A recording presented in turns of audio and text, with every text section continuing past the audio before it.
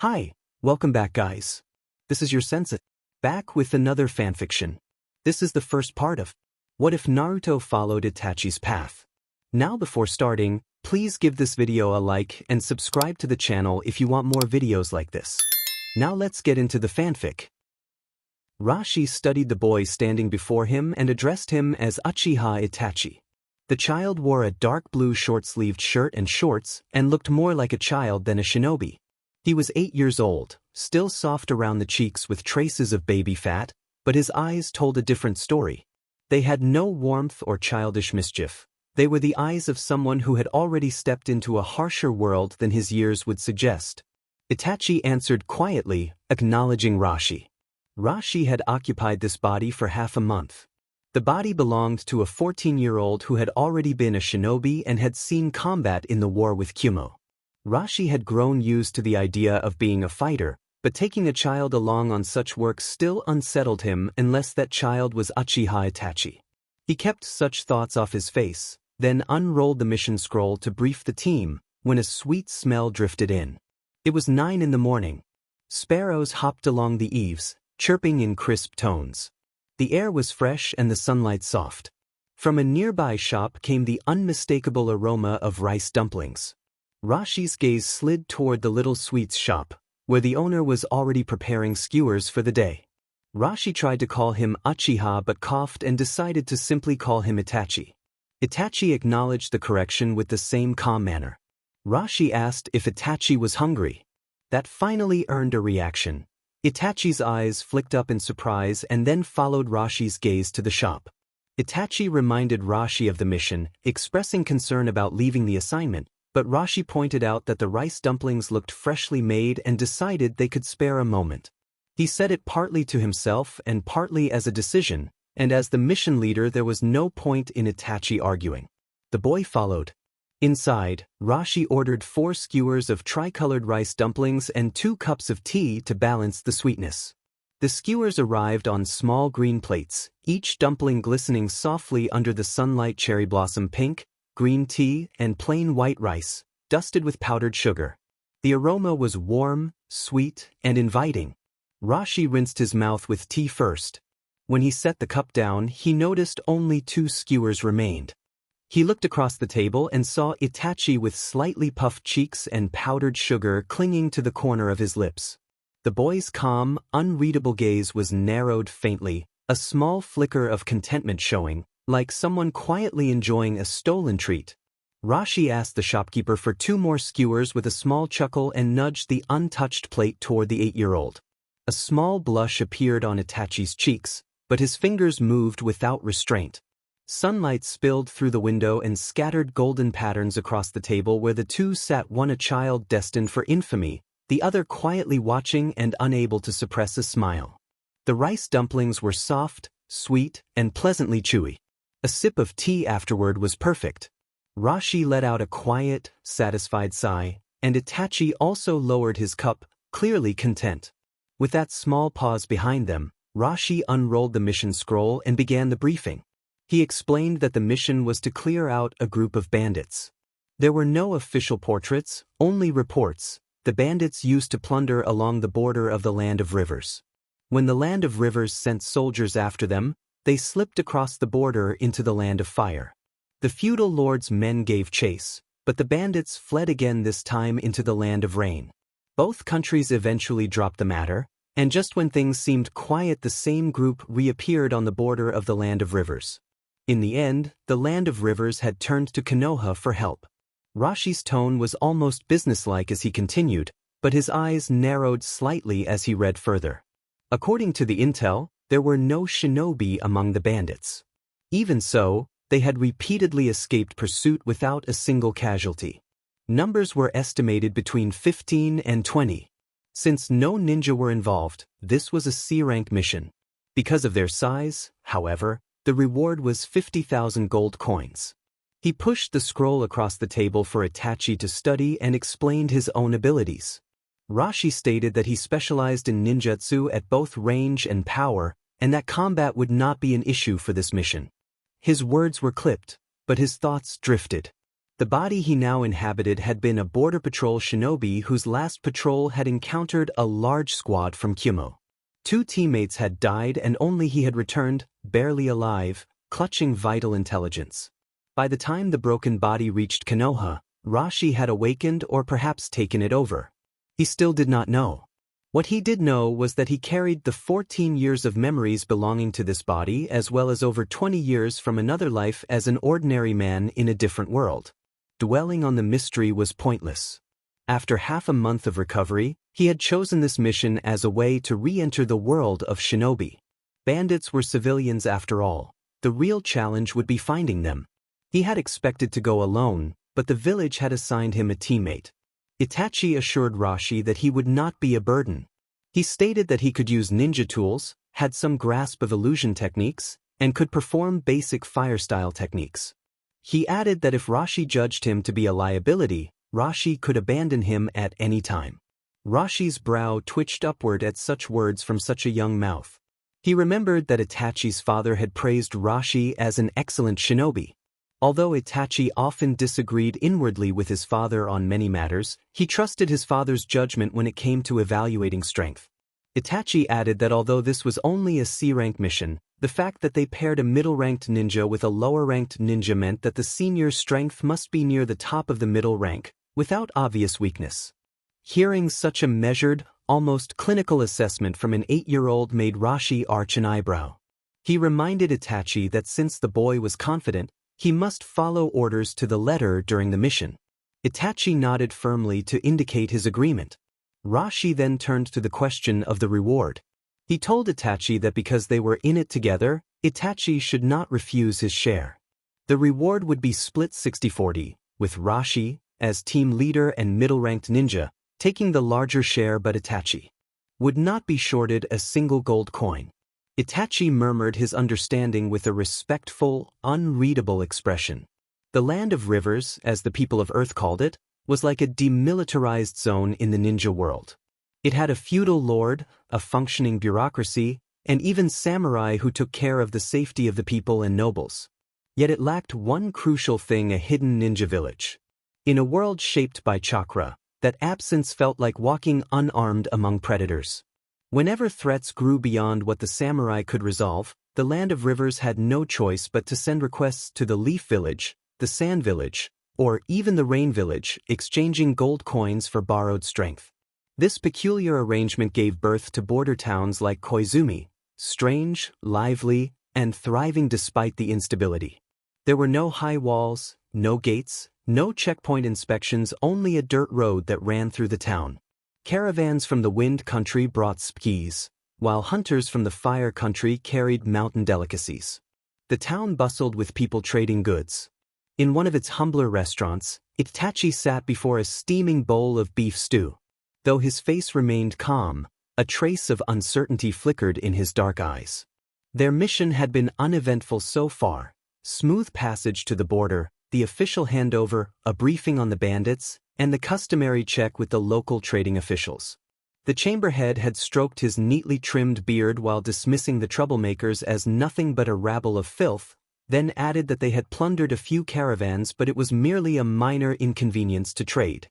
His pleasantries and well-wishes had made his true meaning clear: handle it quickly and do not trouble us again. Rashi had listened without visible reaction, noting that the official's words matched the mission scroll exactly. Then, without warning, Rashi had steered the conversation toward local curiosities, remarking that Koizumi drew goods from 3 countries and should therefore have everything of note. The portly man had agreed eagerly and brightened when Rashi mentioned the town's beef. Rashi's casual interest in the stew had led them directly to Zayman's place. Now, in the quiet shop, the aroma of the famous stew drifted thickly around them. Itachi's gaze fell to his bowl. The broth shimmered beneath the steam, with generous chunks of beef so tender they yielded easily to the chopsticks. Reddish-brown meat, a thin sheen of oil, and crisp green scallions created an intoxicating fragrance, spices and herbs blending with the deep richness of simmered beef. Itachi asked quietly whether they were not going to complete the mission. Rashi answered that the mission would get done, speaking offhandedly as he lifted a piece of beef to his mouth. The flavors bloomed for him, tender meat melting with richness, layered with spice, and finished with a faint, grassy sweetness unique to the land of rivers. A sigh of satisfaction almost slipped past his lips. For the first time since arriving in this unfamiliar world, the tension in his chest eased, soothed by the simple perfection of a meal. Itachi set his chopsticks to work with quiet resignation and indicated he would dig in. Rashi asked the owner for another serving, praising the control of the heat and the balance of the sauce that elevated the beef's natural flavor. Zaman, the cook and owner, brightened with pride and explained that he used only the finest cuts, slow-simmered for hours to bring out the taste, and compared mastering those nuances to mastering a difficult ninja art. He offered to prepare grilled beef, saying he still had 2 fine cuts left that day. Rashi agreed without hesitation. Zaman placed a small charcoal grill at their table and personally laid the marbled slices across the grate, describing one as short rib, rich in fat, and the other as feather blade, very tender, and offering to handle the grilling. He turned the meat with practiced ease as the fire crackled. Rashi watched the fat sizzle and drip into the coals, adding a smoky note, and then casually asked whether the beef supply had held steady given the bandit trouble. Zaman admitted that bandits had been a problem but explained that most of their victims were new caravans, merchants unfamiliar with the routes. His suppliers were old farmers, families with decades of experience who knew every path and every contact. Business had continued without much trouble, and caravans now traveled in larger groups and rarely stopped along the way, which had become the safer method. Itachi's chopsticks stilled when he realized the trading official had not mentioned that crucial detail: the bandits were selective. Zaman divided the grilled beef onto their plates and encouraged them to enjoy the meal. Rashi ate thoroughly.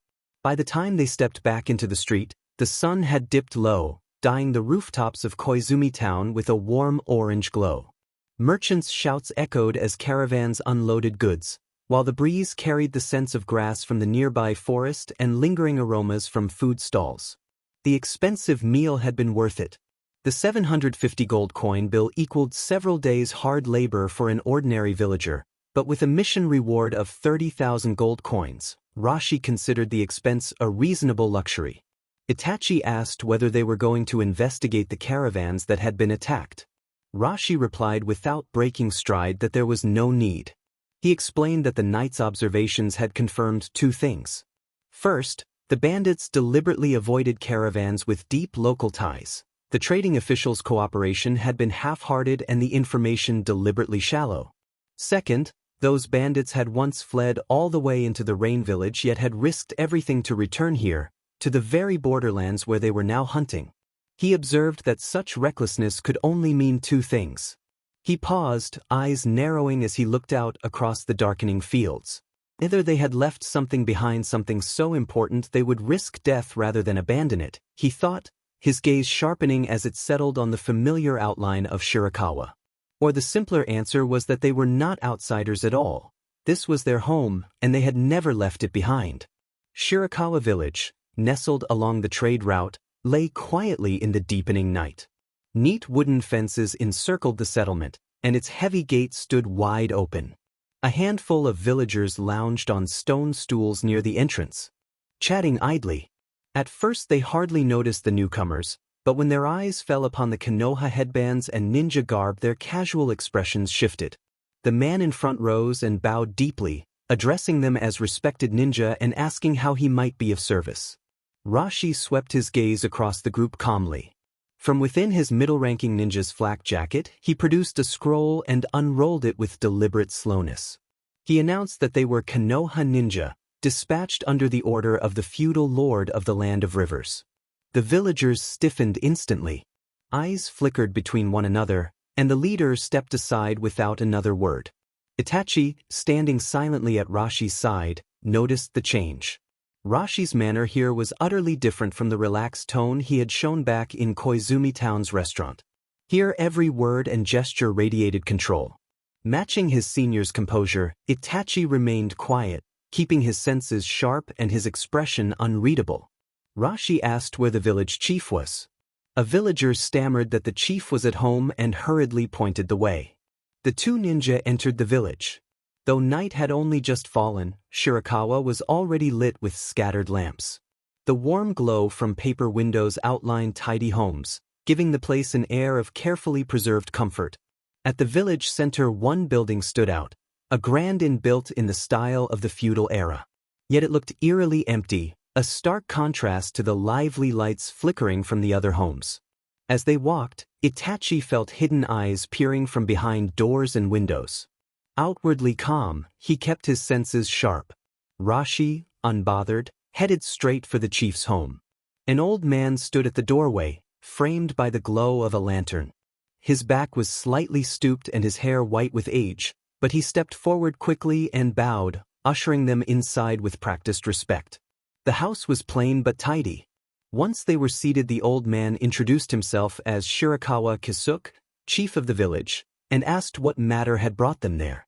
Rashi leaned forward slightly, eyes narrowing with the faintest trace of a humorless smile, and informed the chief that bandits had been troubling the nearby trade route, implying he expected the village to be familiar with the problem.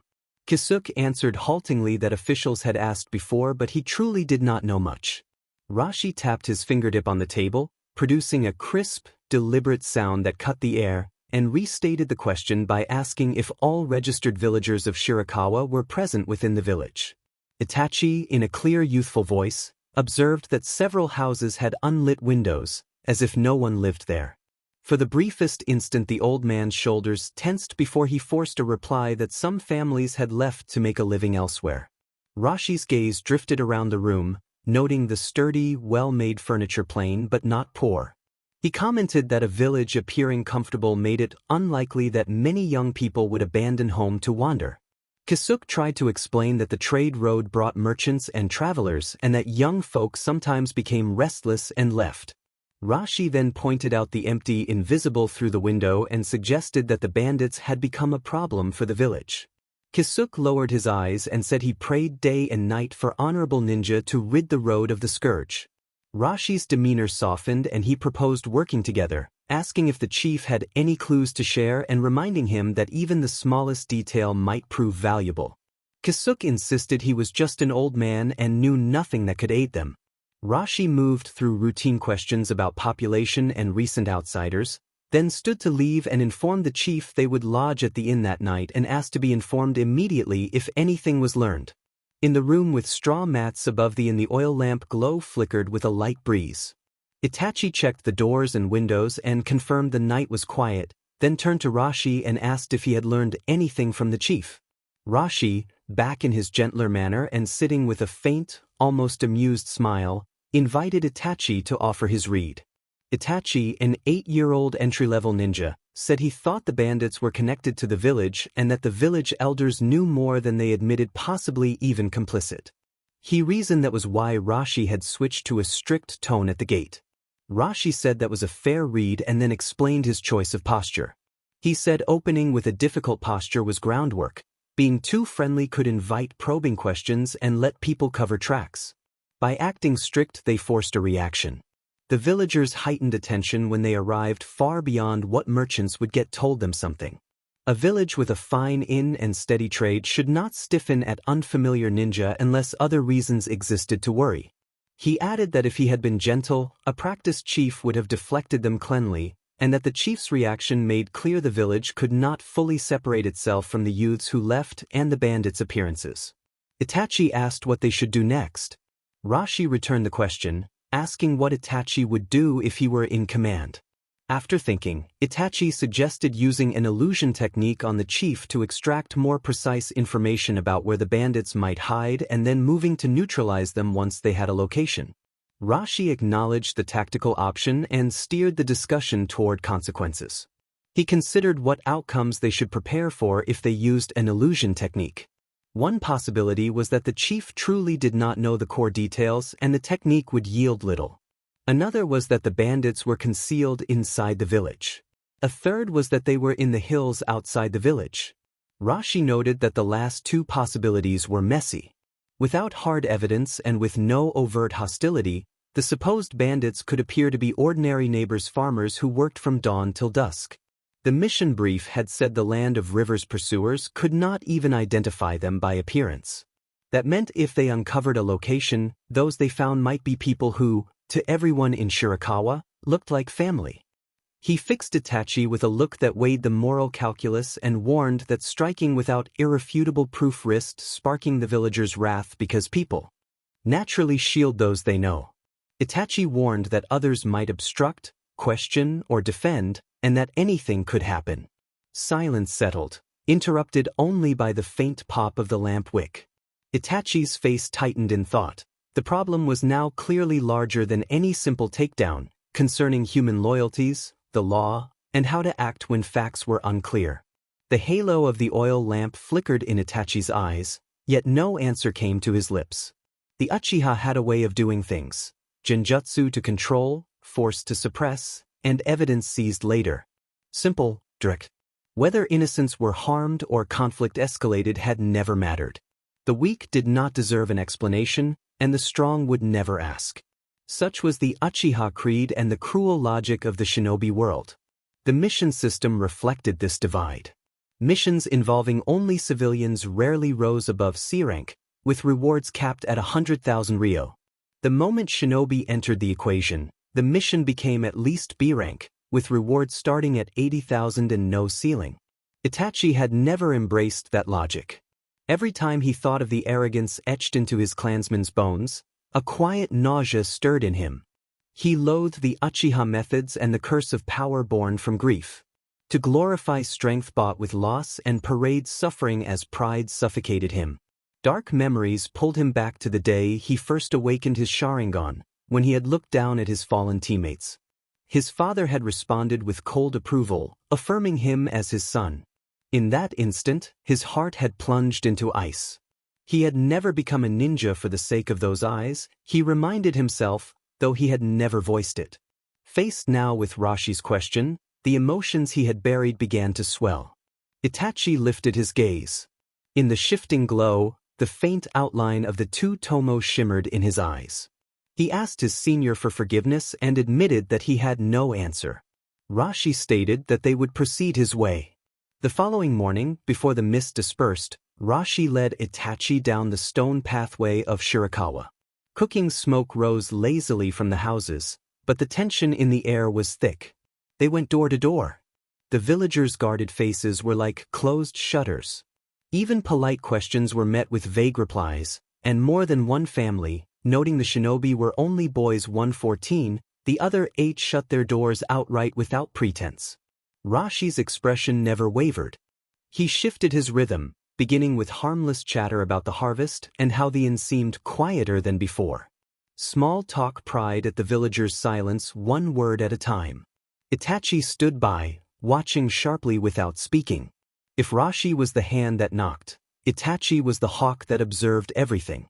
He noted shifting gazes, hesitations in tone, the tightening of knuckles, recording each detail in his small notebook.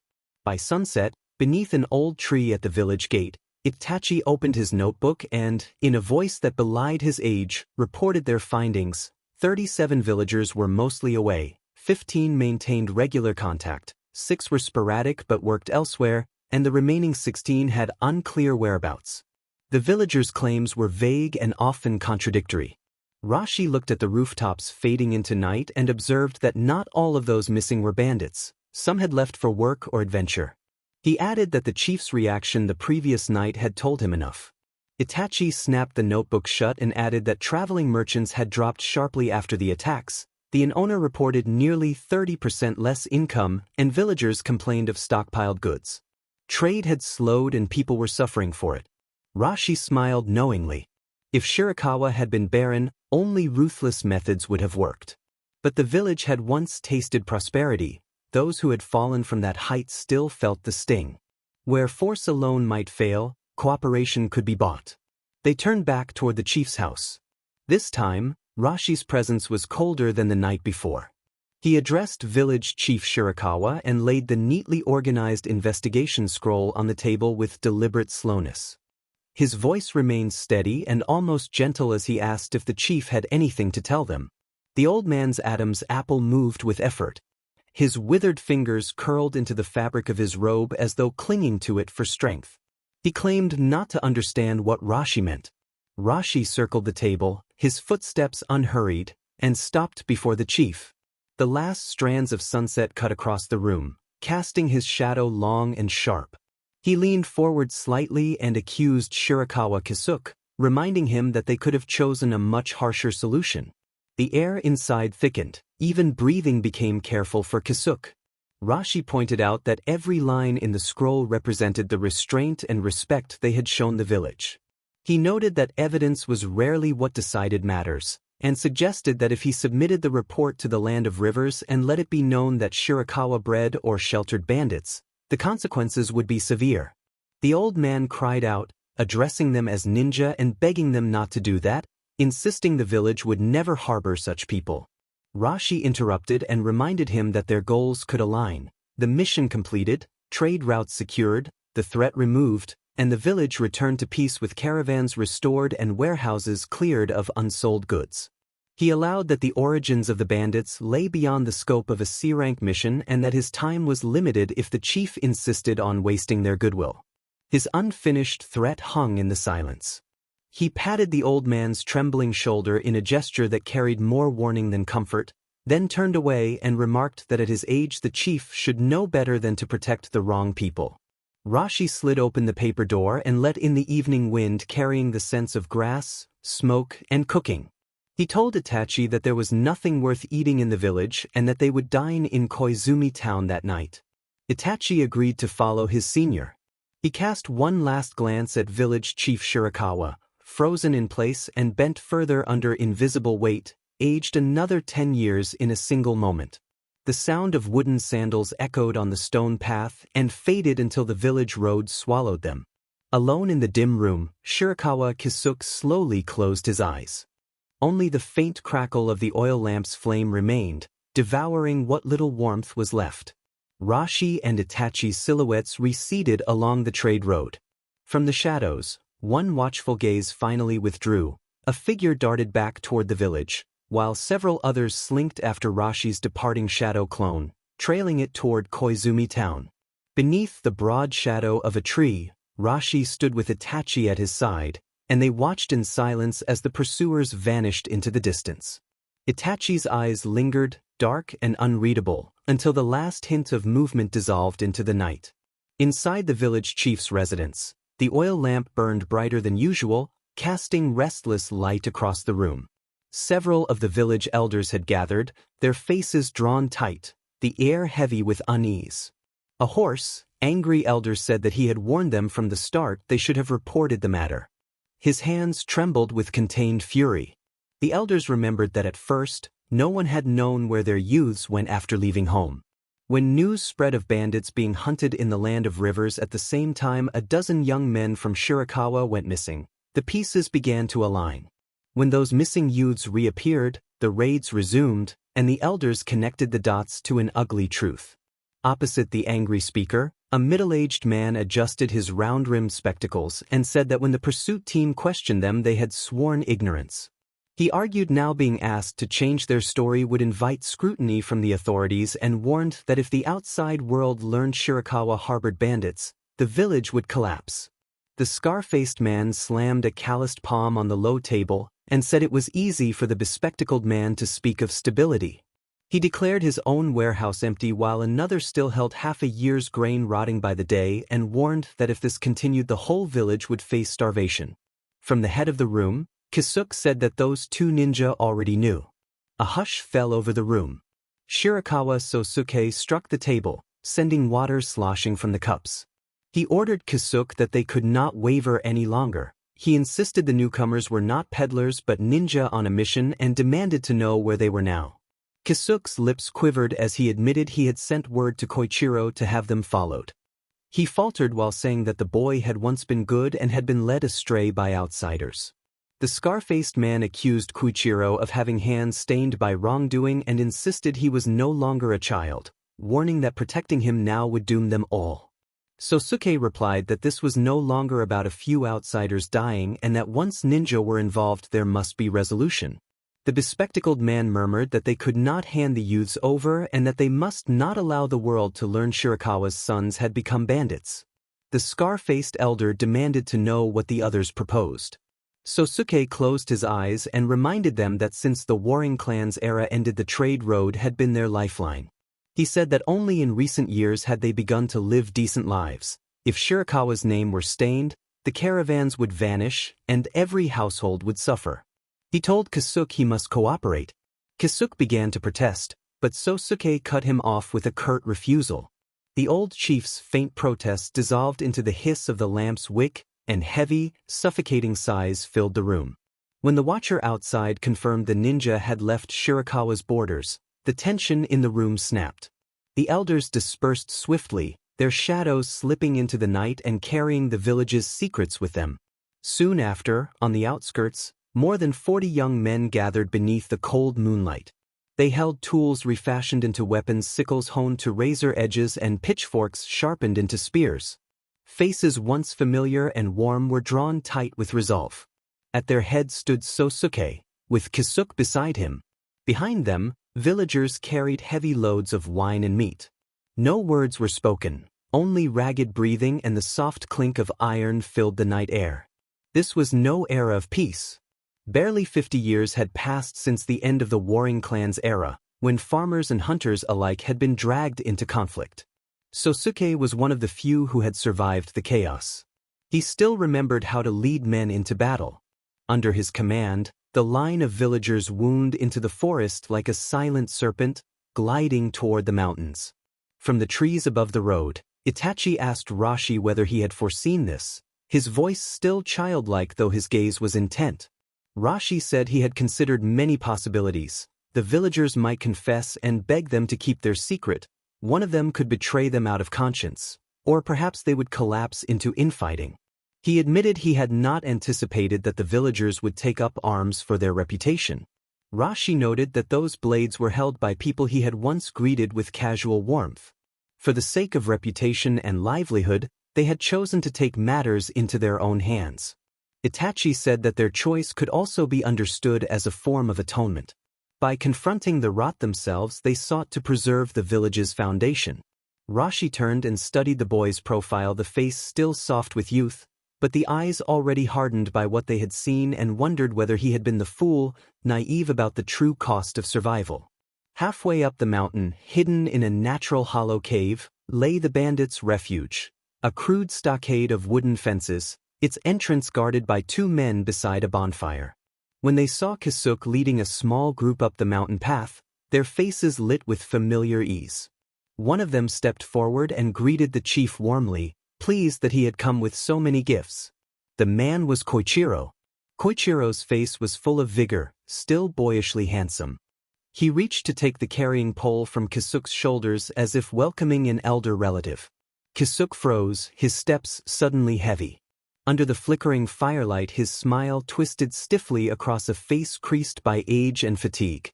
Kisuke warned that people down in the village were investigating again and asked if Koichiro truly did not plan to leave and lie low.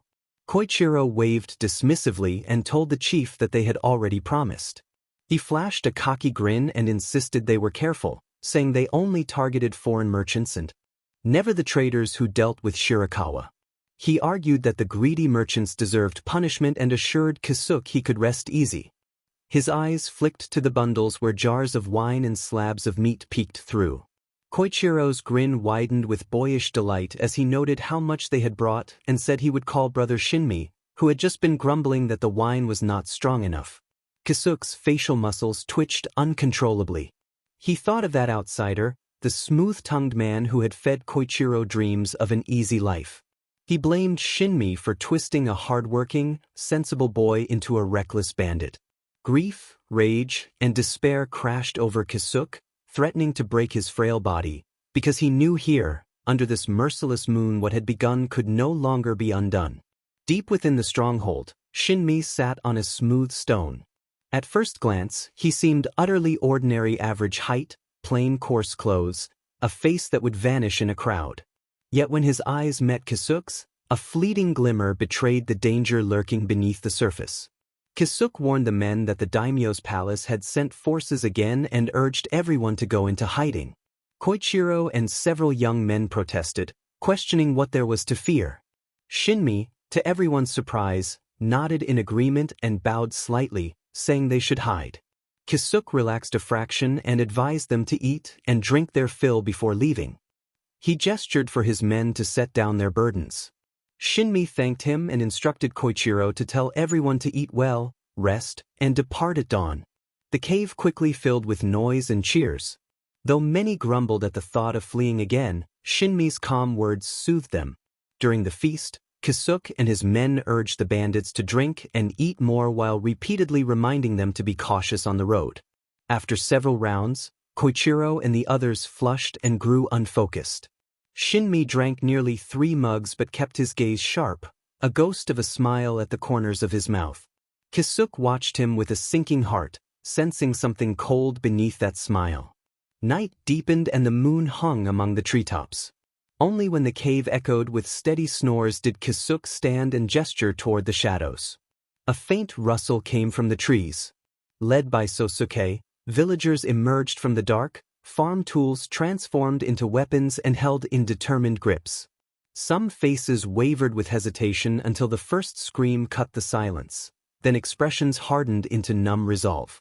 Sosuke told them they had chosen this path themselves and condemned the bandits for robbing merchant caravans and endangering the village.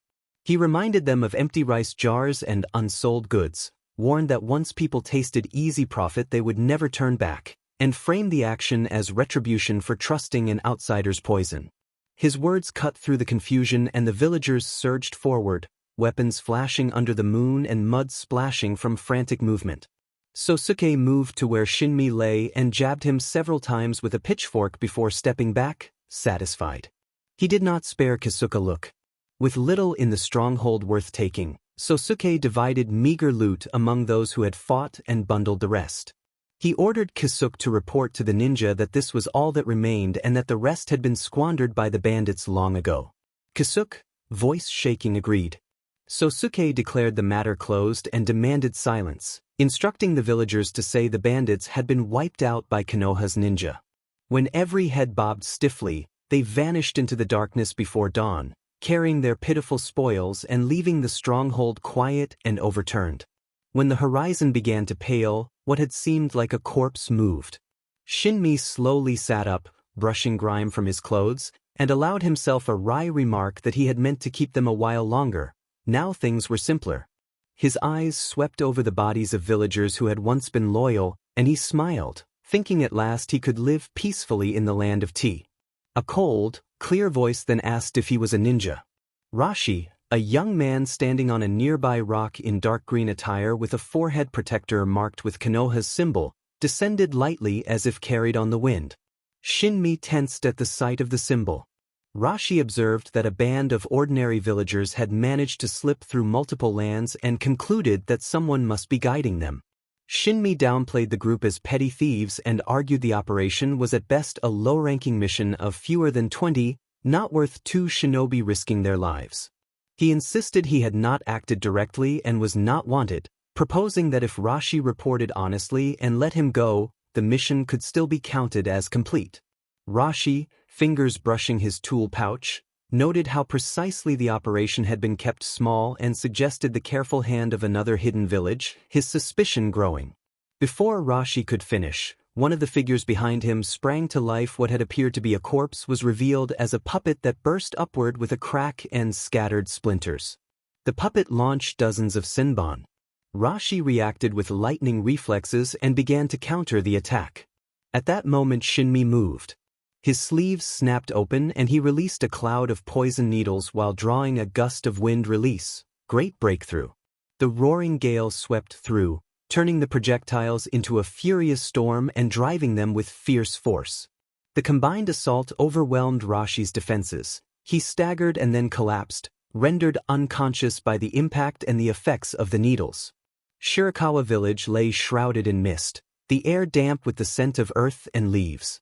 At the gate, Itachi stood silently and watched as villagers came in with small bundles on their backs. Their faces showed no grief, only exhaustion and a hollow numbness. Kisuke walked last, each step faltering as if the ground might swallow him. The sight of Itachi hit the line of villagers like a stone dropped into still water. They froze, all eyes turning to the small shinobi standing before them. Sosuke pushed forward, his bark-like face hardened by years. The elder addressed Itachi as Ninja-sama of Konoha and rasped that the bandits had been cleared and there was little left, only some bundles. He indicated the bundles and said the village head would explain. Itachi scanned the scene, taking in the farm tools and ruined clothing stained with grime. He informed them that Rashi-senpai had asked him to deliver a message. Itachi then announced that Konoha knew everything that had happened in the cave the previous night. The words landed like cold water. Several villagers swayed. Kisuke's head snapped up, horror etched across his face. Sosuke's expression darkened, the veins on his cane hands standing out. Itachi instructed that, outwardly, they would give a single account. Rashi and Uchiha Itachi had tracked and destroyed the bandits, and the villagers of Shirakawa had only provided assistance. He added that cleansing one's own house was an internal matter for the village and that Konoha would neither judge nor interfere, provided it ended there no further incidents and no harm to the trade routes. Sosuke's chest heaved as he stared at the boy. After a long silence, Sosuke finally rasped that he understood. Itachi nodded, spoke no more, and melted back into the fading mist. His small silhouette vanished toward the mountains. Only when he was gone did whispers rise, fear and unease spreading like mist through the crowd. Sosuke slammed his cane down and compelled them to obey Itachi's orders, finish cleaning up and return to their work. He warned that if any person spoke of the day's events there would be consequences. His bloodshot eyes swept the villagers and the unspoken threat shut down every voice. Not even a graveyard could have been quieter. Kisuke glanced at Sosuke, lips trembling but silent. His shoulders hunched lower, as if bearing a weight too heavy to name. The instant Shinmi unleashed the wind-release jutsu, the ground beneath his feet gave way. A mud-slicked hand shot up from the earth and clamped around his ankle like an iron vice. Shinmi cursed as a powerful force dragged him downward. The soil swallowed him until only his head remained exposed above the surface. He watched in disbelief as the puppet riddled with poison needle darts dissolved into a puff of white smoke and dissipated into the morning air.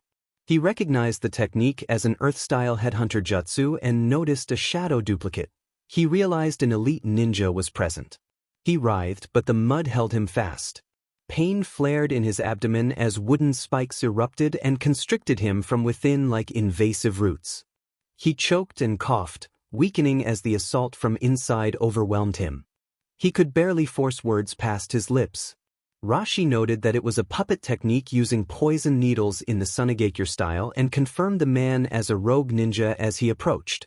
Rashi crouched slightly, his tone flat and precise as he demanded where the rest of the group was hidden and whether any explanation could be given for the defection.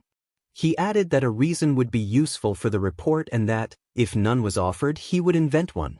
Shinmi's eyes bulged as the internal assault continued. He spoke in a rasping, broken voice about how exhausting everything had become. He explained that sandstorms grew worse each year, missions were becoming scarcer, the feudal lord had cut the military budget again, and war felt endless and thankless. Merchants and ordinary civilians seemed safer and more prosperous than shinobi who bled for their nations, and he could not accept that injustice. He admitted he had fled during the chaos of the Third Great Ninja War, kept his death a secret with confirmation from the covert unit, and had spent years recruiting followers, stockpiling wealth, and planning escape so he could retire quietly. He had intended to discard restless followers and silence villagers if necessary. His breath came ragged as his vision blurred and his hope faded. Rashi remained steady against the pale morning light. He delivered a precise finishing strike. Shinmi's body went still. Rashi retrieved Shinmi's head, placed it on a sealing scroll, and performed seals until the head vanished into a pattern of fading runes. He followed protocol for encountering a foreign rogue shinobi. The head must be sealed and returned so intelligence could search for information. As the glow of the seals faded, footsteps sounded at the gate and the young Itachi arrived with a calm face. Itachi asked whether things were settled. Rashi confirmed that they were. Itachi reported that, as instructed, he had finished negotiations with Kisuke and the elders and had made it clear that Konoha would remain silent about the events here. Officially, the bandits had been annihilated by Rashi and himself. He produced a small cloth pouch and explained that valuables had been turned over as compensation and that he had accepted them on Rashi's behalf. Rashi tucked the pouch away and instructed Itachi to sweep the stronghold and see if the Sunagakure rogue had left anything worth taking. He added that the villagers should handle the cleanup. Rashi reflected that the bodies had originally been intended as proof of mission success for the Land of Rivers, but that the sealed remains of the rogue shinobi would suffice to satisfy Konoha's intelligence. The death of a trained shinobi elevated the mission beyond its original rank. Itachi moved toward the scattered remains of the dismantled puppets without approaching the main body directly. He formed seals and summoned a shadow duplicate, which advanced cautiously and tested a wooden frame. The wood showed traces of poison enough to be hazardous, though not immediately fatal to the duplicate. The clone pried open a puppet's chest cavity and retrieved a sealed scroll hidden inside. Itachi had the duplicate unroll and test the scroll for traps before he stepped closer. Once he was satisfied it was safe, he examined it himself and reported that it was a blood-sealing type. Rashi's eyes gleamed at the news and he collected a sample to aid in unsealing later, explaining that blood could be used to break blood seals because refined chakra left traces in a shinobi's cells. He secured the scroll in his pouch and swept the stockade one final time. Satisfied, he dusted off his hands and told Itachi that the mission was wrapped up and all that remained was filing the report.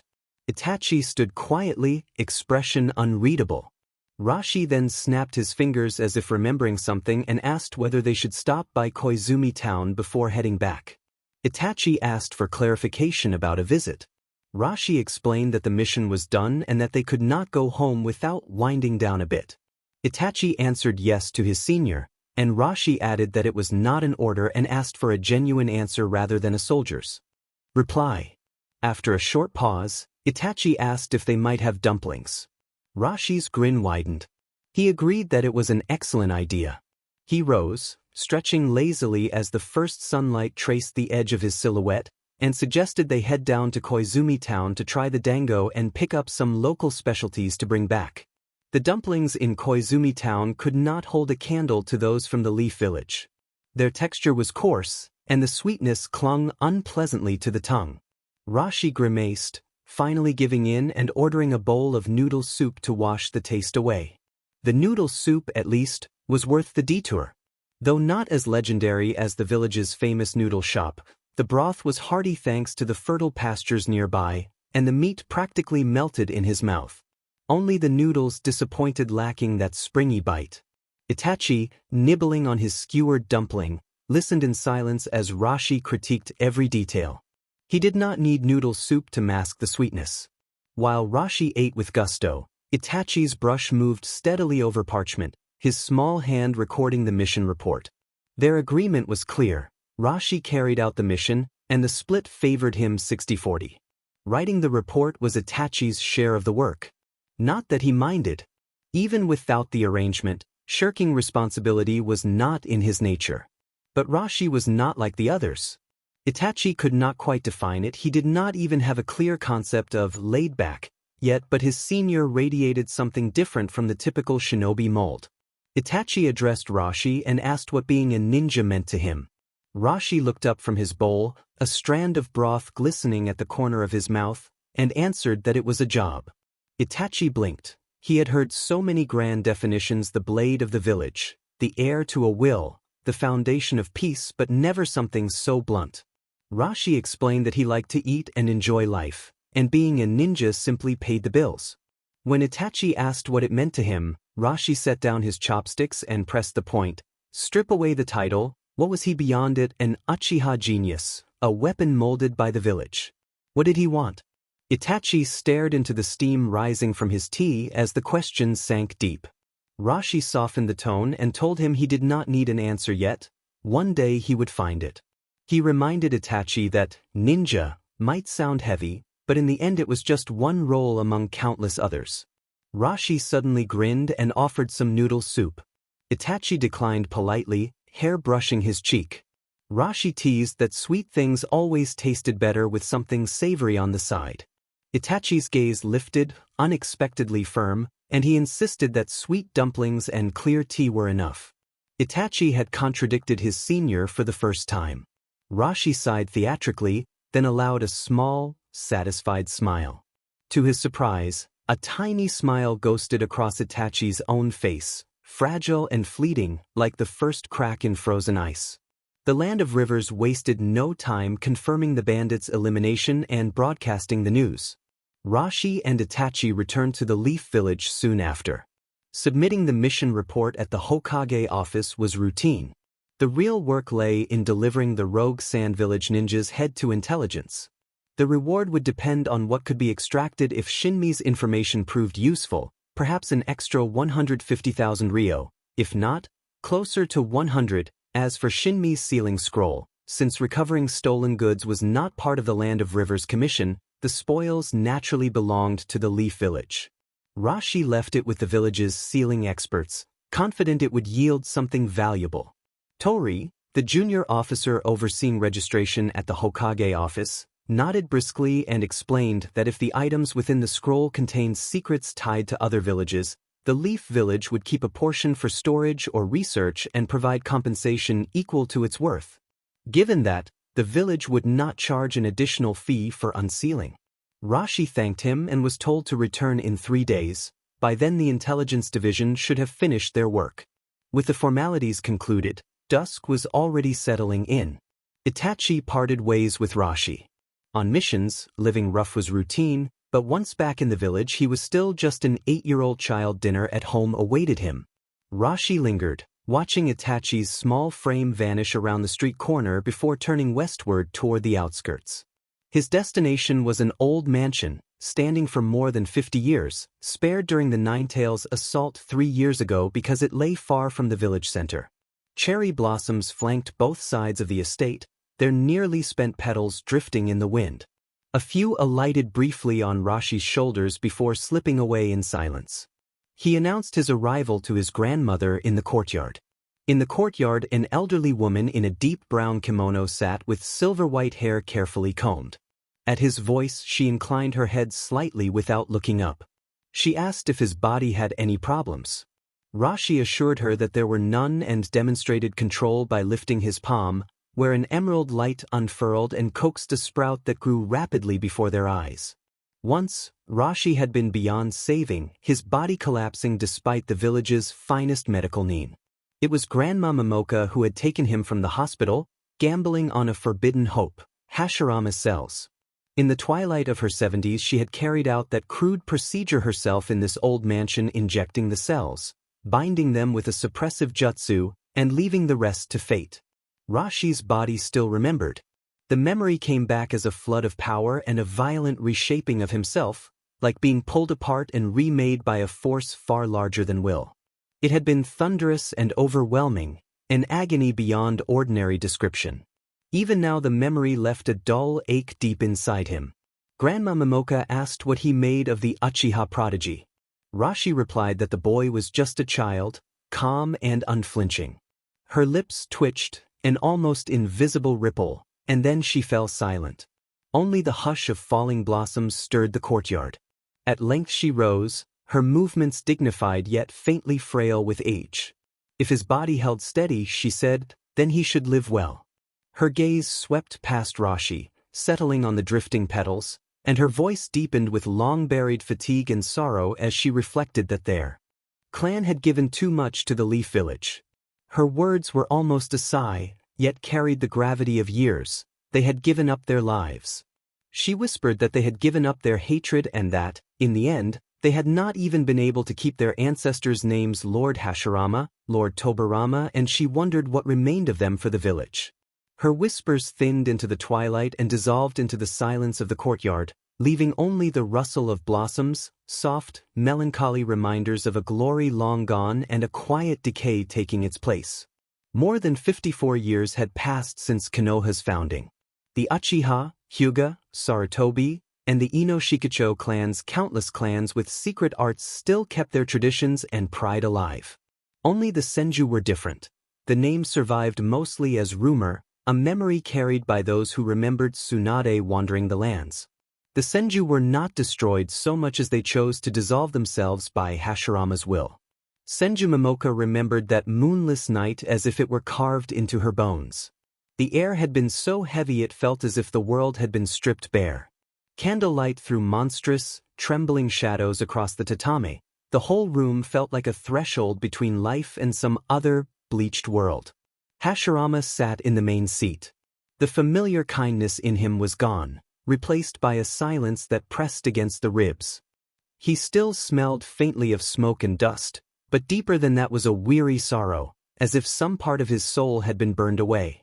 Momoka knew why he had just defeated Madara, friend and rival, closing an apocalypse by his own hand. Tobirama stood to one side, silver hair catching the dim light like cold steel, his eyes sharp as knives. The night wind whispered through the crack of the door, the candle flame guttered, and shadows flickered like uneasy thoughts. Tobirama announced that after his elder brother stepped down he would take the mantle, stating with calm resolve that Madara's defeat did not mean the danger had passed.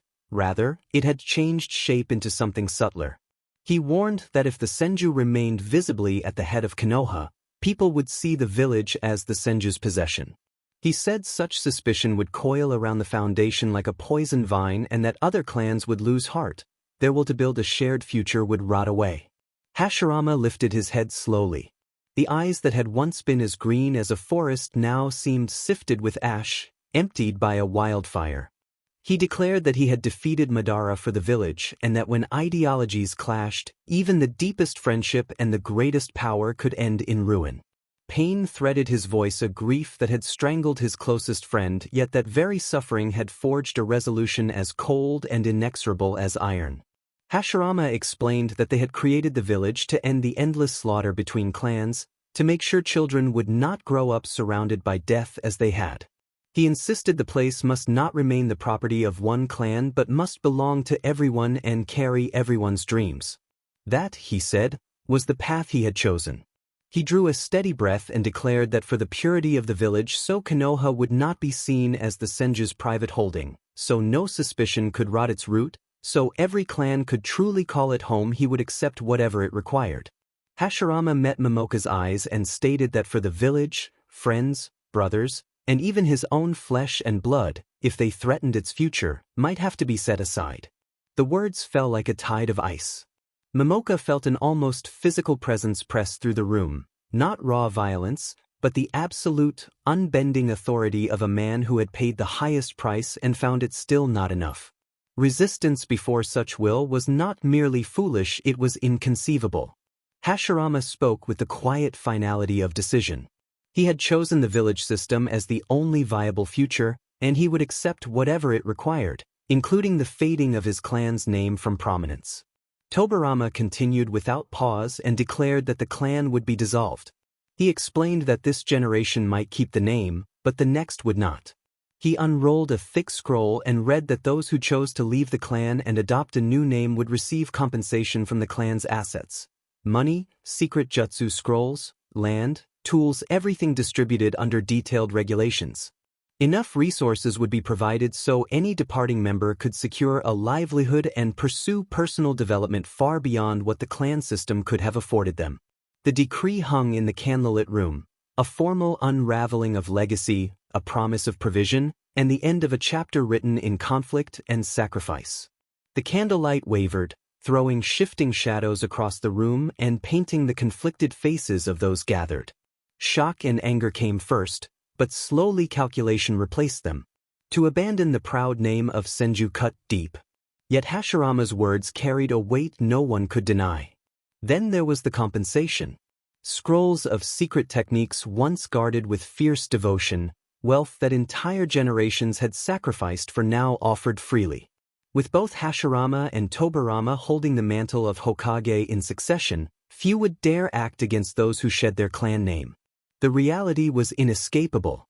Without a unified will strong enough to resist, and faced with immense benefits, the shelter of future Hokage, and Hashirama's immovable conviction forged in war, the will to fight dissolved like snow beneath the sun. The younger members, especially, showed flickers of yearning in their eyes, longing to break free from the suffocating weight of tradition and taste a life unbound. Momoka's gaze drifted between the two brothers as the low hoot of an owl echoed through the night like a requiem for the clan's end. The Senju chose the village over the clan, the dream of tomorrow over the glory of yesterday. They decided to erase suspicion of a Senju Konoha, to win genuine trust from the other clans, and to let the idea of the village sink its roots into soil watered by sacrifice. To achieve this, they willingly dismantled the banner that had once shone with unmatched glory. Momoka bowed deeply. Resistance was not only useless, it was unwise. The age of clans had ended. In the era of the villages, shedding the Senju name might grant ordinary members more freedom, more chances, more life. Hashirama truly believed in this system. He had even defeated Madara for it. Thus the proud Senju clan faded like a tide, merging into Konoha streets. Some chose new surnames, scattering like seeds through the village. Others clung to their last shred of pride, keeping the Senju name but living quietly. Momoka belonged to the latter, as did Rashi's ancestors. Whether they changed their names or not, all blended into the background of Konoha, as countless had before them. The Senju brothers allowed it in silence, leaving the clan's old residence in the hands of its last guardians, a faint consolation for a history slipping away. Over time the rest of the kin drifted into assigned apartments and bustling districts, returning only for New Year and festivals to remember old glory and exchange news. Now only Momoka and Rashi lived there permanently. Rashi's father had grown up on Senju stories and had remained in the house even after starting his own family. When both his parents fell in battle, Momoka raised 9-year-old Rashi. She watched him graduate from the academy at 11, nearly die at 14 on the Kumogakure front, and then be pulled back from the brink by the power of Hashirama's cells. Rashi sat quietly at her side, studying her profile while her thoughts wandered into distant memory. When Momoka returned from that haze and gently motioned him away, he rose and excused himself, retreating to his room. The next morning, the sun rose over the village. Grandma Momoka, always an early riser, had already laid out breakfast: glistening white rice, pan-fried sori crisped to perfection, moon-shaped slices of pickled radish, and a steaming bowl of soup. With no missions assigned, Rashi stretched in the grove beside the house, his mind already turning toward the training plan he needed to forge. He knew the script of this world: Akatsuki, Madara, the God Tree, Otsutsuki. Each name hung over him like a blade suspended by a single thread. Even though Rashi loved life's simple pleasures, he understood one truth: in this world, strength was not a luxury but survival.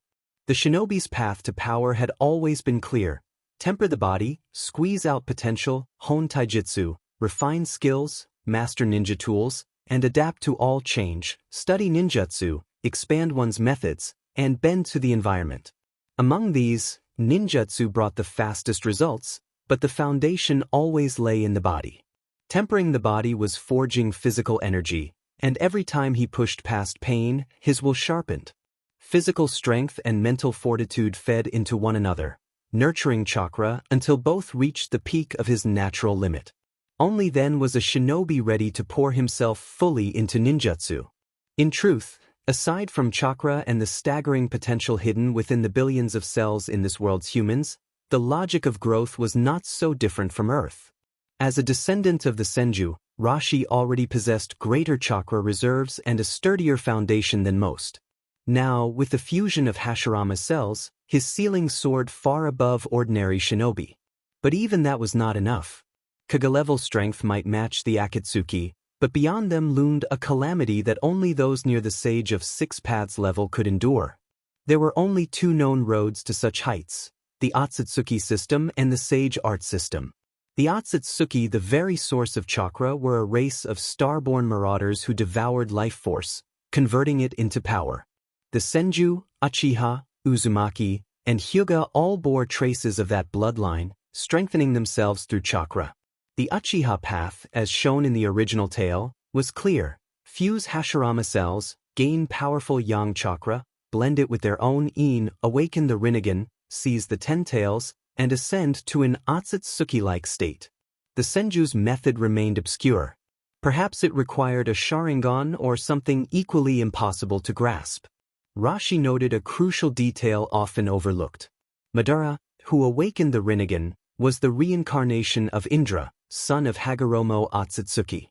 Hashirama was the reincarnation of Azura, Indra's brother. Both carried fragments of Hagoromo's power, once the Ten Tails Jinchuriki. That meant the Rinnegan's awakening required not just the fusion of yin and yang, but also an inherited spark from the Ten Tails itself. For Rashi, that path was still shrouded in mist. For now, he set it aside. The Sage Art system offered something closer yet still daunting. Its peak was below the Otsutsuki, but far above the limits of ordinary shinobi. The strongest known sage was Hagoromo himself, with Hashirama standing just beneath him, a living god of his era. The first step was the hardest, developing the ability to feel natural energy itself.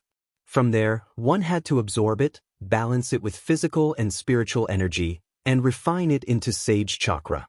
For most, the obstacle was ignorance. They had to first believe in natural energy before they could sense it. Rashi, however, had no such blind spot. He knew it existed. And natural energy was everywhere.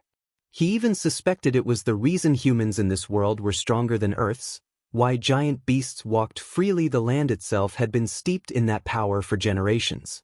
He had already tried once when first adjusting to his body, but his attempts to sense it had failed. This time, however, he would not fail. Upon returning from the mission, Rashi re-evaluated his path forward. There were two well-known sage regions in the shinobi world: Mount Miyaboku's Toad Sage Arts and Ryuchi Cave's Snake Sage Arts. The Toad method was patient and progressive. Disciples coated themselves in sacred oil to awaken sensitivity to natural energy. Those who succeeded bore toad-like eye markings and the shadows of sage mode. The snake method, by contrast, was brutal. The white snake sage forced natural energy directly into the body. Survive, and one succeeded. Fail, and one died. Different approaches, same essence, forcing the practitioner into direct contact with raw, untamed natural energy. But Rashi wondered if there were other ways.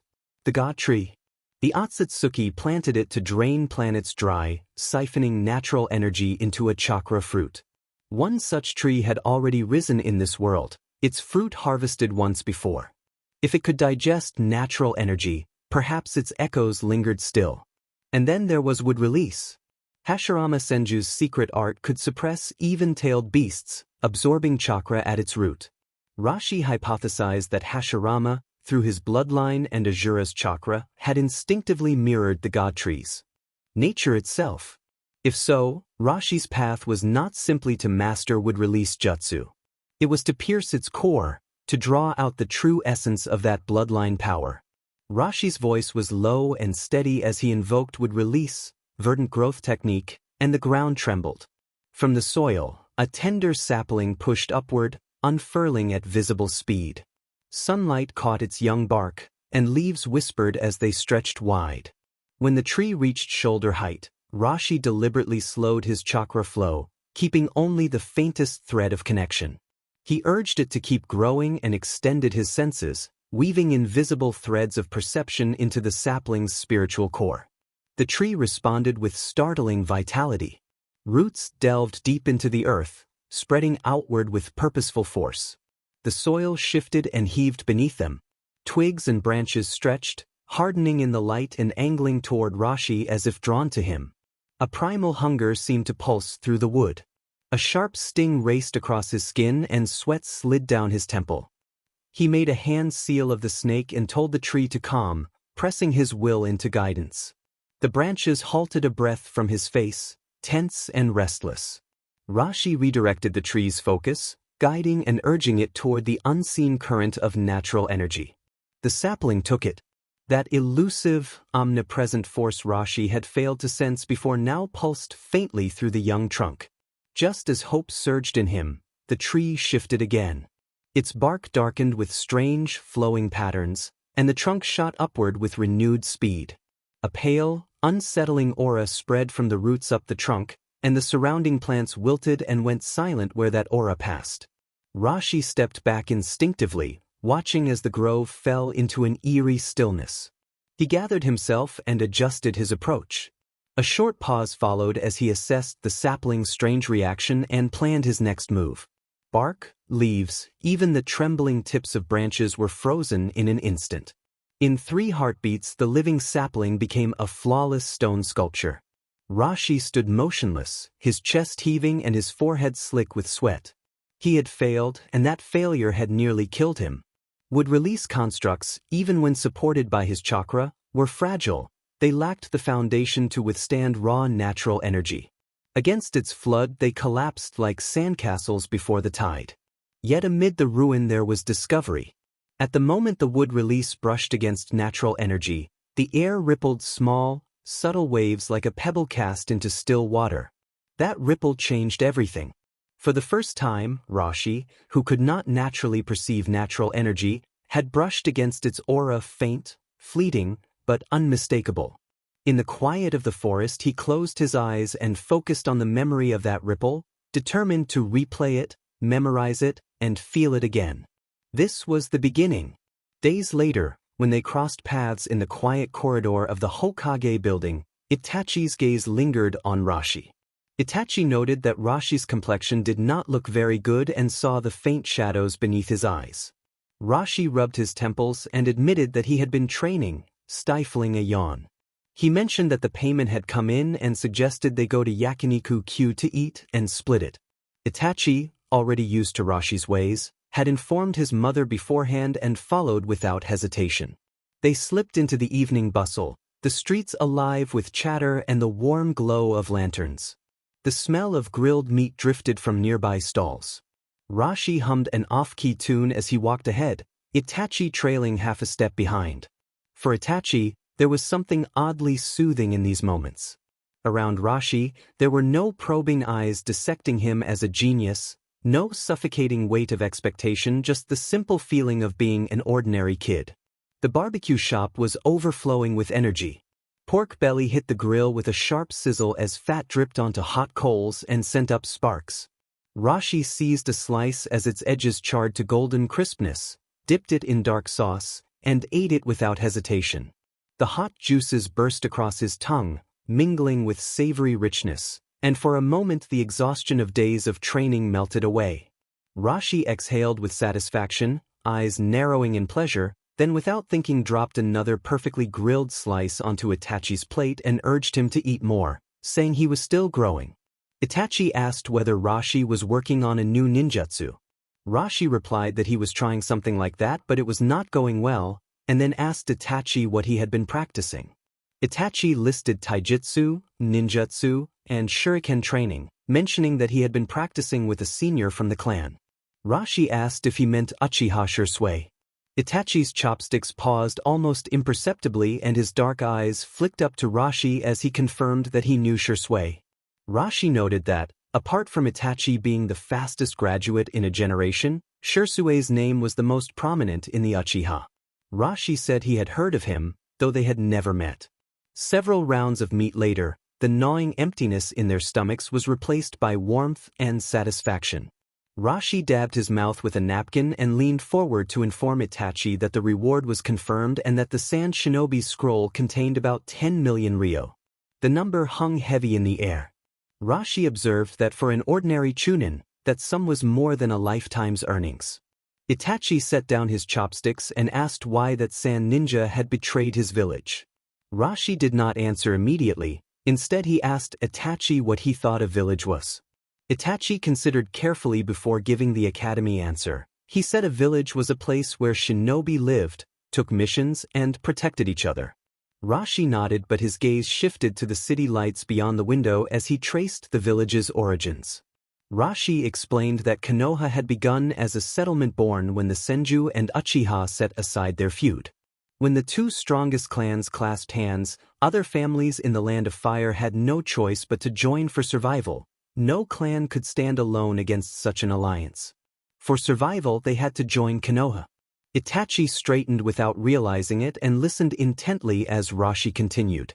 The founding of Konoha, he said, had not been only a tale of ideals but also an act of survival driven by power and necessity.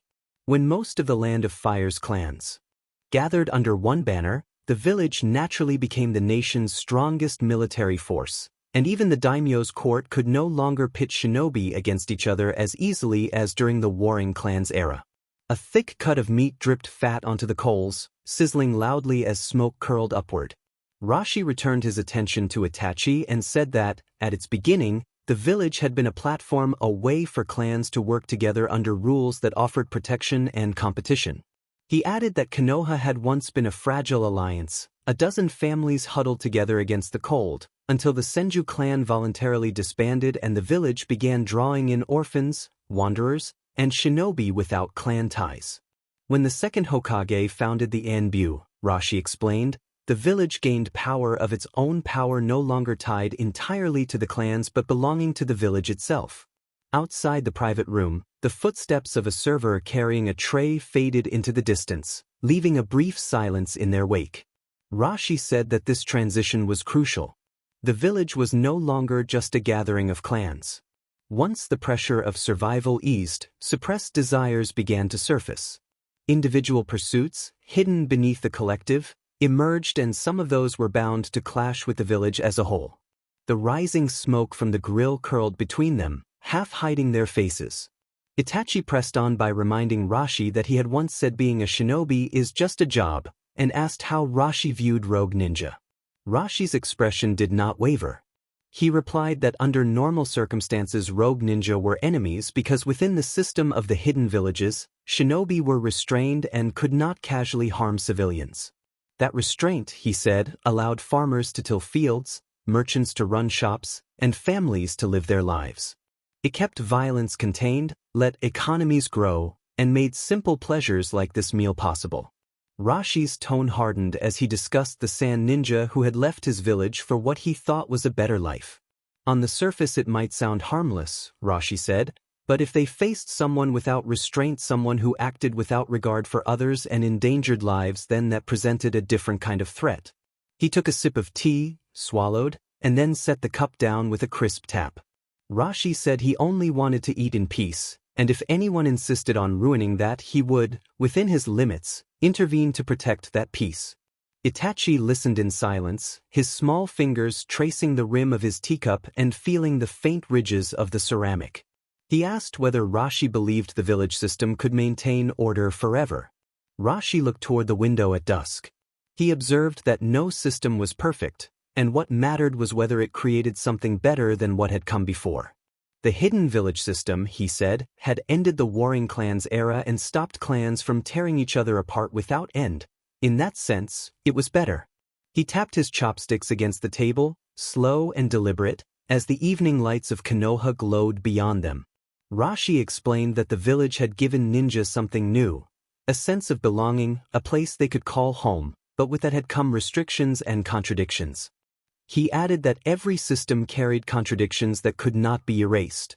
Personal ambitions would always clash with the village's needs, and clan traditions would always rub against the village's unified will. These conflicts could not be avoided, they could only be balanced from one generation to the next. Itachi asked cautiously whether that meant a powerful clan should not exist within the village, addressing Rashi as his mentor.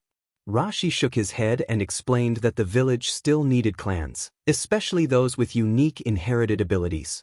Families like those were the most effective way to protect and pass down those powers. He reached for a lettuce leaf and wrapped it around a piece of grilled meat. He went on to say that clans lighten the village's burden by nurturing special talents, safeguarding secret techniques, and acting as buffers. Without them, gifted ninja might come into sharper conflict with the village's rules. His voice grew calm and firm as he added that a clan's power must never exceed the village's. Rashi glanced at the glowing coals and the hiss of fat on the fire. He recalled the mountains of corpses and seas of blood from the last 3 wars and noted that it had not only been the great clans who carried the village. Many of its saviors had been nameless ninja born without any bloodline or legacy. It was their sacrifices, the countless, ordinary lives that had allowed the village to stand and endure. Itachi lowered his head. On his plate lay the slice of grilled meat Rashi had placed there earlier, now cooled and dulled under the warm yellow light. Silence settled in the private room, broken only by the faint crackle of burning charcoal and the distant laughter and chatter beyond the walls. Shinmi thanked his senior for the food and excused himself. Itachi declined to share in Shinmi's ill-gotten gains. He calmly explained that he had not contributed to the matter, nor had he been part of the original agreement for payment. He accepted only the 20,000 coins stipulated by the mission. Rashi quietly settled the bill. As dusk deepened, Rashi rubbed his aching shoulders and prepared to resume his training. Just as he turned a corner, a figure in an animal mask appeared soundlessly, cloaked in shadows. The masked operative informed him that the village leader requested his presence. Rashi scratched his head helplessly and glanced up at the crimson evening sky. The summons felt all too familiar, like being called in for overtime in his previous life. With a weary sigh, he followed the silent escort, his figure soon swallowed by the night. Inside the village leader's office, the final rays of the setting sun spilled across the room, gilding it in warm gold. Hiruzen Sartobi stood with his back to the door, the hem of his robe stirring gently in the breeze. Smoke curled lazily from his pipe, rising into the beam of light. He praised Rashi, saying the mission had been carried out well and that Rashi had worked hard. Rashi protested that the village leader was flattering him. Hiruzen softened his tone before shifting to a more serious note. He noted that Rashi had not displayed such talent when on border duty and then asked Rashi what he thought of Itachi. Rashi observed that Itachi's talent was exceptional, far beyond his peers. Hiruzen reminded Rashi that Itachi had lost his comrades, as Rashi had, and suggested they continue working together. He offered to arrange a suitable candidate to fill the squad's missing member. Rashi frowned and demurred that, given his qualifications, he was not yet suited to be an instructor. Hiruzen explained that, by the Leaf Village's tradition, the team arrangement left only two options. Rashi could lead as captain with 2 low-level ninja under him, or a mid-level or elite ninja would be transferred in and the squad's missions would immediately escalate to higher ranks. He added that Itachi himself had requested not to be paired with low-level ninja any longer. After witnessing his comrades' deaths, the young Uchiha no longer wished to experience that pain. Rashi appreciated the concern. Hiruzen agreed that it would be unfair and irresponsible to involve low-level ninja in high-level missions and said he would not press the matter if Rashi refused. He then stood, his robe sweeping the floor, and urged Rashi to think it over. He mentioned that other Uchiha were willing to take Itachi on missions, but he would prefer the village's children not be limited solely to their clan. Rashi asked about the Uchiha clan's stance, and Hiruzen said that Fugaku would not object. Rashi bowed his head and accepted the arrangement. The village leader's expression eased into a rare smile, and he inquired after Lady Momoka's health. Rashi replied that she was very well. Hiruzen pulled an old file from a drawer that turned out to be Rashi's own record. Without preamble, he uncapped his pen and wrote a note on it. He informed Rashi that, for the time being, Rashi would not need to accept new missions and should use the PRD to prepare for a promotion to Elite Ninja. Rashi's eyes widened in genuine surprise at the prospect. Hiruzen clarified that this would be a specialist Elite Ninja appointment rather than a full promotion, explaining that such specialists were recognized for mastering a particular field or possessing talents too valuable to ignore. Their authority was below a full elite ninja but above mid-level ninja, often tasked with specialized missions or serving as expert advisors. The arrangement would also spare Rashi the political wrangling a direct promotion might stir. Rashi felt relieved. The specialist elite ninja rank suited him, greater mission authority and higher pay, with fewer administrative chains. He accepted the plan. Hiruzen slid the file back into the drawer and told Rashi that someone would inform him of the promotion process. He explained that Rashi would need 2 letters of recommendation from active mid-level or elite ninja and would have to pass an assessment in his specialty. Hiruzen's gaze carried a silent weight, and Rashi understood why the recommendation letters might be a problem. His parents had fallen on the battlefield, his elite instructor had died during the Nine Tails attack, and his comrades from border duty had perished against Kumogakure. If necessary, Hiruzen would make arrangements, but Rashi preferred to rely on his own strength. Rashi stated firmly that he would handle it himself. He thought that grandmother Momoka could likely contact some of the senju who had gone into seclusion. Though many had changed their names and blended quietly into the village's fabric, they had once formed the village's core strength. He had seen them at family gatherings during festivals. Several still held mid-level or elite ranks, and securing their recommendations should not be difficult. Hiruzen nodded and told Rashi to prepare himself. He said the masked operatives would notify Rashi once Itachi's team was complete. Rashi bowed, then turned and took his leave. By the time he stepped out of the village leader's building, night had already claimed the village. Lanterns flickered along the streets, casting warm halos across the cobblestones. A cool evening breeze brushed his face, carrying faint traces of tobacco smoke from the village leader's office. Promotion to special high-level ninja meant little to him as a title, but the freedom, access to higher-level missions, and higher pay were things he could use. For now, that was enough. The courtyard of the Senju old residence was steeped in twilight. The evening breeze stirred the ancient tree, its leaves whispering like faint sighs. Lanterns beneath the eaves glowed softly, scattering warm halos across the worn veranda. Grandma Momoka sat unmoving, as solid as stone. When Rashi slid open the door, her half-lidded eyes rose just enough to acknowledge him. Momoka asked if he had returned, her voice flat and almost indifferent, though her weathered gaze lingered on him for a heartbeat longer than habit demanded. Rashi replied that the third village leader had summoned him and that it had been about squad assignments and his promotion to special high-level ninja. He left out the details about Itachi. There was no reason to burden her with the full truth. The way Hiruzen had paired them, then dangled promotion immediately after it reeked of exchange.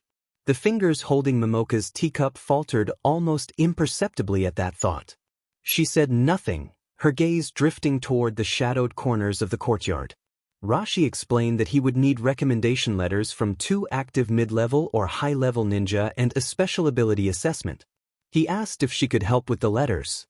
Momoka agreed that she would handle them. When Rashi asked if he needed to prepare anything, Momoka instructed him to focus on the assessment and told him that everything else was not his concern, at least not yet. Rashi accepted the steaming cup she slid across the table and confirmed that he would do as she advised. Momoka added offhandedly that the recommendation letters would be delivered directly to the village leader's office. Rashi's mind drifted as he held the cup. The body's original owner had possessed a remarkable foundation capable of wielding all 5 elemental techniques, backed by an extraordinary well of chakra. Abundant chakra meant not only endurance but also physical strength, and his hand-to-hand combat reflected that. As for illusion techniques, Momoka, his guardian, had once stood as a famed illusion master in the turbulent warring clans era, even matching wits against the Uchiha. Under her tutelage, Rashi might not have mastered illusions to perfection, but neither was it a weakness. Now, however, both the quantity and quality of his chakra had advanced to an entirely new level. His perception sharpened day by day. His senses grew keener with each passing week. The special high-level ninja assessment was less a trial and more an exercise in restraint, showing the precision expected of a high-level ninja without revealing just how much he had truly grown. Passing was never the question. The real challenge lay in controlling how much strength to display, enough to succeed without RSNG suspicion. What weighed more heavily on his mind was training to sense natural energy. Through patient practice these past weeks, he had begun to faintly notice strange ripples in the air whenever his would release attempted to draw in natural energy. The sensation was fragile and elusive, but real. Though he had not yet learned to actively absorb it, the feedback proved he was on the right path. All he needed was persistence. At the same time, the deeper potential of wood release demanded exploration. His earlier attempt to channel wood release with natural energy had ended in failure, but even failure carried lessons. His trees had been too fragile, their foundations lacking. Should he first focus on strengthening their resilience or experiment with diversifying their forms? The questions piled up, but one answer was clear. He had to understand wood release at its core and unravel the bond it shared with natural energy. Senju Hashirama's path lay before him, but Rashi needed to carve out his own. Only true, undeniable power could secure his place in the shifting era he knew was coming. The assessment was nothing more than a passing ripple. What mattered was the strength he continued to forge. Outside, night deepened. The glow of lantern lights softened the old residence, shadows brushing against the window frames. Momoka's eyes lingered on the boy before her, still clutching the teacup, gaze distant as if lost in another world. Seeing him so intent, so absorbed in his own thoughts, the stern lines on her face eased. She lifted her own cup, the tea long cooled, and took a slow sip in silence. The air inside the Hokage's office felt thick and still. Dim light filtered through the window in fractured beams, and the drifting smoke softened Hiruzen's features until he became a shadowed figure behind the haze. Danzo broke the silence in a low, steady voice, noting that the injury report described wounds that would normally have been fatal. He tapped the hospital report on the desk, each dull rap of his knuckles emphasized his point. Hiruzen offered no immediate answer, the ember in his pipe flaring and dimming as the only movement. Both men understood that the report pointed to a death that should have been inevitable. Yet Rashi still walked beneath the sun, and the unspoken truth between them lingered dense and impossible to ignore. Danzo reminded Hiruzen that most of the Senju clan's techniques had been locked away in the Forbidden Archive, entrusted by Tobarama Senju, and suggested that whatever had saved Rashi must have come at tremendous risk, a risk that even Momoka had only dared to take at the last moment. Hiruzen drew a long breath from his pipe and studied Danzo through the haze, then asked what Danzo was implying. Danzo stated bluntly that Rashi was unfit to lead and pushed past that accusation to his true aim. He wanted custody of Itachi Uchiha, insisting that Itachi be placed under his control. Hiruzen's expression hardened as he refused outright. He explained that Itachi could not be handed over to Root, adding that Fugaku would never allow such a thing. Danzo countered that Fugaku did not need to know and claimed he had ways to make Itachi join of his own accord. Hiruzen struck the desk with his pipe in rejection. Danzo warned that tensions were already rising, his voice sharpened by urgency. Hiruzen inhaled and then redirected the conversation, saying that the hidden cloud had sent signals for peace talks and that this was the priority. Danzo snorted derisively but followed Hiruzen's lead. Hiruzen observed that Kumogakure had pulled back from the border after a failed operation, but warned that the Land of Lightning could not hold out much longer. Hiruzen outlined the larger strategic picture in a measured, official tone. 3 years of deadlock at the border had drained both sides. For the hidden cloud, the danger was not only mounting casualties. The Land of Lightning's geography left little arable ground, and with trade with the Fire Country interrupted, their grain supplies had dwindled. Root had been striking merchant caravans and turning spoils into supplies, keeping Konoha provisioned while strangling the Land of Lightning's supply lines. As land routes faltered, the Land of Lightning had been forced to rely on sea transport, driving up prices and unraveling civilian life. The rakeage had been overwhelmed by complaints from a populace under strain. Hiruzen added that the Kumogakure raid that wiped out Rashi's squad had been a desperate lunge from an exhausted force. Its failure left only silence that spoke of collapse. Konoha still had food and supplies, but years of conflict had eroded patience and hope across the village. With Kumogakure now extending an olive branch, both sides had reached the end of this war of attrition. Hiruzen concluded that the village had been stretched thin and that too many missions had piled up, with rogue ninja running rampant in the Land of Trees and at Dei Port. He instructed that Root would investigate first to stabilize the situation. Danzo agreed tersely that he would see to it. He rose with the aid of his cane, his wide robes stirring a faint draft. 2 masked Root operatives slipped from the shadows behind him, their movements quiet and controlled. The heavy doors creaked open and a corridor light cut through the gloom. In that sliver of brightness, Danzo came face to face with Rashi, who had just been about to knock. Rashi inclined his head and acknowledged Danzo as advisor, but Danzo kept his gaze sharp and merciless and swept past without breaking stride. He and the Root operatives melted back into the corridor until they were gone. Rashi then lifted his eyes and entered the Hokage's office. The familiar scent of pipe smoke mingled with parchment as Rashi approached the desk and set down a packet containing his compiled mission history and personal records from recent years. He indicated that he had come about the recommendation letters. Hiruzen's solemn expression softened slightly. He set his pipe aside and regarded Rashi with a paternal gaze, noting that Hayami and Kaji had already sent theirs. He produced 2 sealed scrolls and placed them on the corner of the desk, explaining that the assessment mission would focus on specialized ninjutsu evaluation and that Rashi's mastery of elemental techniques had always been excellent, so it should not pose a problem. Rashi responded with disciplined assurance that he would be prepared. Hiruzen reached into a drawer and withdrew a slim file regarding squad members, explaining that a particular child had not been assigned to a team for certain reasons. An applicant told Rashi that after consideration they believed joining Rashi's group would be the best option. Rashi accepted the file and his eyes fell on the photograph clipped inside. A short girl with untamed violet hair stared back at him. Her gaze carried a streak of wildness, and the faint curve of her lips hinted at a careless, mocking smile. The file identified her as Anko Mitarashi. Anko Mitarashi, disciple of Orochimaru and once held in good esteem among Konoha's legendary Sen, had fallen into a precarious position after her master's exposure for conducting forbidden experiments on villagers and his declaration as a rogue ninja.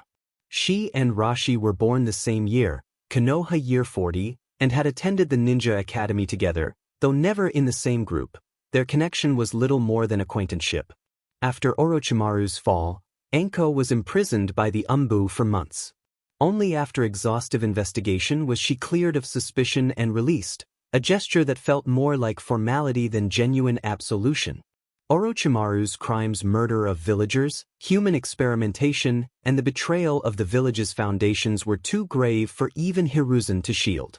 Clans had united under the banner of hidden villages for over 50 years, and the basic condition of coexistence had been violated. Hiruzen chose a middle road. He struck Orochimaru down but stopped short of killing him, allowing Orochimaru to flee. Officially, Konoha treated him as any other missing nin. Unofficially, he had been allowed to escape. That leniency extended, by proximity, to his disciples and subordinates. In a true military purge, Anko and others would not have walked free, but Konoha's punishment had been more thunder than rain. For Rashi, the squad situation was complicated. 2 teammates, one a child, the other newly released from interrogation, each carried backgrounds that drew stares. He was not in a position to argue. The special Jonin assessment arranged by the Hokage was still pending while examiners were out on missions. Until their return, Rashi could only wait, though waiting did not mean idleness. In the old forest behind the Senju compound, he sat cross-legged in meditation. Weeks of quiet training had sharpened his senses until he could detect subtle disturbances where his would release brushed the edges of natural energy ripples, faint yet distinct, like silent currents in a deep sea. The threshold of perception had been crossed. The next step was guidance, drawing primal energy into himself, but to recklessly touch it with his body would be suicide. One mistake could leave him a petrified husk among the roots. Naruto had once overcome this with shadow clones, using them to absorb natural energy in his stead, but Rashi had something better: wood clones. Unlike shadow clones, these were not merely fragile copies. They could carry his power, move with his flexibility, and share their senses with the original in real time. Where shadow clones needed to disperse to transfer memories, wood clones were seamless extensions. He could attempt sage training with them. If a clone failed and turned to stone, only the clone would be lost. The realization came sharply. Rashi pressed his hands together, and with a soft rustle of bark and leaves a wood clone peeled away from his body. Rashi closed his eyes and stretched his perception outward, threading it into the clone like unseen neural synapses. His intent pulsed clearly through the link. Perceive, guide, absorb the natural energy drifting through the forest. The wood clone obeyed. At first only the whisper of leaves stirred by the wind filled the silence. Then a subtle heaviness bled into the air, the atmosphere thickened, and motes of light seeping through the branches seemed to drift sluggishly, as though weighed down. Through their shared senses, Rashi felt immersion in a vast, invisible ocean of life. Countless motes of energy, shimmering like translucent stardust, drifted and flowed around the wood clone. The clone reached out and guided its chakra to brush against a single wisp. The instant that thread of natural energy entered its body, a violent surge erupted inside the clone. Brimming with vitality but overwhelming in force, the energy rolled through the clone like molten essence into a fragile vessel. The wood clone convulsed as its chakra and form warped. Wooden textures crawled across its skin, reshaping it into an unnatural melding of wood and form. The transformation stretched the link between them, and Rashi grimaced as the backlash tore through him. It felt as though his own flesh were being stretched into fiber. He forced himself to remain focused. The clone's change accelerated, and before its human shape was lost entirely, a pale hardness spread across the wooden growths. Petrification crept over the form, racing until the figure threatened to become nothing but a twisted statue. Rashi ordered the clone to release itself from the natural energy, and with a sharp shudder the half-wood, half-stone figure fell apart into splinters and dust that scattered across the forest floor. Rashi exhaled slowly and opened his eyes. A fine sheen of sweat clung to his brow, but a new clarity sharpened his gaze. The experiment had not been a success, but it had not been wasted. Natural energy did not strengthen everything blindly, it magnified what was inherent. For the toads of Mount Myaboku and the serpents of Ryuchi Cave, it heightened the powers of their kind. For his wood clone, forged from wood release, it seized upon the latent essence of wood, an echo of the divine tree's nature, and drove it into rampant growth until the vessel collapsed. He studied the scattered remnants thoughtfully. The truth settled in. Natural energy responds to the core of what one is. A flutter of wings disturbed the silence as a black-feathered eagle swooped from the sky and alighted on a branch before him, extending a small wooden message tube sealed with wax bearing the mark of the Hokage's office. Rashi unrolled the parchment. Hiruzen's familiar, slightly scrawled yet forceful handwriting informed him that the assessment examiner had returned and that Rashi was to report in 3 days at noon to the third training ground.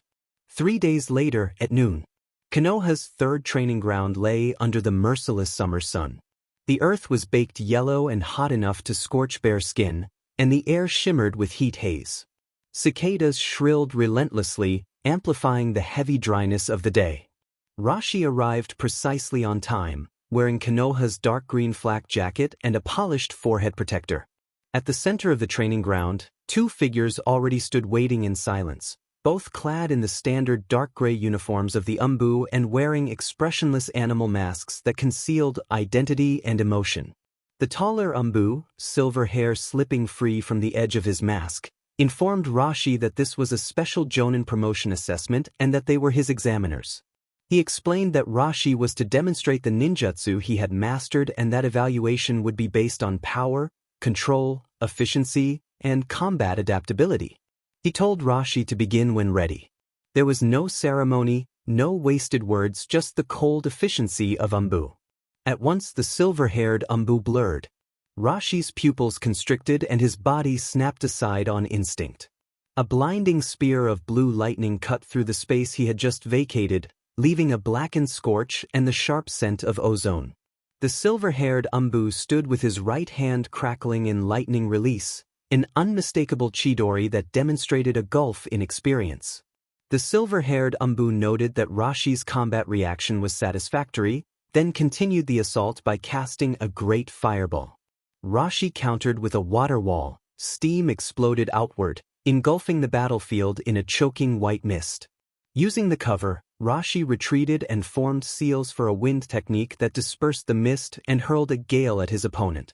The silver-haired Umbu moved like a phantom, slipping between the gusts as though predicting their flow.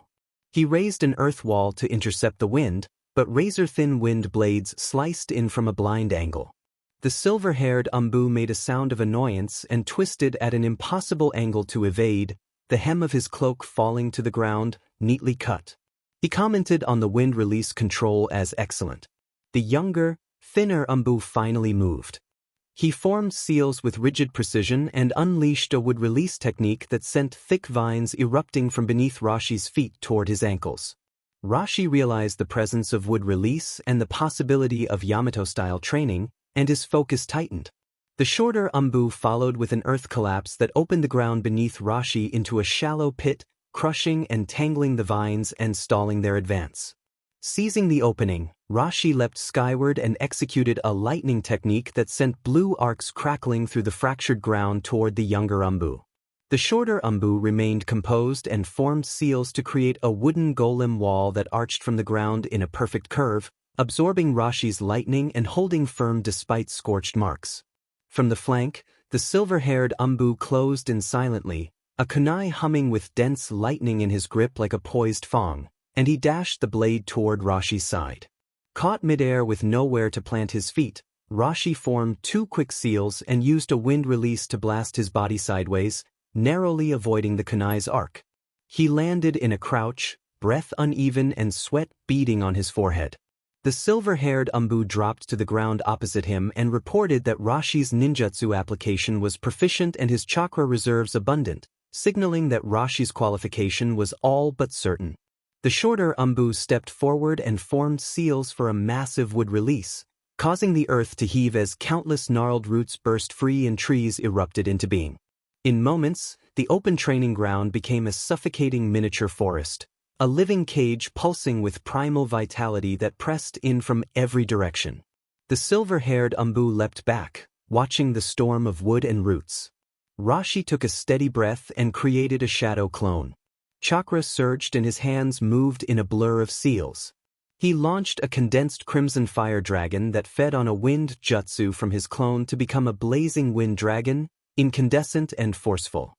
The explosive, coordinated technique tore through the encroaching trees, carving a scorched passageway through the dense growth. Rashi burst from the flaming corridor, his flak jacket scorched and his face streaked with ash, but his eyes remained steady as he locked onto the 2 examiners. The training ground lay in ruin, a passage cut through the living barricade and smoke curling in the sweltering heat. The silver-haired Umbu studied the destruction and then Rashi. He lowered his lightning-clad kunai and assessed Rashi's ninjutsu coordination, timing, power, and control as excellent. He concluded the assessment and confirmed and granted Rashi the special Jonin qualification. The afterglow of the setting sun washed the courtyard of the old Senju compound in shades of amber and crimson, stretching the eaves shadows long across the ground. When Rashi pushed open the wooden gate, he found Grandma Momoka with her back to him, quietly trimming a potted pine. The soft snip of her scissors carried clearly in the hushed air. Rashi announced his return as he stepped inside. Momoka did not turn, only a faint nod, almost imperceptible, acknowledged his arrival. Momoka asked flatly how the assessment had gone. Rashi answered that he had passed and earned special Jonin qualification. She responded with a short and the silence stretched.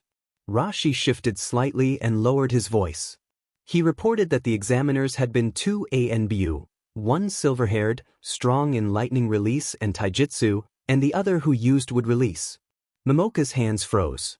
She set the scissors down, turned, and fixed Rashi with a gaze suddenly sharp as steel.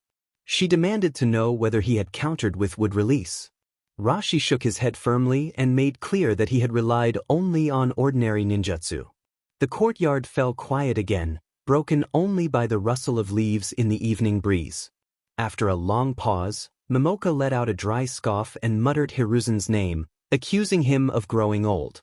Rashi narrowed his eyes and asked if Momoka had already known of the wood-release Shinobi. She did not deny it. Her hand returned to the scissors, but instead of resuming pruning she absently stroked the cold metal handle and explained that the child's ANBU codename was Tenzo and that before serving in Danzo's route he had been called Kino. She said he was a defective creation of Danzo and Orochimaru, built upon a mountain of corpses, that he had survived and could force trees to grow, but that he was a pale shadow of Lord Hashirama and of Hiruzen. Momoka added that he was something different. Rashi's pupils contracted as the names Orochimaru, Danzo, and the wood-release experiments settled around him. He asked in disbelief whether she had been involved. Momoka raised her eyes, her gaze like a honed blade, and measured him as though testing his composure. The air beneath the veranda seemed to harden. Her words came slow, deliberate, and heavy. She told him that in the earliest Hashirama cell implantation trials the volunteers had been their own loyal, capable, and trustworthy. The toll had been too great for the village to bear, and officially the project had been halted.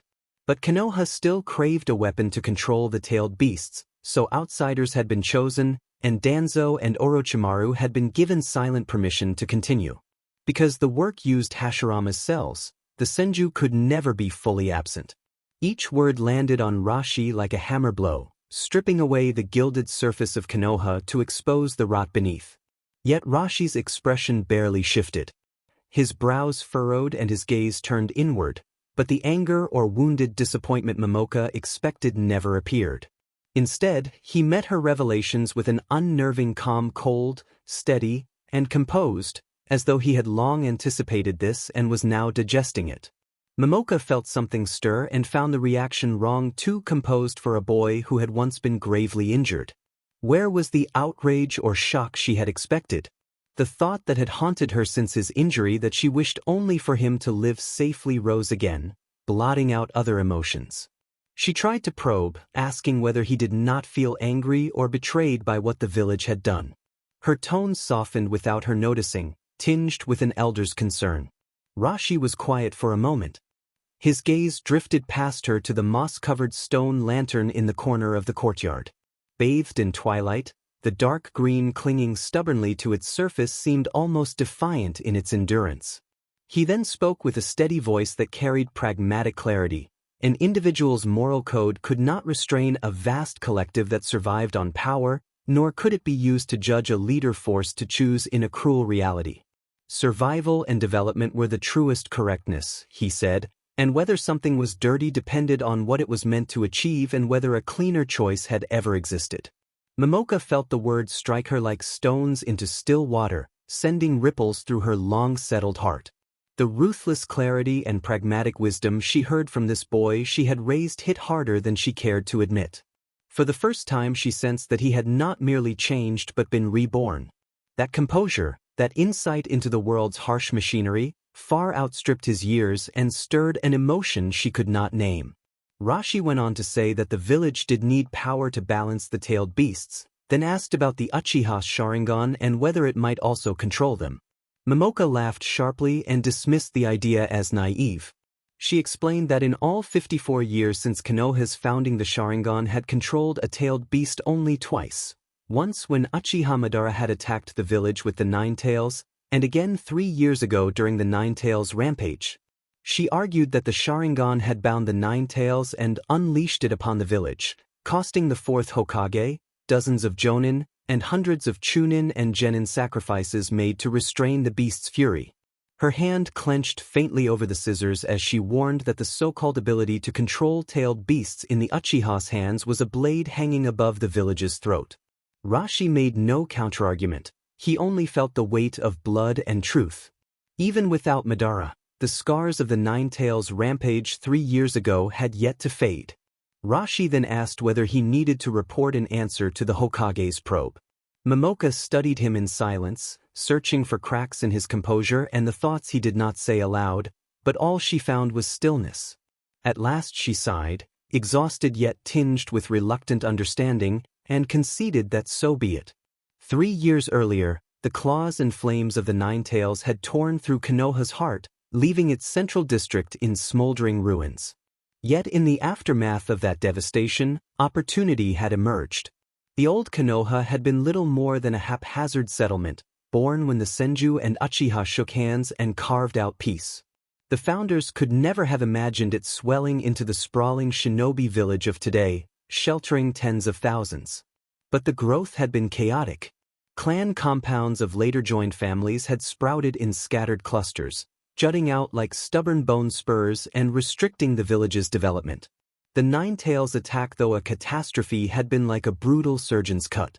Those spurs were ripped away, giving Konoha's planners the freedom to reshape the village with cold, rational precision. Now the Hokage building stood as the unquestioned core, with new residential and commercial zones radiating outward in neat order.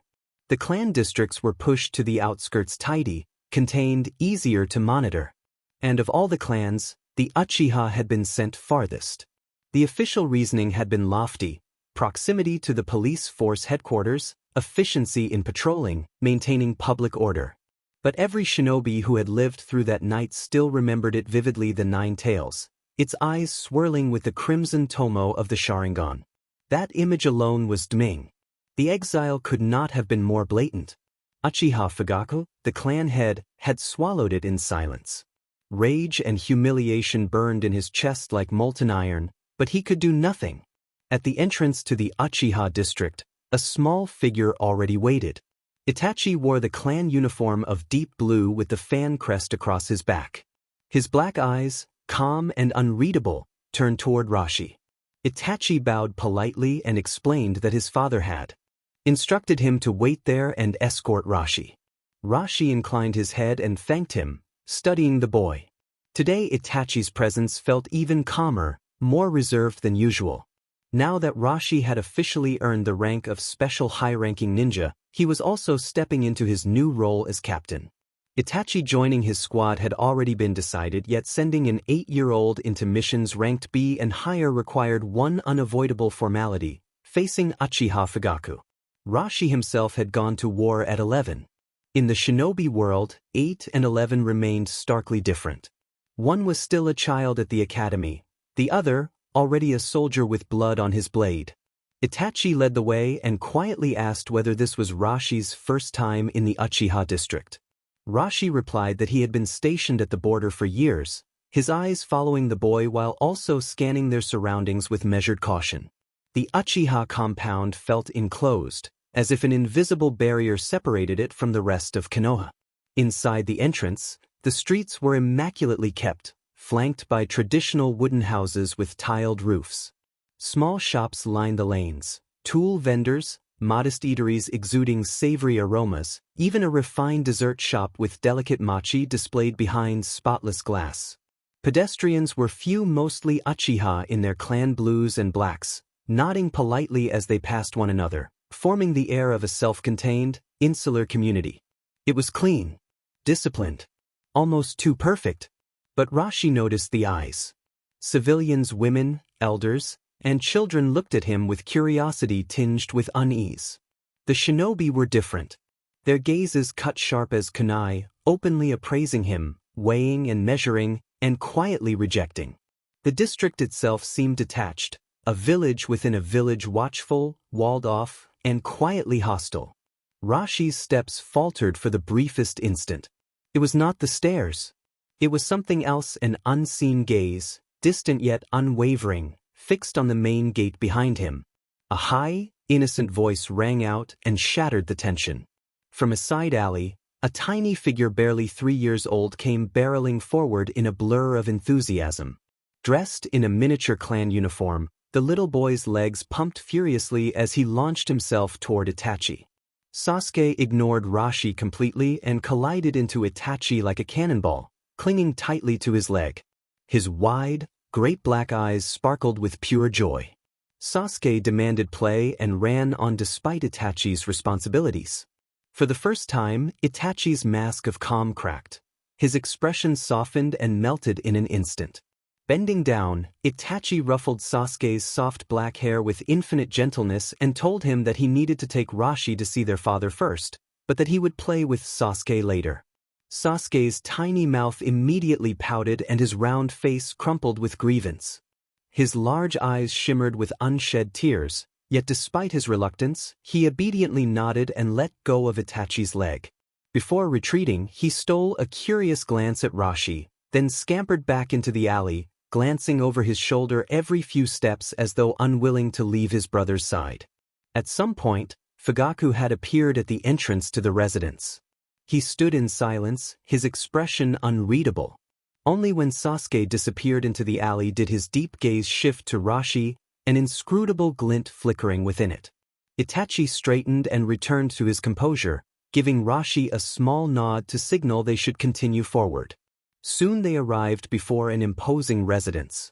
Halting at the threshold, Itachi stepped aside with practiced respect and indicated that their father was waiting inside. Fugaku's eyes were already on Rashi. Rashi offered a courteous nod, slipped off his sandals, and stepped into the entryway. Itachi remained in the shadow of the outer corridor, while Fugaku stood tall within the inner hall, his presence commanding. The Uchiha patriarch was as rigid as a pine, dressed in dark clan robes, his face composed as still water. His gaze carried the weight of scrutiny, cool and assessing. Fugaku addressed Rashi with calm formality, noting that he had long heard of Rashi's achievements at the border and of his recent promotion to special high-ranking ninja, and calling him a formidable young man. Rashi bowed slightly and returned the courtesy, stating that he had only done his duty. Fugaku inclined his head and gestured toward the interior. They moved into the reception room and knelt opposite one another on the tatami mats. Mikoto entered quietly, set down steaming cups of green tea, and excused herself. The faint aroma lingered in the air along with a subtle tension. To Rashi's mild surprise, Fugaku did not begin with warnings about Itachi's safety or the risks of missions. Instead, he lifted his cup and asked about Rashi's residence on the western outskirts and whether he had been raised and tutored by Lady Momoka. Rashi answered evenly that his grandmother had always looked after him. Fugaku set his tea down with a faint clink and observed that Rashi's ninjutsu was said to be exceptional, mastering all 5 elements, an ability forged by necessity on the border. Rashi replied modestly that only necessity had allowed him to practice so widely. Fugaku gave a small nod and let the matter drop, his gaze drifting past the paper screen to the courtyard beyond. Fugaku then noted that Rashi had entered with Itachi just moments before. Rashi asked what impression the district had left on him. He paused, weighing his words carefully. Fugaku replied that it was tranquil. The clan members lived orderly lives and everything one needed was within reach. It seemed the Uchiha were very self-sufficient. Fugaku repeated the word self-sufficient softly, a faint curve tugging at the corner of his mouth as his gaze lingered on the quiet courtyard. He acknowledged that they were peaceful and self-contained, but noted that distance from the village center also meant less interaction. He let that observation hang briefly, then turned back to Rashi with the calm authority of a leader and stated that from now on, when Itachi joined missions, he would entrust the boy to Rashi. He warned that Itachi's talent was great but his experience was shallow and that the boy would need Rashi's guidance. Rashi accepted the responsibility, addressing Fugaku as clan head and giving his word. A sharper gleam flickered in Fugaku's eyes for an instant, gone before Rashi could place it. Fugaku rose smoothly and brought the meeting to a close, then instructed Itachi to see Rashi out. Both men stood. Fugaku accompanied Rashi to the entrance but went no further. Stepping outside, Rashi blinked against the bright afternoon sun. Itachi waited quietly beneath the veranda. When Rashi emerged, the boy moved ahead, guiding him wordlessly down the street. Even as they walked away, Rashi could still feel Fugaku's gaze pressing against his back, a heavy weight of silent scrutiny that lingered until they turned the corner and it finally lifted. The air within the clan district remained thick with detachment, and the faint sweetness of mochi drifted from a nearby dessert shop. Itachi's steps were steady, but to Rashi's keen eyes the boy's silence carried a subtle note of inner conflict. Itachi thought that his senpai held another identity his father was wary of, but he could not ask. After meeting Itachi, Rashi's next stop was Anko Mitarashi. She lived in one of the village's ninja apartments in the center of Konoha. Basic, no-frills housing provided to Shinobi. 1 room, 1 kitchen, 1 bathroom. Simple, cheap, and just enough for a single person. Anko had no parents. Like many of her generation outside the great clans, the endless wars had left her an orphan. Such children were raised in the village orphanage, then moved into these apartments once they were old enough for the academy. Rent was free during their studies, and once a month the administrative staff came by with allowances, checkups, and the bare minimum of care. In the past 3 years, however, the apartments had become overcrowded, filled with young shinobi trying to survive. A knock echoed down the corridor, followed by a dragging shuffle. From behind the door, Anko called that she was coming and asked who it was. The door creaked open a crack to reveal a girl nothing like the lively-faced photo in her mission file. 14-year-old Anko Mitarashi looked worn out. Her purple hair stuck out in messy tangles, and she wore a loose black mesh shirt with faded shorts. The stale air that spilled out carried the cloying scent of rotting sweets, unemptied trash, and long stale room air. Anko squinted against the corridor light, focusing on the figure outside. She hesitantly asked if it was Rashi, her frown showing both confusion and recognition. The face outside stirred old academy memories, the same eyes and brow, though Rashi now carried a calmer, steadier aura. Rashi informed her that the village should have sent a notice and that she had been assigned to his squad. Anko scratched her tangled hair and admitted she might have heard something about that. She stepped aside, told him to come in but warned not to expect much, and gestured toward the apartment with half-hearted casualness. Rashi stepped inside and took in the cramped space. Empty ramen bowls littered the tatami, A half-eaten dango skewer had hardened on the floor, and soda cans were scattered around the low table. It was clear no one had cleaned in weeks. The air felt heavy with neglect. Without a word, Rashi crossed the room, rolled up his sleeves, picked up the broom, and began sweeping with practiced ease, every movement calm and natural. Anko protested that he could not touch the dango because she was not done with it and that it was rude. Rashi replied flatly that when a guest visits, the least she should offer was hot water tea if she had it, plain water would do, and he flicked several cans neatly into the trash bin. Anko's words caught in her throat as she stared at him, unsettled by the sight of the top academy student cleaning her apartment like it was the most ordinary thing in the world. After a moment she muttered that it was fine and trudged off to the kitchen. The kettle clinked onto the stove. Rashi continued working quickly, trash gathered, bowls stacked, curtains yanked open. Fresh air and sunlight spilled into the room, sweeping away the stale gloom in an instant. When Anko returned with 2 steaming cups, the space already felt different, lighter, livable. She set a cup in front of Rashi, kept the other for herself, and sat cross-legged across from him, conflicted between embarrassment, annoyance, and a strange warmth at being cared for. Rashi reached into a paper bag and slid it across the table. Inside were several skewers of glossy, sugar-glazed 3-color dango, still warm. Anko's eyes lit up, then narrowed with suspicion as she asked if he was trying to bribe her and remarked that he had never been like this before. Rashi said he had bought them on the way, took a skewer, and seemed to enjoy it. He commented that the dango were soft, chewy, and much better than the dried-out thing she had been chewing on. Anko murmured that it was good, cheeks faintly pink as she ate, and stole sideways glances at Rashi. He observed that she had been living off instant noodles and snacks, indicating what he saw on the floor. Anko muttered that there were no missions, eating out was expensive, and she could not be bothered to go outside. She did not add the truth that she could not bear the sympathetic, scrutinizing, or wary stares waiting for her beyond her door. Rashi noted that border skirmishes had eased up and that plenty of missions were available: merchant routes, rogue ninja cleanup, caravan escorts, border patrols, C rank, D rank, take your pick. He asked whether the village had assigned any to her. Anko admitted that the village had assigned menial tasks like fetching pets and pulling weeds, but she had not taken them and whispered that it was boring. Rashi asked whether it was boredom or an inability to care. Anko snapped up, irritation flashing in her eyes at being read so easily, but beneath that she was heavy with weariness and confusion. She asked whether it even mattered whether she cared, then reflected that back when she had been with him she had always had a goal: to grow stronger, to learn. Now it all felt hollow. Her smile turned bitter as she admitted that it felt as if her bones had been stripped out and that she could not bring herself to do anything. Anko whispered Orochimaru's name and asked why, but her words broke off into a harsh gasp, choked with hatred and despair. Rashi listened without interrupting, offering no comfort or false wisdom. He reached for another skewer of dango and chewed unhurriedly, giving her space to pour out her emotions. The room filled with the sound of her uneven breathing, punctuated by the faint chirping of birds outside. That quiet, unpressured presence made her chest feel a little lighter. Rashi finally said that anger and hatred were normal once her breathing steadied, his voice as even as if he were commenting on the weather.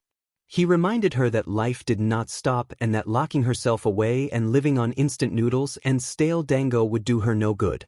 He pointed out that even the dullest missions paid enough for fresh meals and that missions kept the body moving and the head busy, which was better than wasting away inside. Anko stared at him. From anyone else those words would have felt shallow and ignorant of her pain, but Rashi, who had quietly cleaned her room and brought fresh food, spoke with a grounded weight she could not ignore. No sympathy, no lecturing, just the plain truth that life must go on. She noted that he had changed the way he talked, a faint pout tugging at her lips and a complicated tone in her voice, yet the dullness in her eyes had softened. She glanced at the fresh sugar glaze glistening on her half-eaten dango, sunlight catching its sweetness. Abruptly she shoved the rest into her mouth and chewed fiercely, as if swallowing something deeper along with it. She admitted that he was right, wiped sugar from the corner of her lips, and looked up. Pain still lingered, but a faint spark had returned. She told him she could not just rot here and, with a flicker of her old spirit, asked when the next mission would be and whether it would be C rank or B rank. A corner of Rashi's mouth twitched upward. He told her he would not let her sit idle and that she should wait for the mission notice. In the meantime he rose, scanned the tidied room that still felt empty, and instructed her to thoroughly clean the place again and to have hot tea ready next time he came. Anko groaned that he was demanding but agreed, her protest lacking true resistance. Watching his back as he headed for the door, the complaint almost sounded alive. As he slid the door open, she called to him. He glanced back. She thanked him quietly for the dango and the cleaning, her voice dipping and her eyes shifting away. Rashi nodded silently and stepped out. When the door shut, the quiet pressed in again, but it felt different, lighter. The sweet aroma of dango and the scent of fresh sunlight lingered in the air. Anko looked at her empty hands and around the clean room. Sunlight spilled across the floor in warm, unbroken patches. She drew in a long, deep breath of fresh air through the open window and slowly exhaled, as though expelling something stale from her chest. Her eyes fell on the broom leaning in the corner. She walked over, gripped it tightly, and this time began sweeping up the last of the trash on her own. With the team roster essentially settled, Rashi's focus shifted to something more practical: squad tactics. This was no longer the straightforward formation of his previous team. One member specialized in ninja tools and illusion techniques, another in close combat techniques, while he himself served as the mid-level ninja specializing in ninja techniques, responsible for firepower suppression in complex engagements. This new team, however, had an unusual and volatile structure. He spread paper across the desk and set to work, pen scratching steadily as ink bled into crisp points and notes. Rashi's notes on Uchiha Itachi described a prodigy far beyond his peers. Itachi's mastery of ninja techniques had already reached mid-level ninja standards. His fire techniques, illusion techniques, and ninja tool precision especially stood out. His combat awareness was sharp, with analytical and observational skills that bordered on frightening. He bore a two-tomo Sharingan, evidence of overwhelming potential. The limitations noted that he was only 8 years old and physically underdeveloped. Stamina, explosive strength, and sustained combat power did not yet match adult Shinobi. Although his chakra reserves outstripped those of his peers, they were still insufficient for long, drawn-out fights at the mid-level ninja standard. Real battlefield experience remained thin, particularly against high-pressure, multi-layered combat scenarios. Positioning recommendations emphasized that he could not serve as the main attacker or centerpiece in extended battles but was better suited as a tactical core and support unit, leveraging his ocular insight, illusion techniques, precision tools, and decisive fire strikes to create openings and control the flow of combat from mid-range, while avoiding prolonged close-quarters combat that demanded relentless physical fighting or extreme chakra use. The entry on Mitarashi Anko painted a different picture.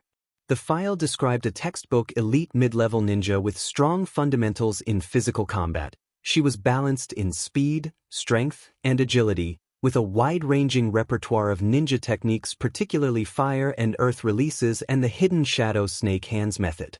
Long-term venom exposure had granted her high poison resistance. Her endurance and willpower had always bordered on unyielding, and she carried considerable real-world combat experience. The current state limitations, however, were stark. Orochimaru's defection had left her mentally scarred. The trauma had plunged her into despondency and left her unstable and sluggish in battle. Her combat will was low, reflexes dulled, and overall effectiveness laced with uncertainty. Under normal circumstances, she should be the frontline spearhead, a primary attacker tearing open enemy defenses with her combination of physical and ninja techniques. But her present psychological state complicated matters.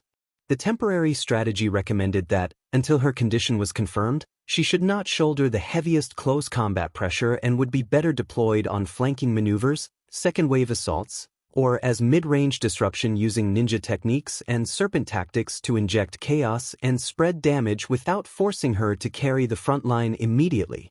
Rashi's pen lingered on Anko's name, leaving a heavy blot of ink. No matter how cleanly the analysis looked on paper, it remained a theory. The lively, battle-tested female ninja described in her file clashed violently with the dispirited woman he had seen firsthand.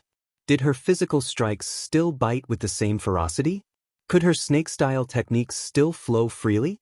Would her instincts hold firm in the face of real danger? These were unanswered questions. It was, in truth, a non-standard team riddled with flaws. Itachi's brilliance was shackled by his youth. Enko's blade had been dulled by trauma. Tactics, trust, and combat readiness, all of it had to be built not from paper theories but from reality. Rashi wrote a single line beneath his notes stating that the primary action would be an internal squad sparring assessment. Only in live practice could he test the steel of the blade and see whether the hand gripping it was steady. Far away, the village leader's office was steeped in quiet smoke. Hiruzen Sartobi, the village leader, leaned back in his chair while a masked covert operative knelt before him. The silver-haired operative removed his mask, revealing a tired, half-lidded eye. Despite the casual expression, Kakashi Hataki's tone was measured and precise as he reported that the target individual was Rashi and that the promotion assessment for a high-level ninja specializing in ninja techniques had been completed.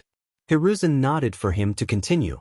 Kakashi conveyed that Rashi's battlefield literacy qualified as high-level and that, for his age, mastering 5 chakra nature transformations was nothing short of genius. Hiruzen listened, the smoke from his pipe curling slowly toward the ceiling. Kakashi emphasized that core assessment focused on chakra control and endurance. During the trial, Rashi had executed no fewer than 6 different elemental techniques, including a wind-fire combination to counter deep forest emergence. Despite fluctuations in his aura, there had been no clear signs of depletion, and his concentration had remained sharp throughout. His chakra reserves, Kakashi noted, far exceeded those of an ordinary high-level ninja.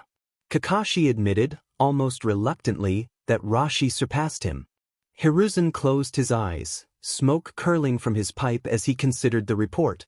Kakashi's chakra was considerable in its own right. Even with the constant drain of his ocular ability, his strength still outstripped that of most high-level ninja. Rashi's background and records flashed through the village leader's mind. In the past, Rashi had not reached such a level. The issue was not the number of techniques but the sheer difficulty of transforming and molding different chakra natures in rapid succession. The strain was far greater than repeatedly shaping a single element. Hiruzen pressed no further and asked how Rashi had applied the 5 nature transformations. Kakashi replied that the application had been proficient. Basic techniques, water barriers, powerful breakthroughs, and earth flows had been deployed with precise timing and smooth transitions. The wind-fire combination had displayed excellent control over both chakra nature and shape transformations, producing considerable explosive force. Rashi's choices emphasized practicality and battlefield adaptability, with no noticeable weaknesses. When Hiruzen inquired about physical combat and adaptability, Kakashi reported that Rashi's foundation was solid. Movement and evasion were efficient and seamlessly coordinated with ninja technique use or disengagement. Rashi's battlefield awareness was exceptional under ambush or heavy suppression. His judgment stayed calm, his decisions decisive, and he consistently found optimal or fallback solutions under pressure. Kakashi's memory of Rashi bursting through a corridor of flame underscored that assessment. Overall, Kakashi concluded that Rashi's mastery of ninja techniques and practical application not only met but exceeded the standard for a special high-level ninja, and that the qualification was deserved. The office grew quiet, broken only by the faint crackle of burning tobacco. Hiruzen's gaze grew distant as twilight darkened beyond the window and the glow of the setting sun blurred through the drifting smoke. Kakashi remembered Rashi's encounter with Tenzo's would release and recounted that Rashi's first responses had been conventional ninja techniques executed swiftly. When confronted with deep forest emergence, Rashi had chosen a high-risk, high-reward wind-fire combination to break through. He had not attempted to counter with any secret techniques. More importantly, throughout the entire engagement, Rashi had revealed no trace of would release himself. Kakashi added that Rashi's composure had been excellent, but the instant deep forest emergence activated, Rashi's chakra flow had stagnated for a heartbeat. He had recognized it. The decision to push through aggressively was tactically sound, but it might also suggest a deliberate choice to avoid exposure or comparison. Kakashi observed that even silence in the face of wood release was a statement in itself. Hiruzen grunted, gave no further comment, and dismissed Kakashi with a wave. Kakashi replaced his mask and slipped into the office's shadows, vanishing as if he had never been there. Left alone, Hiruzen's gaze turned toward the deepening twilight beyond the window, the setting sun's glow blurring through the drifting smoke. The sandy ground of Training Ground 3 shimmered under the brutal afternoon sun, heat waves warping the air. Rashi stood at the center of the field, his sharp gaze flicking between the two figures before him.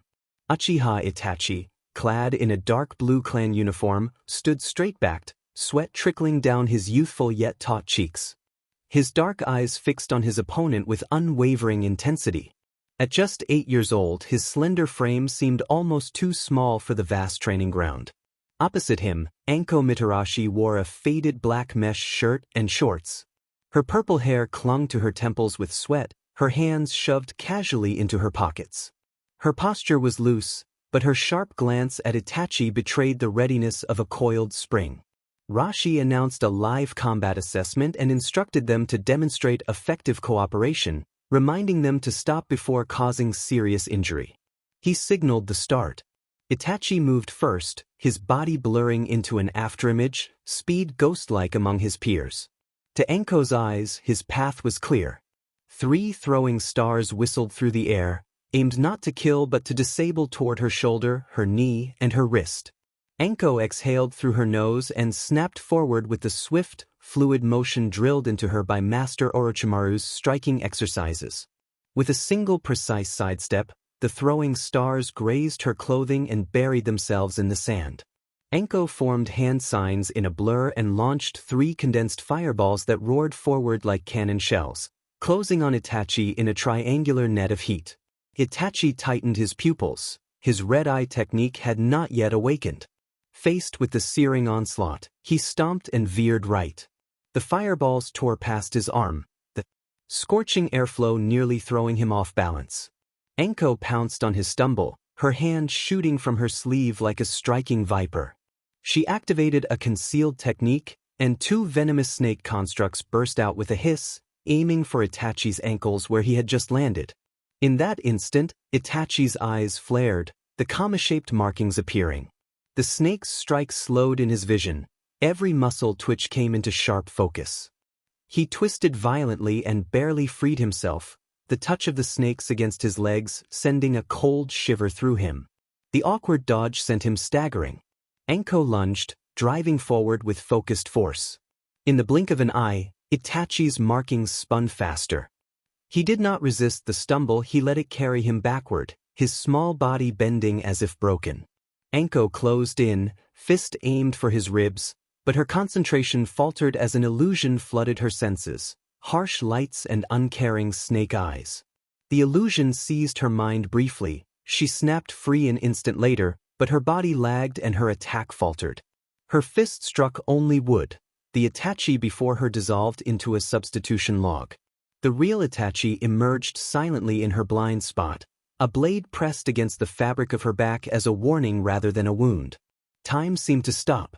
Anko froze mid-strike, every sense alive to the faint breath of Itachi and the cold reminder of steel at her back. Rashi broke the silence and ordered them to stop. The comma-shaped markings faded. Itachi stepped back, chest rising and falling, his face flushed but calm. He wiped sweat from his brow, retrieved his water bottle, and drank in small, careful sips. Anko turned stiffly, frustration surging like a cold tide. She had lost to an 8-year-old boy. Her pale lips pressed together, her face draining of color. Unable to contain it, she spun and drove her fist into a wooden post.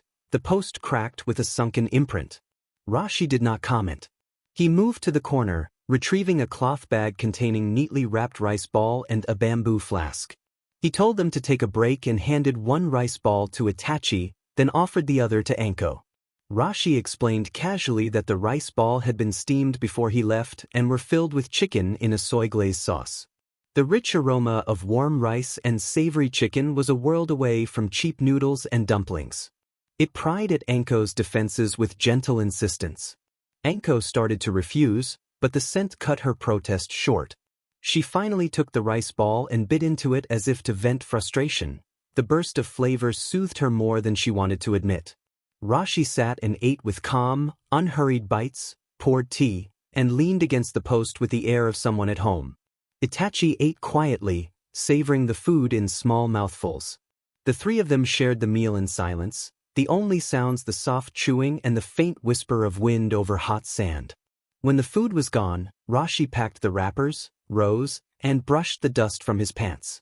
He walked to the center of the field and, after a brief sweep of his gaze over Itachi and Anko, asked if Anko felt better. He then instructed both of them to attack him together. Rashi stood casually, hands at his sides, offering no stance or hand signs. His relaxed posture made the exercise feel more like an idle test than a real battle.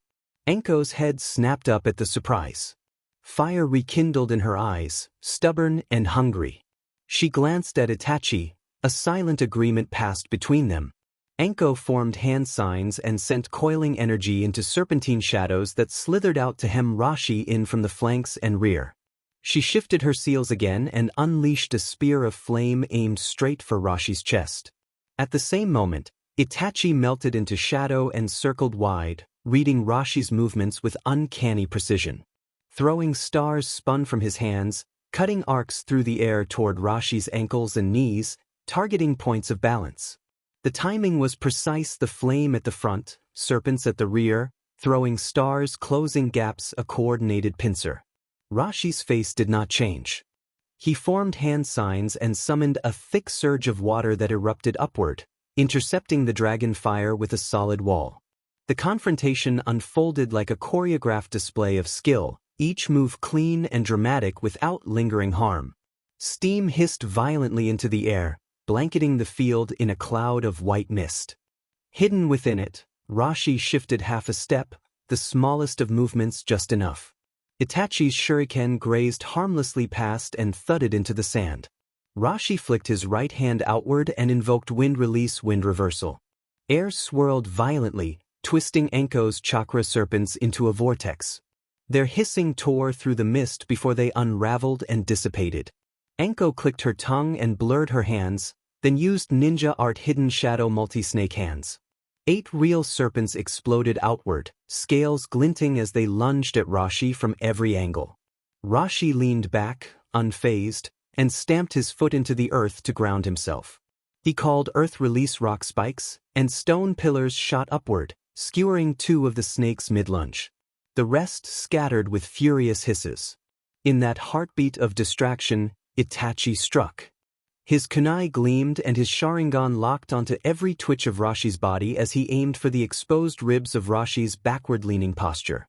Rashi moved as if he had eyes in his back, twisting his body at an impossible angle so the kunai clipped only air. He spun with the momentum and formed seals with quick hands, then released wind release wind cutter jutsu. Invisible blades shrieked through the mist, slashing toward Itachi's joints. Danger flared in Itachi's chest as his tomo awakened.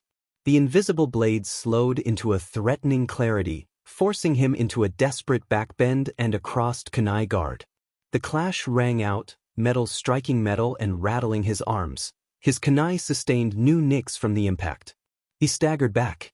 Anko seized the opening and blurred her fingers again, eyes bright with effort.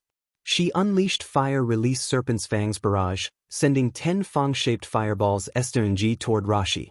Unlike before, these moved like living predators, arcing in from vicious angles toward his vitals with speed and precision.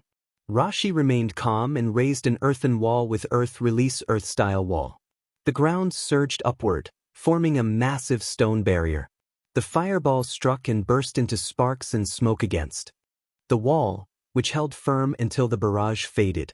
Anko panted, sweat beading at her temples as the strain of chaining jutsu took its toll. Rashi called for them to stop, his voice cutting through the haze. The earth wall crumbled back into sand.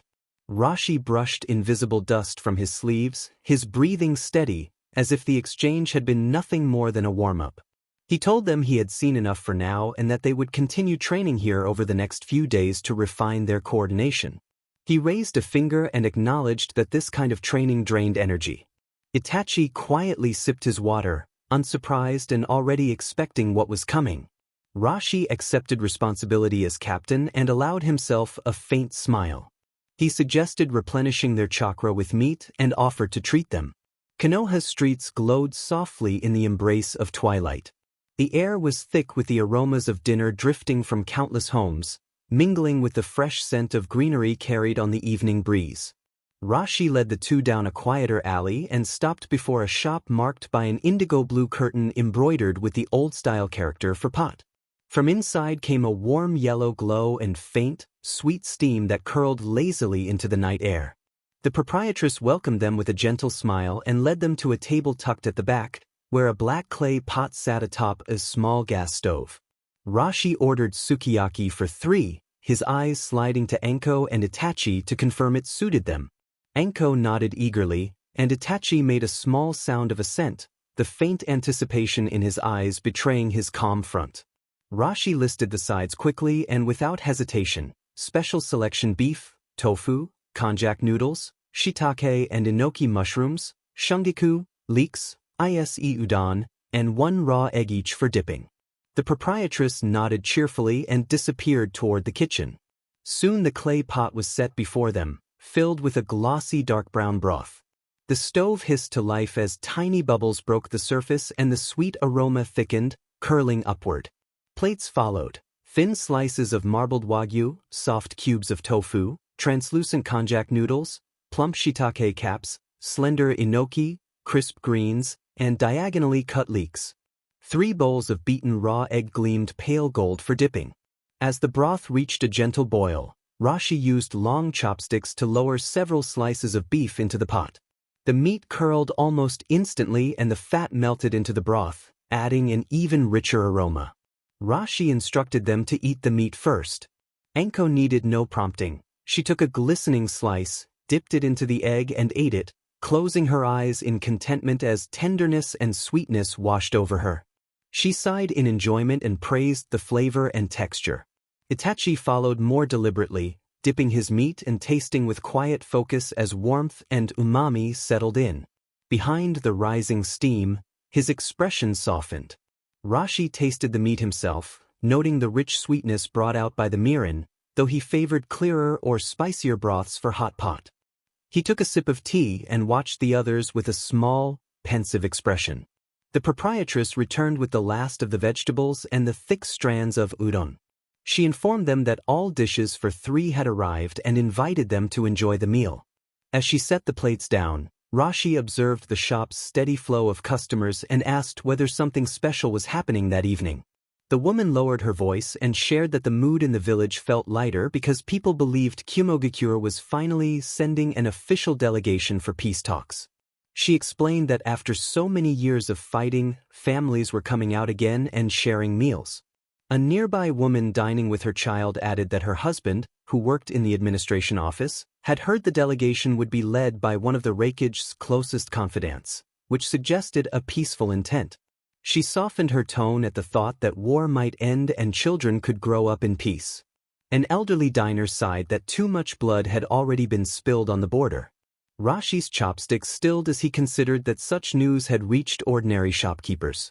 Anko chewed and asked if the reports were really true, expressing skepticism about Kumogakure's past behavior. The other diners' hopeful murmurs filled the small room until attention shifted back to food and family. Rashi replied that peace talks were the natural course, since Kumogakure could not win by force alone, but he added that true intentions would be shown by actions and the price they were willing to pay. He dropped a perfectly soaked tofu cube onto Itachi's plate as he spoke. Itachi ate the tofu quietly, his dark eyes studying Rashi's calm profile without bitterness. Anko dismissed the worry and turned her focus to the pot, asking the proprietress for another order of konjac noodles. Rashi added an order for 4 more plates of beef, recognizing the appetite of Shinobi. Outside, Konoha's lamps glowed against the deepening blue. Inside, warmth radiated from the clay pot, filling the shop with the comforting scent of simmering broth. The 3 sat together, sharing food and companionable silence as the rich flavors eased the day's fatigue and softened the tension left by training.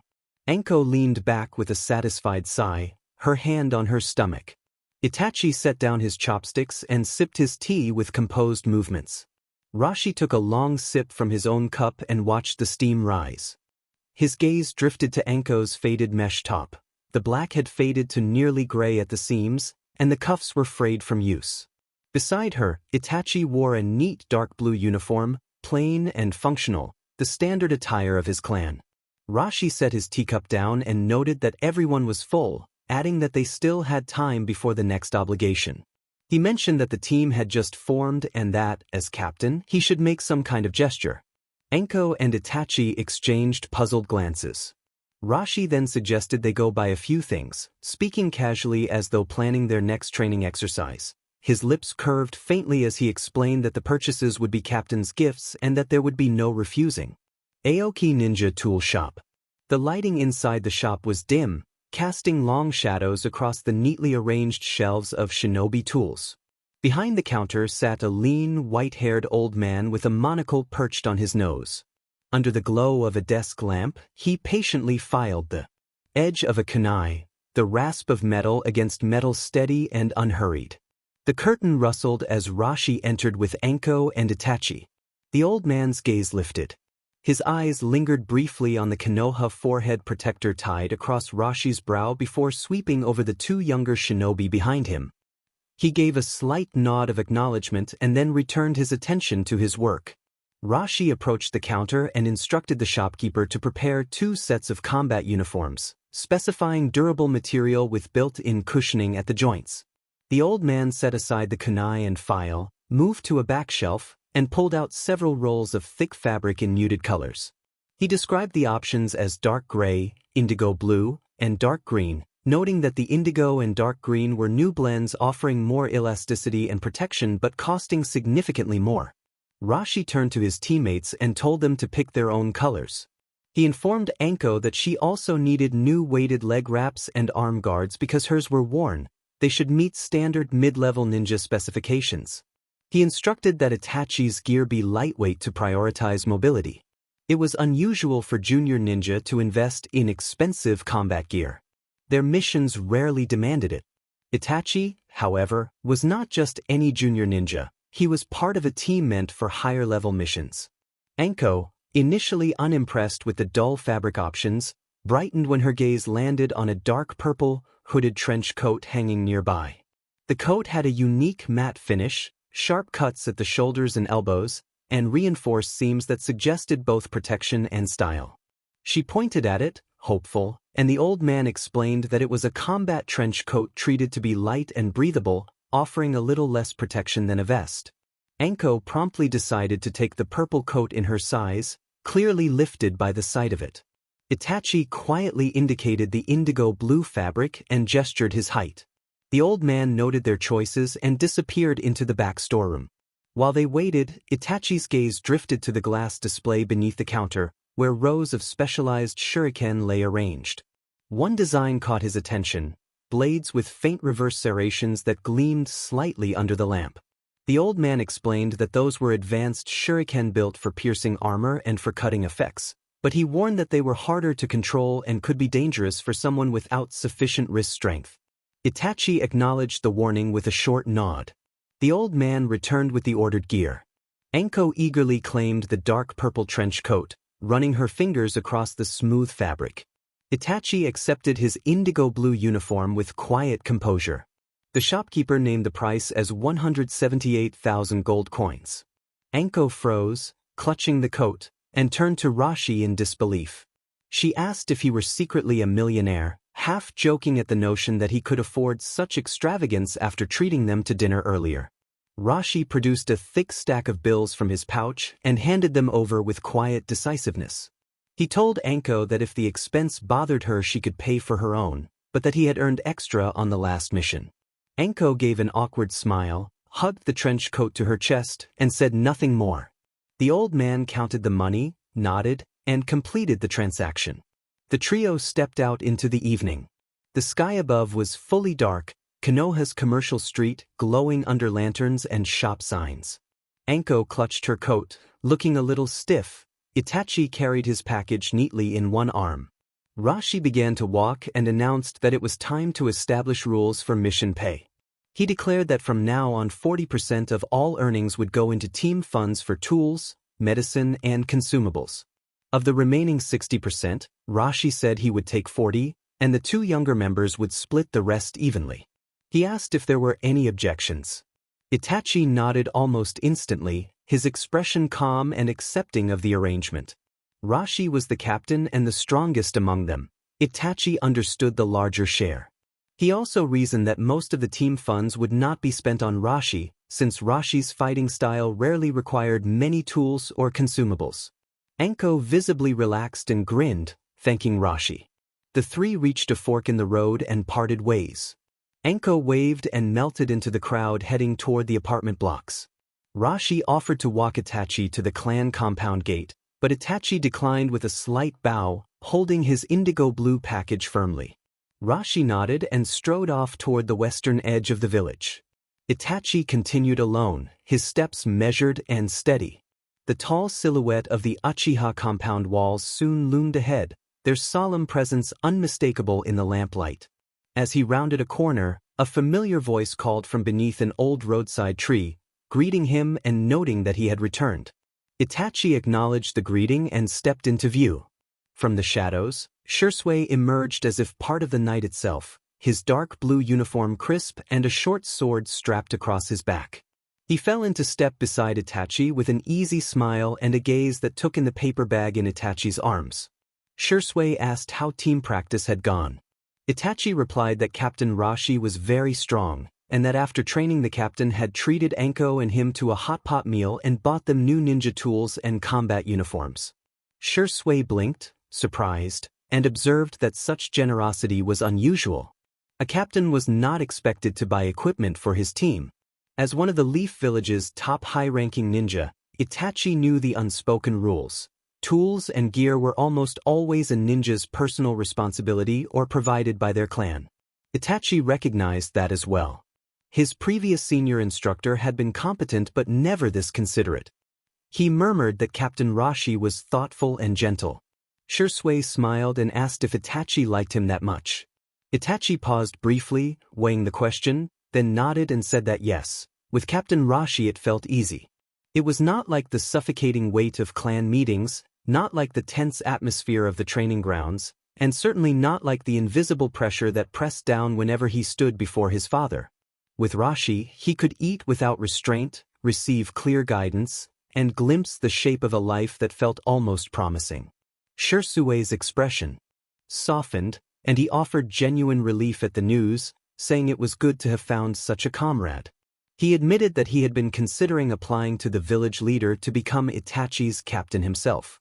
Itachi fell silent again, his footsteps light on the stone road as the night carried only the rhythm of their strides and the faint chorus of crickets. After a few breaths, Itachi told Shursui that Captain Rashi seemed to have another identity and that his father was very cautious about it. He looked toward Shursui and asked whether there was a special clan in the Leaf Village without a surname. Itachi told his father that if he had to name one clan, it would be the Senju. Fugaku echoed the name, and Itachi, puzzled, repeated it as a question. Itachi slipped off his sandals at the door. The paper bag holding his new indigo combat uniform rested in the shadows near the step. As he walked down the wooden corridor, a door slid open a fraction and a strip of warm yellow light spilled out, framing the silhouette of Uchiha Fugaku. Fugaku noted that Itachi had returned. His voice was quieter than usual, less the stern tone of a clan head and more the voice of a father at home. Itachi stopped respectfully and confirmed he was back. Fugaku's gaze drifted to the paper bag and he asked if Itachi had bought something. Itachi explained it was a gift from his captain and lifted the bag forward. Fugaku accepted it, fingers pressing lightly against the fabric through the paper, weighing it for a moment before remarking that it must have been expensive and asking whether his captain had bought it only for him. Itachi said that Anko had received one as well. Fugaku handed the bag back slowly and advised Itachi to keep it in good order since it was a gift from his captain. He added that he would prepare a return gift in due course. Itachi's tone shifted calm, but edged with inquiry as he asked directly about the Senju clan and whether there were any clan lands allotted to them within the village. The faint warmth in Fugaku's expression drained away, replaced by solemn gravity. After a moment of silence, Fugaku explained that the Senju had stood beyond the boundaries of other clans, and that the clan had declared its dissolution during Lord Hashirama's era, so there was no Senju compound on the village map. Fugaku continued that many talented shinobi without a clan name might still carry Senju blood and that even Lord Tobarama's students, Koharu and Hamura, the current advisors, could bear traces. Itachi asked if the Senju had never truly vanished. Fugaku shook his head, confirming the dissolution had been real and enforced by Lord Hashirama and Lord Tobarama, but he added that after Lord Tobarama's death one figure still carried great influence among the Senju remnants. When Itachi asked if it was Lady Tsunade, Fugaku denied it and clarified that he meant another, Senju Momoka, the former aide to both Senju brothers. The name Momoka stirred ripples in Itachi's mind. He suddenly remembered his father's earlier question when Rashi had first been welcomed, mentioning that Rashi had been raised and instructed personally by Lady Momoka in the old house in the western suburbs, and the pieces fell into place. Itachi realized the connection to his captain. Fugaku fixed his gaze on his son and, with heavy deliberation, stated that if nothing had changed, then after Lady Momoka the one who still held those threads together and preserved that hidden influence would be Itachi's captain. The air in the Japanese-style room thickened, as if the paper walls themselves were listening. The flame of the oil lamp flickered.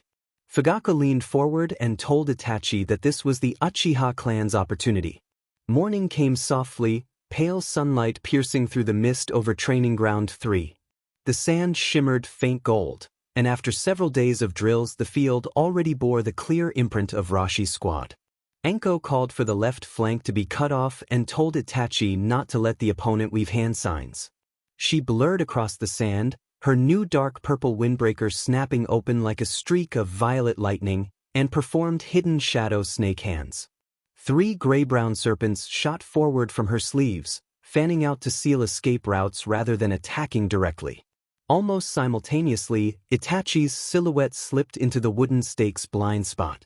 His Two-Tomo Sharingan activated and he cast Genjutsu that froze the enemy shadow clone in place. Rashi, already repositioned to a perfect vantage point, launched Fire Release, Great Fireball Jutsu. A roaring fireball spiraled forth and engulfed the immobilized target hemmed in by serpents.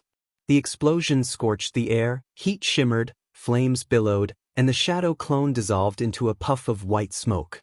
The team's coordination was seamless. Rashi signaled them to stop and raised his hand.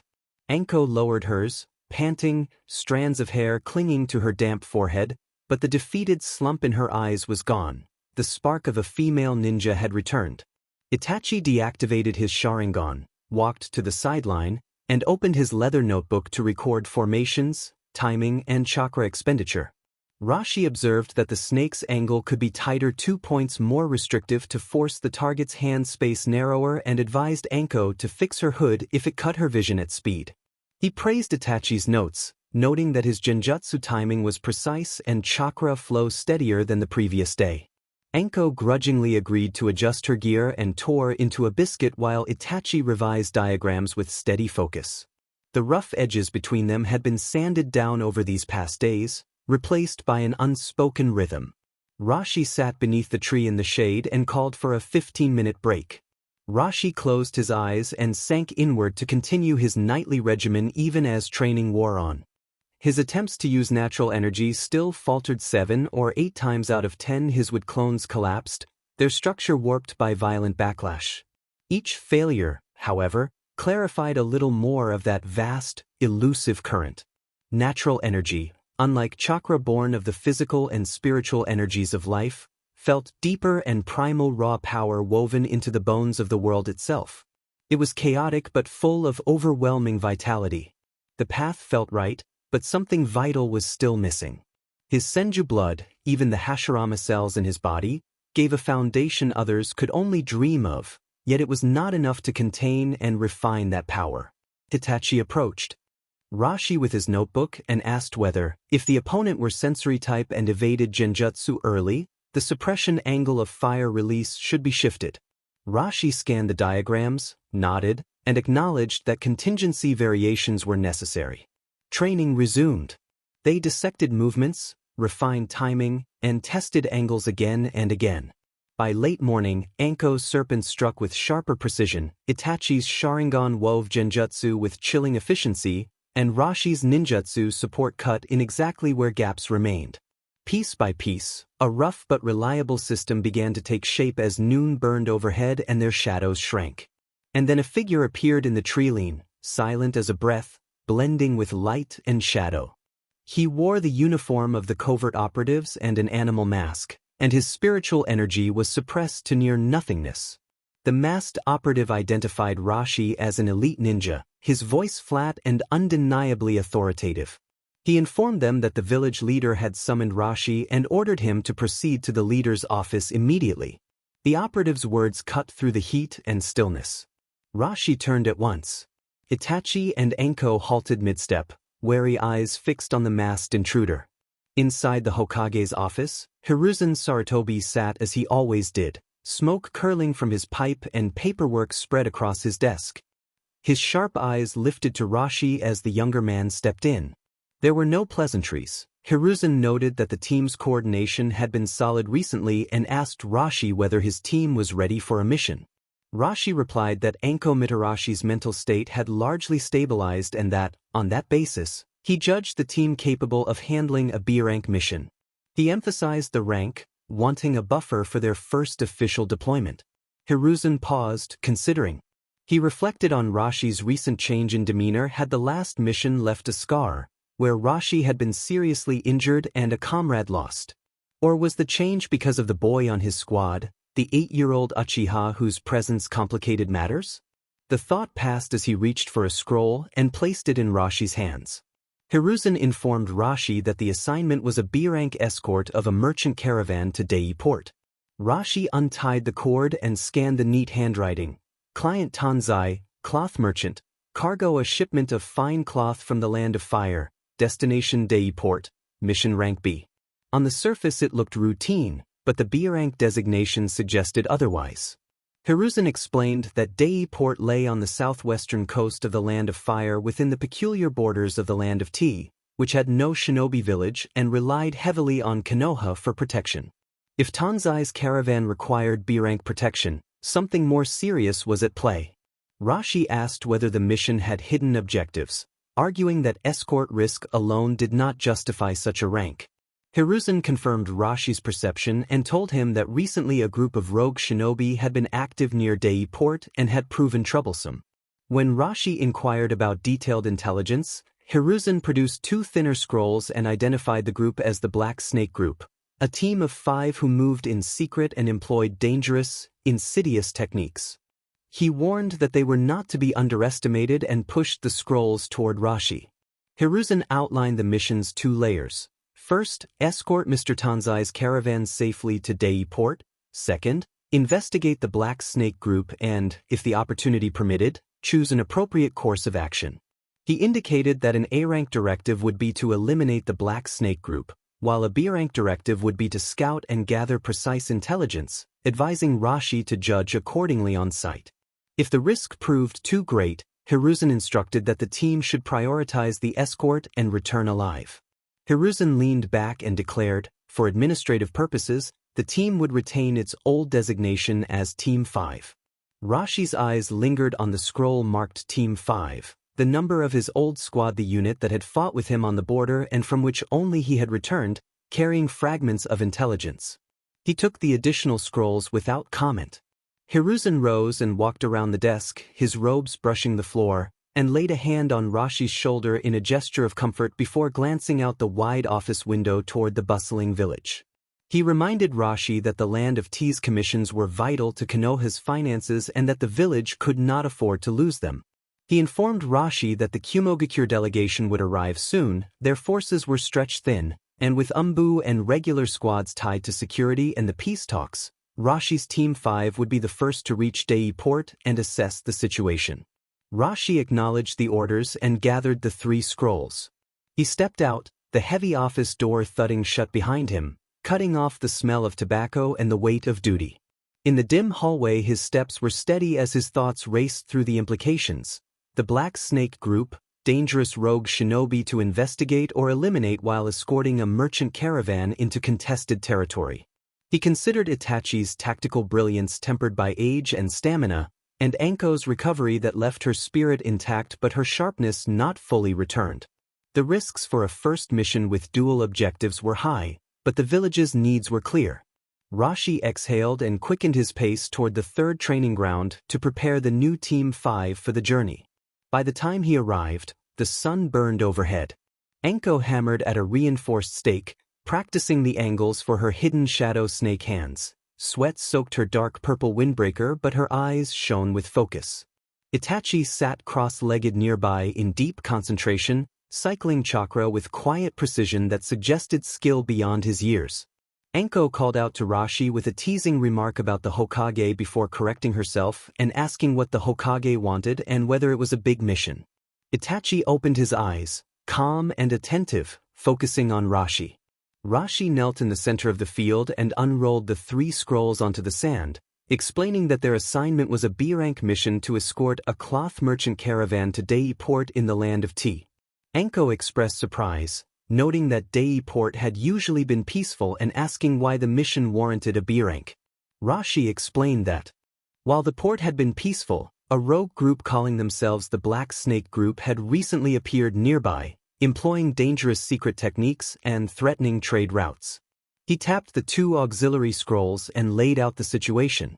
Rashi outlined the mission, stating that the secondary objectives were to gather intelligence on the target, also B-rank, or, depending on circumstances, to engage and eliminate them, with that part classified A-rank. Anko let out a sharp breath and reacted with disbelief. She could not believe their first mission was rated A-rank and thought it was insane. Rashi responded firmly that the Hokage had left the choice to them.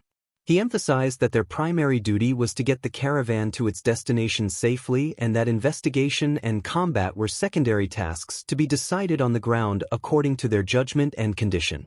He warned that the risk was high, that these enemies were unknown, and that they could not be underestimated.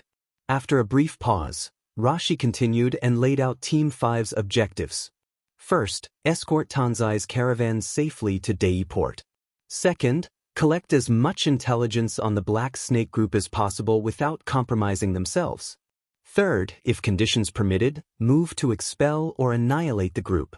He fixed his gaze on each team member as he asked for confirmation that they understood. Anko straightened, her disbelief giving way to sharp determination. Itachi acknowledged the orders with crisp clarity. Rashi rolled up the scrolls and reminded them that the caravan left the next morning, instructing them to prepare their gear, tools, and medicine and to gather at the village gate before 6. Non-show post. The sky was only just paling, yet the post town already roared with life. Packhorses neighed and stamped, cart axles groaned beneath heavy loads, and caravan guards barked rough orders. The air was thick with the mingled scents of livestock, sweat, dust, and the greasy allure of cheap fried food. Carts piled with goods clogged the narrow streets, while porters and merchants darted through gaps like minnows in a current, each one desperate to seize the day's earnings. Through this boisterous tide of humanity, Rashi led Itachi and Anko with his usual confident stride. The mission scroll's address brought them to the rear courtyard of an inn with a weathered signboard reading Sofeng.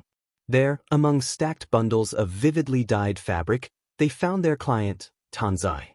He was every inch a seasoned merchant, plump frame wrapped in a once fine brown silk gown now dulled by dust, round spectacles perched on a rounder face, eyes sharp and restless as he tracked the movements of his laborers.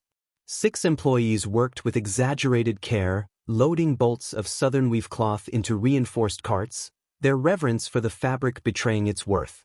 When Tanzai's gaze shifted to the new arrivals, his smile faltered. It lingered a moment too long on Anko, her dark purple windbreaker crisp and new, her expression already impatient before flicking to the boy beside her. Itachi, small for his age, wore a ninjutsu pouch strapped neatly at his side, his face still soft with childhood. A flicker of doubt crossed the merchant's eyes. Tanzai wondered inwardly whether 2 adults and 1 child were appropriate for this job and whether the boy was even 10, given how valuable his southern weave was. Years of wheeling and dealing had trained him to bury instinctive reactions. In a heartbeat, his expression thawed into something almost absurdly welcoming. Tanzai announced his relief at the arrival of the Konoha ninjas and offered to treat them, proclaiming loudly that they must be exhausted. He asked with practiced deference if the tall man before him was the team captain and requested the honored name. Rashi identified himself as Special High-Ranking Ninja Rashi. His eyes, cool and steady, passed over the merchant to rest on the carts brimming with expensive cloth. Tanzai clasped his hands together and laughed, calling Rashi captain with exaggerated warmth while his shrewd merchant instincts continued to probe.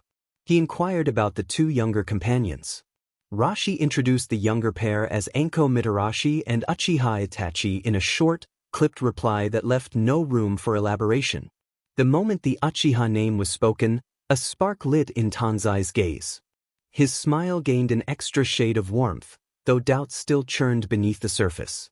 Tanzai insisted they must be starving after their travels and, with theatrical briskness, offered to bring them to a stall at the post entrance where the noodle soup broth was said to be unforgettable. He urged his workers to hurry, declaring he would return with their distinguished guests before they departed. Anko curled her lip at the display. Itachi, however, stayed rooted. He told Rashi that he would remain and watch over the cargo. Rashi gave a brief nod, and he and Anko followed Tanzai out of the courtyard's din.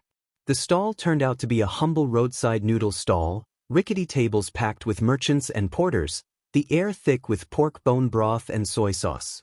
Tanzai ordered 3 bowls with practiced ease.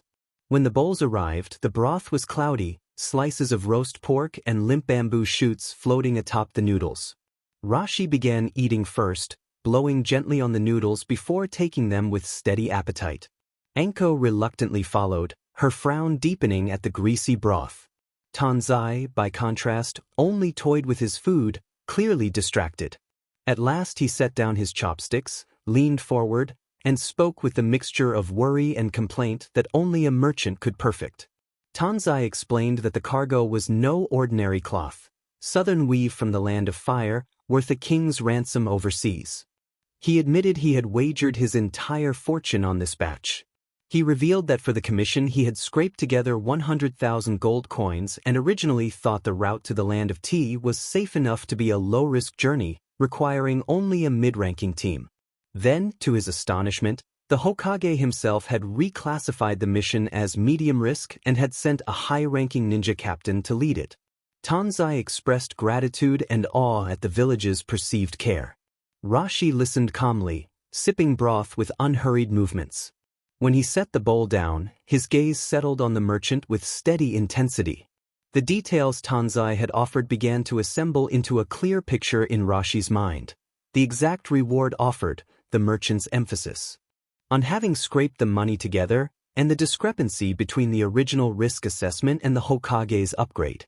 Rashi considered that a low-risk mission typically required a mid-ranking ninja with low-ranking support, handling bandits or wild beasts at worst, while a medium-risk mission implied a genuine chance of enemy shinobi and required a more seasoned escort. Yet Tanzai's manner did not reflect fear of enemy ninjas. He spoke of gratitude to the village as if the upgrade were a favor, not a warning. A desperate man would have found additional funds to ensure a stronger escort. Rashi asked Tanzai directly what he truly feared and what had made him decide the cargo required protection worth 100,000 gold coins. Tanzai froze, clearly not expecting such directness. His lips tightened, then curved into a wry smile, eyes flickering behind his glasses as he prepared to confide. A tension lingered in his posture, and the question hung between them as the market's noise continued outside. The forests were vast, and there were always small-time gangs, 24 here, 30 there, using the terrain to their advantage. For an isolated caravan they could be a nightmare. Tanzai admitted that with goods as valuable as his he feared being overwhelmed and stripped bare. He hesitated and lowered his voice, explaining that near Daiport there was a stretch called No Chapo Forest and that it had been restless lately. A group called the Chayama Gang had entrenched themselves there, 200 or 300 strong, desperados and cutthroats, dangerous men. Rashi echoed the name Chayama Gang quietly. That explained it. For a merchant, a mob of hundreds was more terrifying than a handful of rogue shinobi, enough to warrant staking everything on a top-tier C-rank escort. And yet the name Black Snake had never left Tanzai's lips. A rift yawned between the village's intelligence and the client's perception. Either Konoha's intelligence was flawed, the Black Snake operated in deep secrecy, or their targets simply did not overlap with Tanzai's trade routes. Perhaps there was more hidden beneath the surface. Rashi nodded and indicated he understood, then finished the last of his broth and set the bowl aside. His eyes flicked to Anko, who was already prodding impatiently at her half-eaten meal. Rashi told her that if she was done she should head back, since they would depart soon. Anko tossed down her chopsticks in relief. Tanzai scrambled to his feet, regaining his practiced smile, and assured them that with Captain Rashi present his heart was truly at ease. When they returned to the Songfeng Inn's courtyard, the carts were already packed, vivid cloth hidden under heavy tarps. Itachi stood guard beside them and nodded quietly to confirm all was in order. Tanzai gave the order to depart. With a chorus of creaking axles and snorting horses, the caravan rolled out of the inn's gates and merged into the crowded main road of Nansho Post, turning southwest toward the long, uncertain road to Dei Port in the Land of Tea. Within the Land of Fire, a Konoha forehead protector was the greatest shield one could ask, for its mere presence seemed to guarantee safety. Because of that, the caravan advanced without hindrance. Only when they crossed the border into the Land of Tea did the porters begin to glance about nervously, their movements tightening as if sensing unseen eyes. Rashi immediately dispatched shadow clones to scout ahead. Any small bandit group lurking in the forest paths was intercepted by his clones before the bandits realized they had been discovered. Sometimes the clones returned with spoils, much to Tanzai's delight. The merchant's smile widened with every pouch of recovered coin or weapon. But as the caravan neared the ancient woodland of Nochapo, that easy cheer was smothered by the shadows pooling beneath the trees. Tanzai urged that Nochapo lay just ahead, his horse edging closer and his voice trembling as he mentioned the Chayama gang. Rashi replied calmly that the slope camp was empty. His clones had already scouted it. An entire bandit stronghold, large enough to house hundreds, stood abandoned. There were no corpses and no signs of battle, only a clean, deliberate evacuation. Tanzai went pale and asked where they had gone. Rashi said he did not know, his eyes sweeping the thickening treelines on either side of the road. His vigilance was taut as a bowstring, every sense spread outward like a spider web. Hundreds of missing brigands vanished without a trace, the weight of it pressed over them like a gathering storm. The tension held until the caravan finally bypassed Nochapo and entered the open stretch leading to Dei Port. Tanzai sagged in his saddle, relief washing over his features as he thanked the heavens and expressed gratitude to Captain Rashi. Rashi, however, kept his gaze on the port city ahead. Gray-white walls leaned against the mountainside, while tall masts speared the sky above the harbor.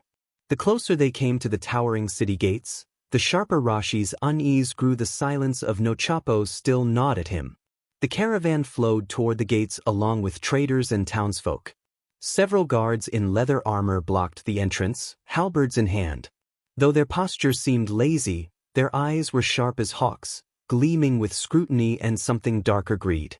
When Tanzai's turn came, the scarred guard captain sauntered forward, eyes flicking over the travel papers and tarped carts. He identified Tanzai as a cloth merchant and informed him that, by order of the city's new regulations, all incoming goods were subject to a special transit tax equal to 40% of their value. The tone was mocking and deliberate. Tanzai went pale and protested that there had never been such a law, begging for an exception and offering to sell inside the city first, then return with the tax. His pleading drew a rapid response. From the shadows around the gate, dozens of armed men poured out, circling the caravan with predatory precision. Anko's hand twitched beneath her purple coat, rage burning in her eyes. She recognized the action for what it was: robbery, not regulation, but she held her position. At the rear, Itachi's gaze turned cold, dissecting every detail: the attackers' weapon calluses, faint tattoos hidden under their armor, the feral gleam in their eyes. These were no disciplined guards. Tanzai bowed repeatedly and offered a sickly smile, imploring them to spare the goods. The captain sneered at the suggestion of an exception and ordered that 2 wagons be left. As tax. The guards roared and rushed forward like wolves closing on prey. Rashi cut through the chaos with a single command to stop. He moved to stand before the two targeted carts, his figure blocking the path as if he had always been there. He did not raise a weapon or make a show of force. He simply stood calm, immovable, his shadow long and steady across the ground. For the men who had rushed forward, the presence was like colliding headfirst with a stone cliff. Their momentum broke and they froze. The scar-faced captain's triangular eyes narrowed as he took in the unmistakable leaf crest on Rashi's forehead protector. He tried to reassert authority, accusing the Konoha ninja of interfering in the land of T's internal affairs and demanding to know if they planned to attack officials who were lawfully performing their duties. Rashi replied that their contract was to escort the caravan and ensure its safe arrival at Dei port, and that what these men were doing was openly robbing property belonging to a client of Konohagakure. The declaration landed with unmistakable weight. A sudden pressure rolled off Rashi, an intense, chilling presence that tightened the air like a gust. Several of the guards nearest the carts staggered back, pale and shaken, their hands trembling. The captain's bluster shriveled. His throat bobbed in a hard swallow as he realized the cost of provoking the young ninja before him. He could not doubt that, if ordered, Rashi would defeat them with overwhelming ease. Anko shifted her stance subtly, feet sliding into position to intercept any flanking moves. At the rear, Itachi tracked the farther guards with careful, unblinking focus. Silence choked the gate. The only sounds were the nervous snorts of pack horses and Tanzai's ragged breathing. Among the gathering crowd, several onlookers exchanged uneasy glances and one slipped away. The captain's facade cracked under the weight of the moment. He forced a stiff, brittle smile and declared it a misunderstanding, ordering everyone to fall back and claiming not to disturb their honored guests. The ring of men scattered as if released. Tanzai nearly surged forward with relief, eager to push through the gate, but Rashi stopped him in his tracks and told him to pay the tax. Rashi invoked the old rules, whatever the amount was. The suffocating aura vanished, leaving his tone composed as before. Tanzai blinked, then fumbled as though waking from a nightmare. With shaking hands he pulled several banknotes from his pouch and offered them with both hands. The captain snatched the money and shoved it into his pocket without a glance, his smile returning wide and sycophantic. He ordered them to be let through at once. The merchant nearly fell to his knees in gratitude, thanking Rashi in a trembling voice as he herded his men toward the docks. Rashi did not head for the port immediately. Instead, he led Anko and Itachi into a damp, narrow back alley where the smell of salt water hung heavy. Anko's satisfaction at putting the guards in their place was tempered by a deep frown. She asked whether the village would think they had overstepped and whether they could hold him accountable. Rashi leaned casually against the wall, the light at the mouth of the alley splitting his face into shadow and glow. He did not answer right away but turned his attention to the boy who had been quietly watching and asked what he had seen. The Uchiha lifted his gaze, calm as ever, and observed that many of the guards bore partially hidden tattoos, the kind common among the Chayama mountain bandits, and had not seemed like regular soldiers.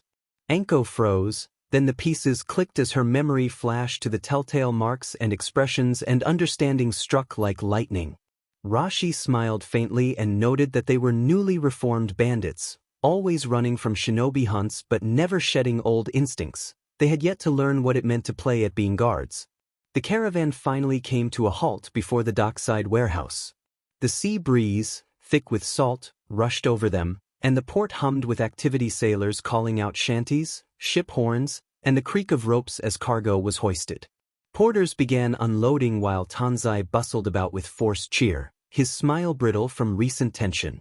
Rashi found a quiet stone step near the warehouse where he could watch both the docks and the main road, and he sat down. Anko stood nearby with the hood of her dark purple trench coat draped over her head, arms folded as her sharp eyes scanned the crowd. Itachi settled silently at Rashi's other side, his expression unreadable. Rashi explained that the land of T's governance over its territories was lax. As long as taxes were collected and no major incidents arose, the authorities rarely questioned who actually held power. He suggested that the bandits had likely been granted official authority, perhaps directly from a daimyo. He also noted that numerical strength alone did not guarantee control in a world where ninja techniques could easily unbalance conventional forces. Piecing together Konoha intelligence with Tanzai's account, Rashi was already forming conclusions. By then Tanzai had finished the first round of business and hurried back, wiping sweat from his forehead. He expressed gratitude and unease, insisting he had booked rooms at the Heifi Pavilion on the docks and begging them to stay a few days so he could properly show his thanks and cover their expenses. Rashi recognized the excuse cargo handovers would take days, and although their mission had technically ended at Dei port, Tanzai needed them close to avoid trouble if guards discovered his escort had departed. After a brief pause, Rashi agreed. Tanzai nearly bowed with relief and escorted them to the inn. The Heifi Pavilion stood on a quieter street at the fringe of the docks, a tidy 3-story wooden inn. The innkeeper, a reserved middle-aged man, betrayed a flicker of reverence at the sight of the Konoha headbands and quickly arranged the best rooms on the top floor. Rashi's room sat at the far end, with a window that overlooked the harbor and the endless blue sea. Anko and Itachi retreated to their rooms to rest, but Rashi lingered by the window, watching the bustle below. The streets were noisy and crawling with the so-called guards, Chayama gang thugs now dressed in armor who roamed in packs and cast unfriendly looks toward the Heifi Pavilion without daring to approach too closely. Anko returned shortly afterward, her trench coat replaced by a dark combat outfit, and her hair tied back in a loose knot. She looked impatient and almost eager, and she warned that shady types were watching from downstairs and offered to clear them out if needed. Itachi finished unpacking and stepped forward as well. A stir rose from the lobby, and the innkeeper's voice trembled as he addressed someone he had recognized. Jirocho announced his presence and requested to be announced, saying he had heard that Konoha's guests were in town and that he had come to pay his respects. Rashi recalled that Dei port had long been dominated by 2 major families, the Wasabi and the Hijis, who alternated authority over the city. If the Chayama gang had forced their way in, at least one of those houses had been displaced. Rashi told Anko to let Wasabi-san up, and she complied, still alert. Heavy, steady footsteps came up the wooden stairs. A middle-aged man in a dark gray silk kimono entered with a composed dignity and an unhurried gait that suggested taijutsu training. His neatly combed hair and lean face framed eyes that were kind on the surface but sharp with worldly wisdom. This was Wasabi Jirocho, head of the Wasabi family. Jirocho's gaze swept the room, lingering on Anko's impatience and Itachi's calm before settling on Rashi by the window. He bowed slightly in practiced humility and introduced himself, then asked for Rashi's name. Rashi replied that his name was Rashi and invited Jirocho to sit. Jirocho accepted and then sharpened his tone as he addressed recent events, criticizing Rashi's actions at the city gate as reckless. Anko scoffed at the rebuke, but Rashi remained composed. He tapped a finger against the wooden tabletop in a soft rhythm and asked why Jirocho considered his actions reckless. Jirocho explained that the Hokage had left words meant for Rashi should he arrive in Dei port, and he relayed the situation. The Wasabi and Hijis families had long contested governance of the port, but half a month earlier the Hijis had allied with the Chayama bandits and, with that force, seized control of the town. Jirocho's composure cracked with indignation as he described how the Hijis had granted those bandits free rein to extort merchants and levy absurd taxes, exploiting the people and undermining the town's stability. He warned that if this continued, Dei port would rot from the inside out. Rashi assigned Anko and Itachi to guard Mr. Tanzai's warehouse. The two acknowledged crisply. Rashi then turned his calm gaze toward Jirocho and said he understood the concern, warning that Mr. Wasabi's situation might not remain safe for long.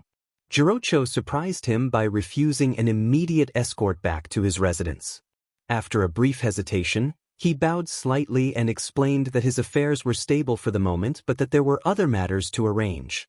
He asked Rashi to wait, promising to return later to offer a proper apology. Rashi accepted and did not press him further. Jirocho withdrew with a handful of guards, and Rashi watched him go with a faintly thoughtful expression. Anko commented with arms folded that it was odd for someone asking for help to back away when offered protection. She had clearly noticed Rashi's intent but found Jirocho's refusal suspicious. Rashi suggested that Jirocho might already have protectors working in the shadows and would need to set things in order before revealing them. Enko sighed and complained that the mission was a mess. She praised Rashi's sharp mind, then collapsed onto the bed, exhausted. Itachi listened quietly, catching every word without replying. Enko grumbled that since the village leader had accepted the Wasabi family's request, the situation should have been clearer. If they had known the full details earlier, they could have dealt with the trouble at the gate. Itachi reminded her that as ninja they could not openly move against official figures. Enko objected that then the merchant's commission was pointless and argued that if they could not act openly, they might as well handle things at night. Itachi countered that the village had given them more than one objective. Either the bandits were backed by rogue ninja, or some among them were ninja themselves. He recalled an earlier mission in which an apparent bandit gang had been led by a rogue ninja, which explained why the captain had not acted rashly. Rashi poured water for himself and for Enko when she brightened at the offer. He explained that for the Chayama gang to be accepted into local power, they must have a backer, and that the village leader's refusal to spell out details was not unprecedented. He reflected on the Wave Country incident, where a client had presented a simple escort request that concealed far greater danger. Civilians could be deceptive, and even village reviews could leave gaps that allowed unexpected threats. High-level enemies could appear where none had been expected, and that had informed the village's cautious approach. This current escort was different. Mr. Tanzai had posted what he thought was a top-tier commission, and the Leaf Village had reclassified it as a higher rank and dispatched a team. The Black Snake Group's involvement remained uncertain, so additional tasks were treated as optional. The main escort assignment was the mandatory portion. Rashi suspected that the lack of XPLCT detail might be a test of his initiative. His recent distance from ambition meant he could have completed the bare minimum and been written off as a cautious veteran, but he knew that the village's stability and the ripple effects of recent clan events meant he could not afford complacency. Rashi told Enko that villages never openly admitted interfering in another country's affairs, which was why they had sent a high-ranking ninja team and given them discretion to act as circumstances demanded. Enko joked that she would leave everything to Rashi, calling him a special high-ranking ninja and claiming she was only good at following orders.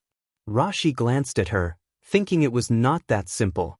As Jirocho departed, the captain of Dei Port's guards reported the incident at the city gate to a tall man in a brown robe beneath a white overcoat, a sword resting at his side. The captain asked how they should handle the ninja involved and the city gate tax. The tall man, Jubi, narrowed his eyes and instructed them to watch the newcomers carefully and not to provoke the Leaf Village ninja.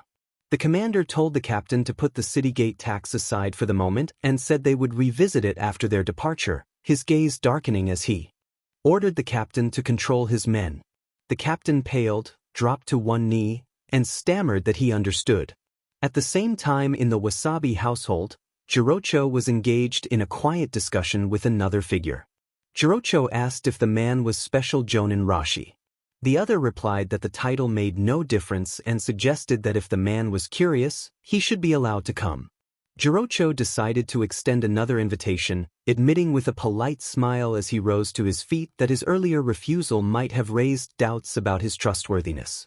The figure chuckled and said that once the man met him, everything would become clear. Jirocho agreed smoothly. With his plan set, Rashi first spoke with Tanzai. The merchant, visibly anxious, tried repeatedly to dissuade him, but Rashi's steady, unwavering gaze left no room for negotiation. With 2 Leaf Village Shinobi left behind to guard the warehouse, Tanzai finally relented, though unwillingly. Not long after, Wasabi Jirocho returned and personally invited Rashi to the Wasabi estate. The Wasabi family referred not only to the household itself but also to the clan-like organization it led. The estate was not extravagant, but it housed dozens of core members and their kin. Its perimeter was fortified with guards armed with bows and even firearms, an unusual sight for eyes used to shinobi measures. Watchtowers rose before the rear courtyard, manned at every hour. Inside, the atmosphere shifted. Jirocho commanded genuine respect from his kin, and that same courtesy extended to Rashi as he was led deeper in. They passed through an ornate sliding door decorated with pine and crane motifs into a serene garden of raked white sand, stepping stones, and carefully trimmed greenery. Corridors ringed the space, connecting tea rooms and private residences. Rashi slowed slightly, taking in the refined atmosphere and noting that the space felt like the inner residence. Jirocho agreed and explained that there was someone Rashi should meet. Before a secluded courtyard screened by slender bamboo, Jirocho halted and announced Rashi's arrival as a special operative from the Leaf Village. The door slid open with a soft rasp. A young woman in dark blue casual wear, her black hair cut neatly and her expression calm and intelligent, peered out. Surprise flickered across her face when she saw Rashi, quickly buried beneath polite composure. Rashi recognized her immediately as Shizun, which reassured him that the person inside could only be who he expected. Shizun stepped aside and invited Rashi inside with steady gentleness.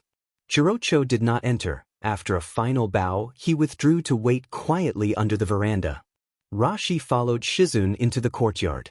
Sunlight filtered through bamboo leaves, scattering dappled shadows across the garden. A woman sat lazily on a stool by a stone table, clad in a loose green robe. Her golden hair, untied, fell over her shoulders. Several sake bottles sat before her, some drained, some half-filled. She lifted a heavy ceramic cup and tilted it back with practiced ease, drinking rather greedily. Her profile in the shifting light was striking. Smooth, youthful skin and sharp brows, the kind of presence that suggested she was no older than her early 20s. Rashi identified her as Tsunade. Tsunade set the cup down and wiped a trace of liquor from her lips. She noted that Rashi had arrived and asked whether Grandma Momoka was still alive. Rashi replied that Grandma Momoka remained vigorous and might even be healthier than Tsunade at the moment. Tsunade accepted the response with a rough chuckle and rose unsteadily, the faint tremor in her movements betraying how much she had had to drink. She moved closer until the scent of sake lingered between them and, for a moment, her eyes sharpened with clear scrutiny despite her haze. She said she had heard Rashi was once near death and that Grandma Momoka had sent a letter asking her to help, but seeing him now she judged him lively and standing tall. She questioned why he did not simply remain in the village and stop worrying Grandma Momoka, noting the elder's advanced age. Rashi stated that the village had assigned him a mission and that he intended to see it through. Tsunade muttered about the futility of losing one by one and questioned what had really changed in the end. Without warning, Tsunade closed the distance with startling speed. Her hand struck Rashi's shoulder with a sudden, overwhelming force that drove him down. The stone beneath his feet groaned and cracked, lines spiderwebbing outward. The haze in her eyes vanished, replaced by a cold clarity as she demanded whether Grandma Momoka had used that technique on him. The pressure felt suffocating, and Rashi reacted by flaring his chakra. A condensed blue surge of energy pulsed from him in a dramatic discharge. A shockwave rippled through the courtyard in an anime-like burst of power. Stone fractured and sand scattered as a gust whipped the bamboo leaves. The display felt more like a spectacular clash of energies than actual injury. Rashi pushed his spine straight against her strength. Tsunade let go abruptly. The weight vanished like mist as she retreated and leaned back casually against the stone table. She took up her sake cup again and swirled the liquid with disinterest. Tsunade asked what kind of mission could be important enough for the old man to send Rashi. Rashi calmly explained that Grandma Momoka's earlier incident had been an accident and that at most the third Hokage harbored suspicions, nothing more. He added that Jirocho had already explained the details of the mission. Tsunade narrowed her eyes and fell silent for a moment as bamboo rustled around them. Shizun stood tensely to the side, brows knit and gaze flicking between her master and the visiting shinobi with worry. After finishing her cup, Tsunade dismissed him and told him to go and do whatever he had come for. Rashi bowed slightly and prepared to leave. He answered Lady Tsunade in the affirmative and then turned to follow Shizun toward the gate. Just before stepping out, he stopped. Without looking back, he told the person remaining in the courtyard that Grandma missed them and that, if they had time, it would be good to return to the village and see her. Shizun burst out that Lady Tsunade had been too rude to speak like that and even to strike him when Rashi had left. Tsunade dismissed the complaint, thinking the boy had not been polite either, and waved her hand as if the matter were trivial. Tsunade's gaze drifted toward the courtyard, where green bamboos swayed gently in the wind. Returning to the village felt pointless. All that waited there were heavy stares and silent, burning expectations. She could not even face blood. She wondered what use she was if she could not shoulder anything or endure anything. That was why she had wanted to see Rashi, to confirm with her own eyes whether that boy truly carried that power. The brief clash in the courtyard caused no ripples outside. When Rashi stepped out, Jirocho was already waiting by the corridor, standing respectfully as though the muffled crack of shattered stone moments before had been nothing more than the wind. He led Rashi through winding halls to an elegantly furnished reception room at the front of the estate. Rashi asked about the Chayama gang and whether Jirocho had more precise intelligence. Jirocho straightened and explained that Nochapo had long been a den for ronin and fugitives. In the past, their numbers had been small and both his family and the Hijis had sent men regularly to keep the trade routes safe. About 4 months ago everything had changed when a wandering samurai appeared. With sheer force and ruthless methods he had united the scattered bands in Nochapo, forged them into a single force, and even established a stronghold on the hillside. At that time, both houses had realized the matter was beyond their ability. They petitioned Konoha for support, but no response had come. In the meantime they had only strengthened patrols along the trade roads, trying their best to hold on. Jirocho's tone grew lower.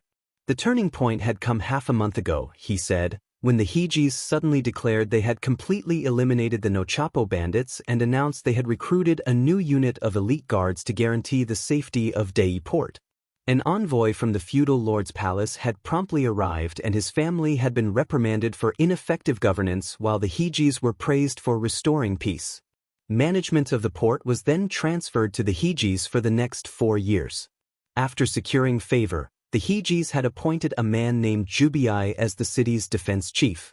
Jirocho's expression hardened as he revealed that the so-called new guards were none other than the former Chayama gang and that Jubi was the wandering samurai who had forged them into one force. He described Jubi as a dangerous, ruthless man and admitted that the village had only scattered rumors about his true ability. People said he had displayed strength and speed far beyond an ordinary warrior and that some whispered he wielded techniques akin to ninja techniques, but there was no concrete proof. Rashi asked then about the Black Snake Group. After a moment of hesitation, Jirocho recalled that 2 months earlier the sea route from Dei Port to Naki Island had been plagued by vicious pirates, causing severe losses that angered the feudal lord's palace. Shortly after, word had spread that a band of wandering ninja called the Black Snake Group had accepted a commission from the feudal lord and had defeated the pirates. After that incident, the Black Snake Group had seemed to vanish completely. There had been no sightings in Dei Port or its surrounding waters, and perhaps they had simply collected their reward and left. Rashi acknowledged the information and thanked Jirocho. He asked the Wasabi family to continue gathering intelligence on the Chayama gang if possible and told Jirocho he would return to the inn to make arrangements. He also instructed that if anything urgent arose, a message should be sent to him at Heifei Pavilion. Jirocho agreed and personally escorted Rashi from the reception room. At the pier, Anko leaned casually against a wall, the hem of her purple trench coat lifted slightly by the sea breeze. A blade of grass hung loosely from her mouth as her sharp eyes swept over the busy port, porters shouting as they hauled crates, guards in worn leather armor patrolling in lazy steps, their gazes lingering on piles of valuables. A caravan of fully loaded wagons clattered toward the docks, guarded by several men, and the owner spoke in hushed tones with a port official who quickly waved laborers over to prioritize the shipment. Tanzai muttered in frustration that the cargo was being loaded straight onto the ship as soon as it arrived, that his goods had been left behind again, and that if only he had bought weapons they would not be delayed. He explained that someone was buying weapons in bulk and that those shipments were getting priority while his cloth had to wait days. He pleaded with Anko for protection. With Rashi gone, the merchant's sense of security rested entirely on Anko and Itachi. The boy was still too young to be relied upon, so Tanzai clung to Anko like a lifeline. Anko listened distractedly and then, with a small movement of her hand behind her back, produced a thin gray serpent from the shadowed sleeve of her trench coat. It slid out soundlessly, hugged the ground, and darted into the shadows between crates and wagons, vanishing without a trace. After leaving the Wasabi family estate, Rashi sensed someone tailing him from the shadows. He did not bother shaking them off. He strolled through the city, paused at shops, chatted with vendors about market prices, and settled at a street-side tea house. A pot of coarse local tea and a few sticky rice cakes arrived. The tea was bitter, the cakes chewy ordinary fare, but the idle chatter drifting through the tea house confirmed Jirocho's warning. The Chayama gang's disguised guards had built up a month's worth of simmering resentment, like smoldering charcoal waiting for a spark. Night had already fallen by the time Rashi returned to Heifei Pavilion. Tanzai looked surprised to see him back so soon. After a short exchange, Tanzai retired to his room, leaving Rashi alone. Moments later, a knock sounded. Anko stood at the door, tapping her forehead with 2 fingers in a playful salute and noting that he was back early and joking that the Wasabi family must have bored him. Rashi glanced up at her. She smirked and said she had dug up something interesting. Rashi smiled faintly and asked her to enlighten them. Anko reported that when Rashi had visited the Wasabi estate, a shipment had arrived at the docks. She had checked it out and found throwing knives, throwing stars, and protective gear. When Rashi asked where they were sent, she said she had already dispatched Itachi and explained she had not gone herself because she stood out at the docks. Pretty faces did not blend in. Itachi then entered and bowed politely. He informed the captain and Anko that he had confirmed everything. The entire shipment had gone to Naki Island, and from what he gathered they had been quietly stockpiling ninja tools all month. Rashi asked about Tanzai's goods. Itachi replied that they were safe. He had watched the docks all afternoon and the guards had glanced their way but were not interested in the cloth merchant's cargo.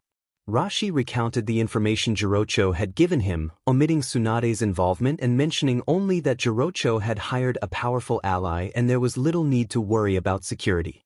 When he finished, the 3 fell into thoughtful silence. Anko frowned and remarked that the Chayama gang's desperation for money, the Black Snake group appearing from nowhere, and Naki Island's secret weapons purchases were like beads scattered on the ground. She could not see the thread tying them together. Itachi offered that the Black Snake group connected to BGMI. Tanzai then returned upstairs and announced dinner. Anko raised her hands dramatically and told Itachi to come help the poor cloth merchant carry dishes before he burst into tears and ruined dinner. Itachi followed her out without a word, and the door clicked shut, sealing off the noise of the hall. Alone, Rashi rose and pushed open the window. A cool breeze stirred his hair as he gazed into the night. Throwing knives and throwing stars were called ninja tools for a reason. Ordinary people did not use them. Even for ninja, in close combat a sword was often more decisive. The elite guard's standard gear demonstrated that. For an ordinary group, especially one outside the village system, to buy such weapons in bulk was anything but normal. The Chayama gang openly clawing after money since their takeover looked less like greedy thugs and more like a force funding something larger. Their hunger did not feel like simple banditry. Their eyes were fixed on the ninja. The door creaked open and a hotel attendant entered with a tray. Dinner was typical port fare, a steaming bowl of thick fish stew with floating scallions, a plate of small sea fish fried until golden and crisp, and the house specialty fish paste cakes, springy and white, flecked with red pepper. For the ninja, Tanzai also brought out a plate of seasonal fruit. As they sat, Rashi asked if everything was all right. Anko set out the bowls and chopsticks and Itachi placed the fruit platter in the center. Rashi surveyed the fragrant dishes and said they would find another chance to try the local specialties after the mission. Anko's eyes lit up and she shamelessly demanded that he pay. The chef's skills were commendable, the fish fresh and the seasoning precise. By the time Rashi finished, he found himself oddly charmed by Dei Port. He decided that once the mission was complete, he would linger a few days to soak in the sights and flavors, assuming the current mess could be untangled without disaster. When the dishes were cleared, silence settled over the room.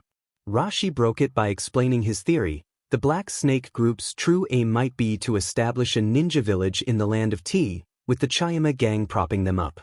Anko reacted with disbelief that a village could be founded with just a bunch of strays. while Itachi's usually calm expression shifted with surprise. Rashi argued that it was not impossible. The 5 great nations were not the only ones with ninja villages. Many smaller countries had their own. As long as they did not violate the great power's core interests, no one had the will or resources to eliminate them all. When war broke out, the major villages were too busy with their own fronts, leaving gaps in influence. The nobles of smaller nations still had needs and threats. Without a standing force, their safety became fragile. Founding a ninja village under a ruler's influence was a logical choice. Enko countered that a feudal lord could simply hire powerful ninja as personal guards, but Rashi explained the difference. Personal guards were private soldiers bound by individual loyalty and could be swayed, corrupted, or turned against their masters. A ninja village was institutional, with legal recognition, sustained funding, and defined boundaries. That stability made it valuable. He added that only this explanation fit why the land of Tea tolerated the Chayama gang's behavior in Dei port. Enko opened her mouth to retort, but no counterargument came. She sighed and ran a hand through her hair. She asked what the plan was: get the merchant's goods on the ship, then rush back to the village and hand the problem to the village leader. Rashi did not answer immediately. He reached into his robe and withdrew a scroll, placing it on the table. The black A-rank mission scroll, marked with Hiruzen's personal seal, gleamed coldly in the lamplight. Rashi tapped the scroll and met both Enko's and Itachi's gazes, indicating that the village had already given them the authority and had a preference: expel or annihilate the Black Snake group. From the land of Tea's perspective, having its own ninja village was appealing. If resources were to be invested, they should be used to build power rooted on their own soil, serving their interests first. Konoha's view was very different. In the early days, the smaller villages formed alongside the 5 great ones had been ignored, either because they were distant or because Konoha lacked the manpower to care. The Land of Fire's wealth had always provided sufficient missions to sustain the village. Now, however, things had changed. Konoha had thousands of registered shinobi, with numbers still growing even in peacetime.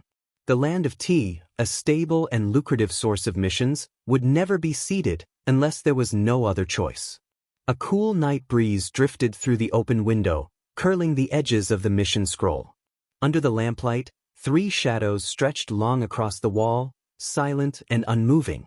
BGMI was a wanderer. He had never had a fixed abode before, and even now, despite holding the title of Chief Guard of Dei Port, he still shifted his residence daily. Not even his own men from the Chayama gang could find him unless he chose to appear. He told himself to wait just a little longer. The final stretch was near. The Konoha shinobi would be leaving soon. They were only here for an escort mission. Still, unease gnawed at him. The Wasabi family had reached out to those Konoha ninja, and one of them had even paid a return visit. A bad sign. But BGMI decided this was not the right moment to act. He felt a stab of regret over Yuma's long-standing insistence that he eliminate Wasabi Jirocho, yet back then Jirocho had been too obedient to be a threat. Striking at the Konoha shinobi now would be too risky, but doing nothing was not an option either. He made up his mind. The next morning, Rashi rose early and wandered the streets as usual. By the time the mist burned away and the port glittered gold under the morning sun, he returned to the inn. Tanzai had been waiting nervously, and the instant he saw Rashi, his face lit with relief. Tanzai informed Rashi that the port had approved loading and asked for an escort. Given permission, the cloth merchant wasted no time. Workers were quickly arranged. His eagerness was plain: he wanted out of Dei port as soon as possible. The docks were their usual chaos: shouting laborers, creaking cargo, and the smell of salt and fish in the air. Tanzai's men carefully carried the heavy, cloth-wrapped bolts from the warehouse to the cargo ship waiting at the berth. Thuggish guards lingered nearby, watching. The 3 shinobi could tell the guards' attention was not on the goods but on them. Rashi strode calmly toward Tanzai, who was bent in hushed conversation with a port official. Enko fell in step half a pace behind him, casual in posture but alert in intent. Their figures slipped into the narrow passage between stacked cargo and bustling dockworkers, and the distant guard's attention sharpened. From his perch on a cargo box, Itachi lifted his head and fixed his gaze on the guards. Sunlight glinted off his eyes, crimson tomo turning with silent command. Like ripples across a still pond, the gaze unsettled several guards, their pupils briefly unfocused. When clarity returned, Rashi was already at Tanzai's side, pointing toward the ship while Enko stood with arms folded. Two figures, nothing unusual. A guard blinked, confused, then saw the black-haired genin still seated on the cargo box, forehead protector gleaming, calmly watching the laborers, and convinced he had imagined things. Shielded by Itachi's illusion and Enko's presence, Rashi left behind a clone and quietly slipped away toward the Wasabi estate, masking his movements. Tanzai's early departure confirmed that the enemy was already on edge. Rashi had to accelerate his plans. The Wasabi residence remained tranquil. In the garden, Tsunade relaxed against the veranda with a plain sake cup in hand, watching the dappled light and shadows drift across the gravel. Wasabi Jirocho sat nearby, dutifully keeping her company. Tsunade called Jirocho's attention to a visitor, and the head of the Wasabi family excused himself and walked briskly down the corridor. At the courtyard gate, Rashi stood waiting. Jirocho led him back into the reception room without exchanging words outside. Rashi spoke directly to Wasabi Jirocho, explaining that he wanted to be frank about the true purpose behind the Chayama gang. Jirocho did not answer at once. He explained that his family had begun as fishermen and peddlers of Dei Port who had joined together to defend against wandering shinobi raids. The Wasabi family, he said, had always cared only for matters within the port. Beyond that, he acknowledged, it was thanks to Konoha's protection that Dei Port had long been spared much suffering at the hands of ninja. Today's chaos was nothing more than opportunists chasing profit, and Dei Port despised their greed. Rashi observed that the Hiji's family did not seem to share that view. Jirocho agreed that the Hijis were outsiders who only cared about money and noted his own wariness. They were relatives of the daimyo's former wife and not like the Wasabi. When Rashi asked if Jirocho had proof the Chayama gang had not been wiped out, Jirocho's eyes flashed and he confirmed everything was prepared. Rashi tapped the table once, deliberate, and proposed a course of action. He asked Jirocho whether the Wasabi family would present the evidence to the people of Dei Port and report the events to the daimyo. Jirocho's brow tightened. He worried the daimyo would refuse the evidence and might even scold them or use it as an excuse to move against the Wasabi family. Rashi acknowledged that risk and then outlined his reasoning. Rashi explained that the daimyo of the land of Tea had never accepted brigands as the official guards of Dei Port nor approved a bandit leader as town guard responsible for public safety. He advised Jirocho to state clearly in the report to the daimyo that under the escort of the ninja squad dispatched from Kanahegakure, it had been confirmed that the Chayama gang previously entrenched in Nochapo was never truly eradicated. Rashi asked Jirocho to assert that the Hiji's family, whether seeking recognition or misled by BGMI, had recruited these bandits as Dei Port guards. This led to the collapse of port order and widespread grievance from merchants and travelers. Rashi recommended requesting that the daimyo launch a full investigation, restore order, and placate the populace. Confusion and doubt melted from Jirocho's face and were replaced by surprise and sober realization. He straightened, admiring the strategy Rashi had crafted. He acknowledged that to put such a case forward would be a remarkable move for someone so young. Rashi pointed out the practical logic. The Black Snake group needed the Chayama gang to launder and accumulate wealth. If a nation truly backed them outright, such clumsy, small-time methods would not be necessary. A brief pause bridged the room as both men considered the implications and prepared to act on the plan. Second, the Chayama gang's attempts to legitimize themselves with ceremonies and public-facing trappings suggested the land of Tea wanted plausible deniability and room to maneuver. In short, the land of Tea could offer limited assistance while maintaining plausible ignorance. That meant the fastest way to flush out the hidden Black Snake group was to remove the Chayama gang their fundraising arm and force the higher players to act. Direct action against the core would be far riskier. Exposing their tool first was far smarter. Rashi asked quietly whether the Wasabi family would take the lead. Jirocho's face hardened into resolve. He declared that this was what his family existed for and asked to be told what to do. Tanzai stood at the gangplank of the cargo ship preparing to set sail, A wide smile plastered across his face. Small beads of sweat glistened on his brow in the sunlight. He clasped Rashi's hand tightly and expressed his deep gratitude, adding that he could not have managed this without him. His eyes flickered nervously toward the shadows near a warehouse on the dock, where several men in leather guard armor stood with folded arms. Tanzai told Rashi that the goods were finally on board and that he could finally breathe again. He lowered his voice and asked whether Rashi truly would not come with the ship, admitting his fear that those men bore a grudge because of the incident at the city gate. Rashi withdrew his hand, composed as ever, and reassured Tanzai. His gaze swept over the guards, who instinctively backed away the instant his eyes met theirs. Tanzai said that Rashi's words put his mind at ease and then mentioned that he had already paid for 5 days at Heifei Pavilion, urging Rashi to stay there without concern. He said he had hoped to host Rashi properly as thanks but that the ship could not wait, and produced a bulging pouch of coins as a token of appreciation. Rashi refused the money as a matter of duty and gently pushed the pouch back. Tanzai accepted it again with a bow and promised that if he ever needed another mission he would seek Konoha's operatives once more. With that he took his leave. Tanzai ascended the gangplank, looking back 3 times with each step. Only when the ship's horn sounded and the vessel pulled away into the busy lanes of the port, fading into the horizon, did his figure vanish from sight. Almost at that same moment, the air in the Wasabi family estate at the heart of Dei Port grew heavy. Inside a dimly lit chamber styled in traditional fashion, even the finest incense could not mask the tension. 7 or 8 well-dressed men sat formally on floor mats. They were the power brokers of Dei Port, the heads of the fishing guild, the dockworkers' union, and several of the largest trading houses. Only the Hiji's family was absent. Every gaze fixed on Wasabi Jirocho, seated in the main position. Jirocho wore a dark gray formal robe, his back straight as a pine. The humility that usually softened his gaunt features was gone, replaced by grim resolve, as if he had already burned his bridges.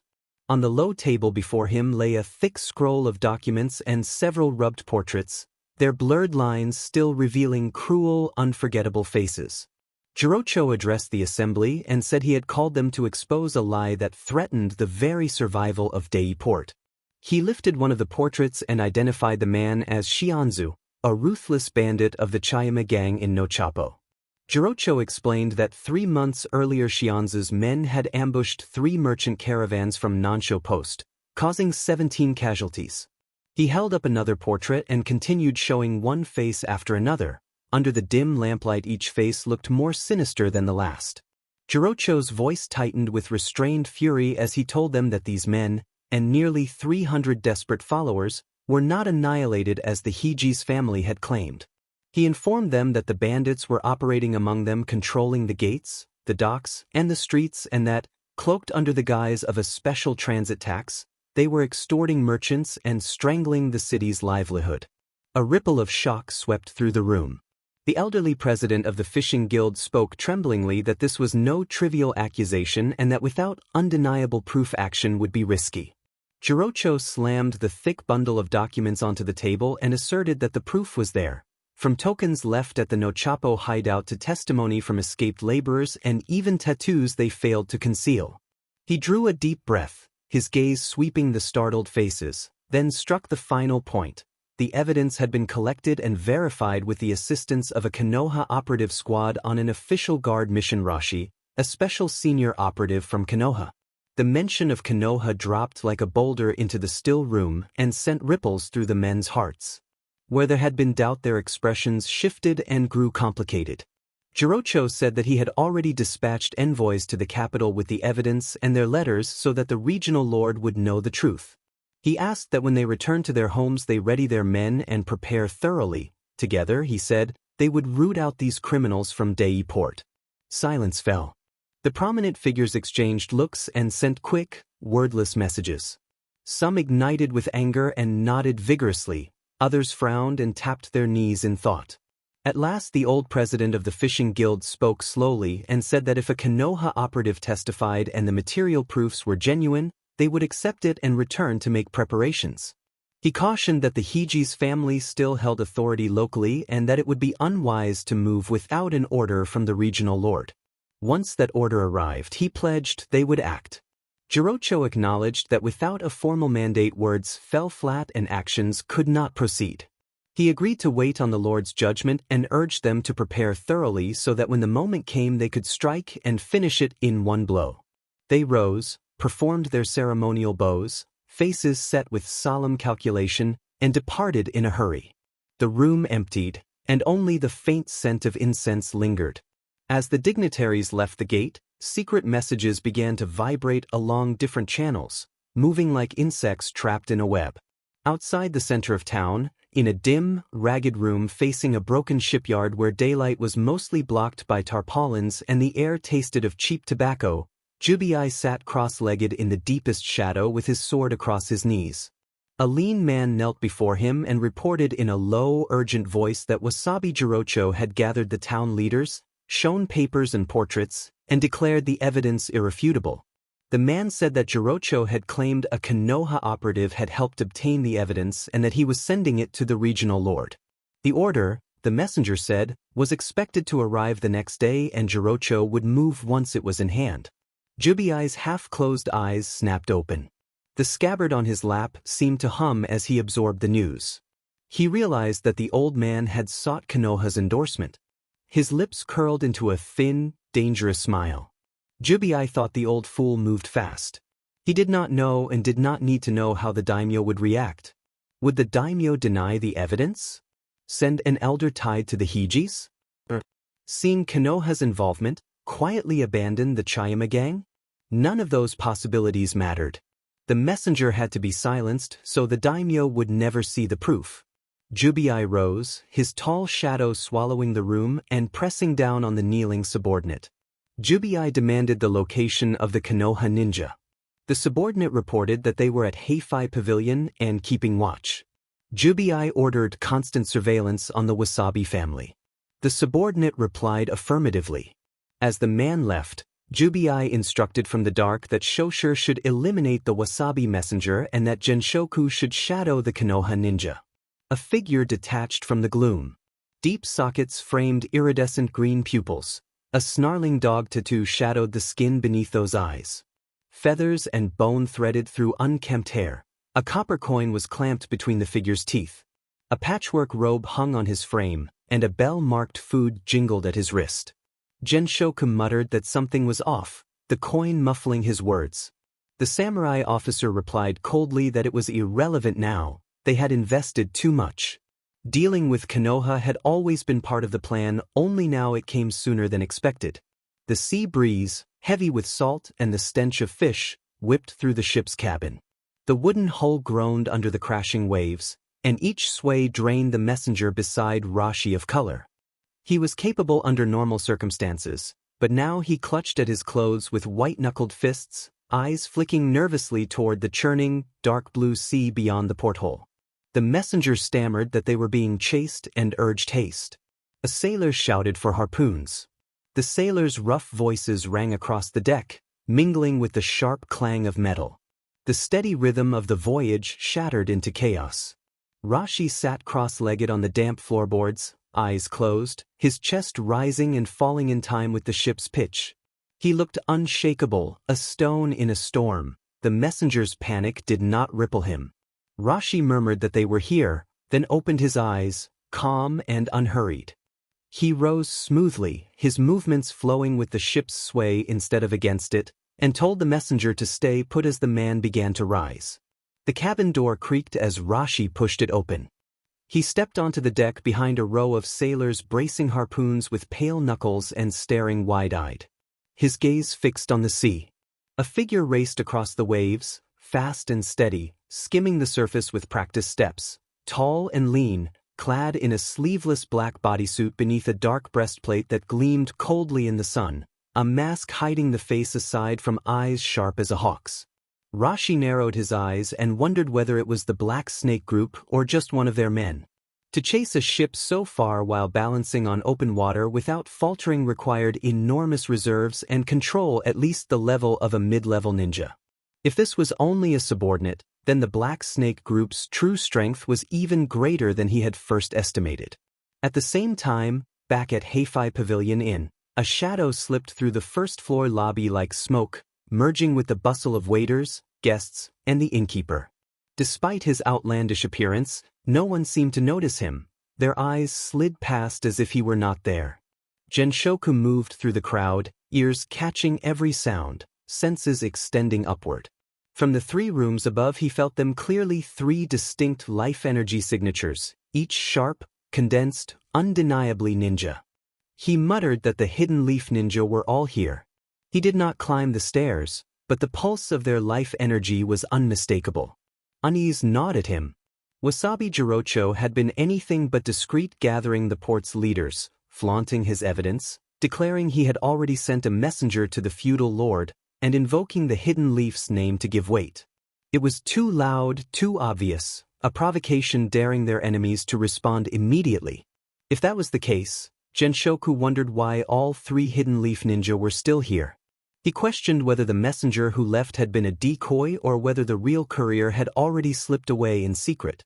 But then, why had no news come from the feudal lord's palace yet? The life energy upstairs was real, no illusion technique and no clone.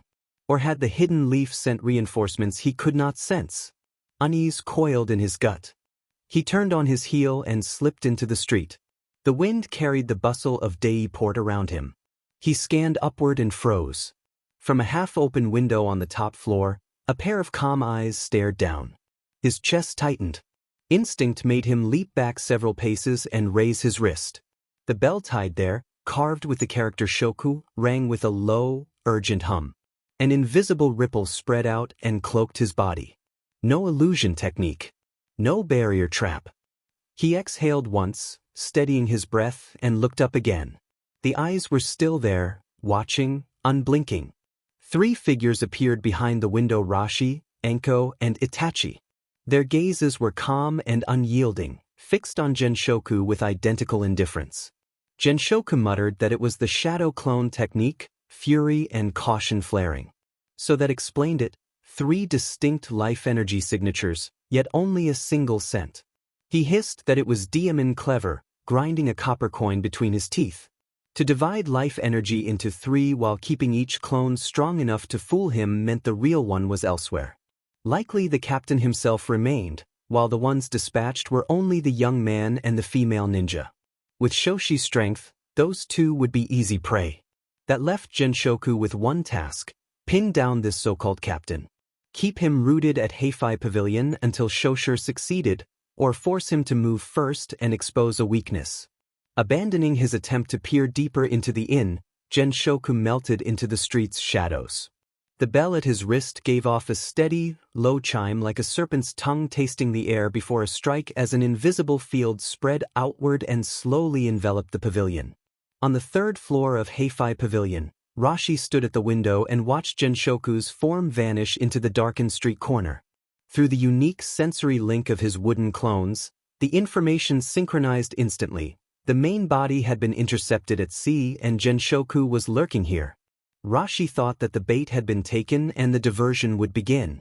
At that thought, the 2 wooden clones behind him, shaped as Enko and Itachi, slipped wordlessly to a corner. Their forms unraveled, crumbling into blocks of wood that clattered to the floor. The life energy they carried did not dissipate but flowed back to the clone at the window like rivers returning to the sea.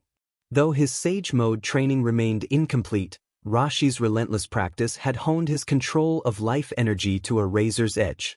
Especially with his wood-based clones, he could split and reclaim life energy with ease. Time shifted back to just after Tanzai's cargo ship set sail. Rashi explained that the plan split 3 ways. The first route was the messenger, and he would take that path himself. Since Jirocho had openly reported to the feudal lord, the enemy would likely focus on intercepting him. That route held the highest chance of encountering the Black Snake Group's core or their elites, and key intelligence would come from there. Enko crossed her arms and asked what about Wasabi's place. Rashi said that Heifei Pavilion must appear as if all 3 of them remained. It would mislead scouts and act as bait for any ninja bold enough to investigate. That was why he would leave behind clones to impersonate them. Enko asked, frowning, whether using shadow clones would shred his life energy. Splitting life energy evenly between multiple bodies on top of combat was no small burden. Rashi assured her it would hold and declined to explain further. He had no intention of revealing the secret of his wood-based technique. Anko clicked her tongue but did not press the issue, agreeing that she and Itachi would take the third route to the Wasabi estate. Rashi confirmed that if the enemy targeted the Wasabi family directly, they would face more than assassination, they would bring numbers. A single high-level ninja could keep Jirocho safe from small strikes, but a full assault would be different. His voice grew heavier as he considered that Shizun's medical techniques would not be enough, and Tsunade. Rashi warned that if violence erupted, her presence could become a liability the enemy might exploit. So Itachi and Anko's task was clear: provide reinforcement if the enemy struck the Wasabi family in force. Before dismissing them, Rashi instructed them to trust the person at the Wasabi estate, who was an exceptional medical ninja, and to refrain from asking about her background, framing it as his personal request. Anko scratched her cheek with a crooked smile and told Rashi she would keep her mouth shut about the captain's request while hinting at her reservations. Rashi understood. After Orochimaru's defection, Anko had no patience for secrets that endangered the village. If this truly affected Konoha's safety, she would report it regardless of sentiment. Itachi gave a quiet nod. Knowing Rashi's true identity, the Uchiha understood better than anyone that this was the last person who would ever betray the leaf.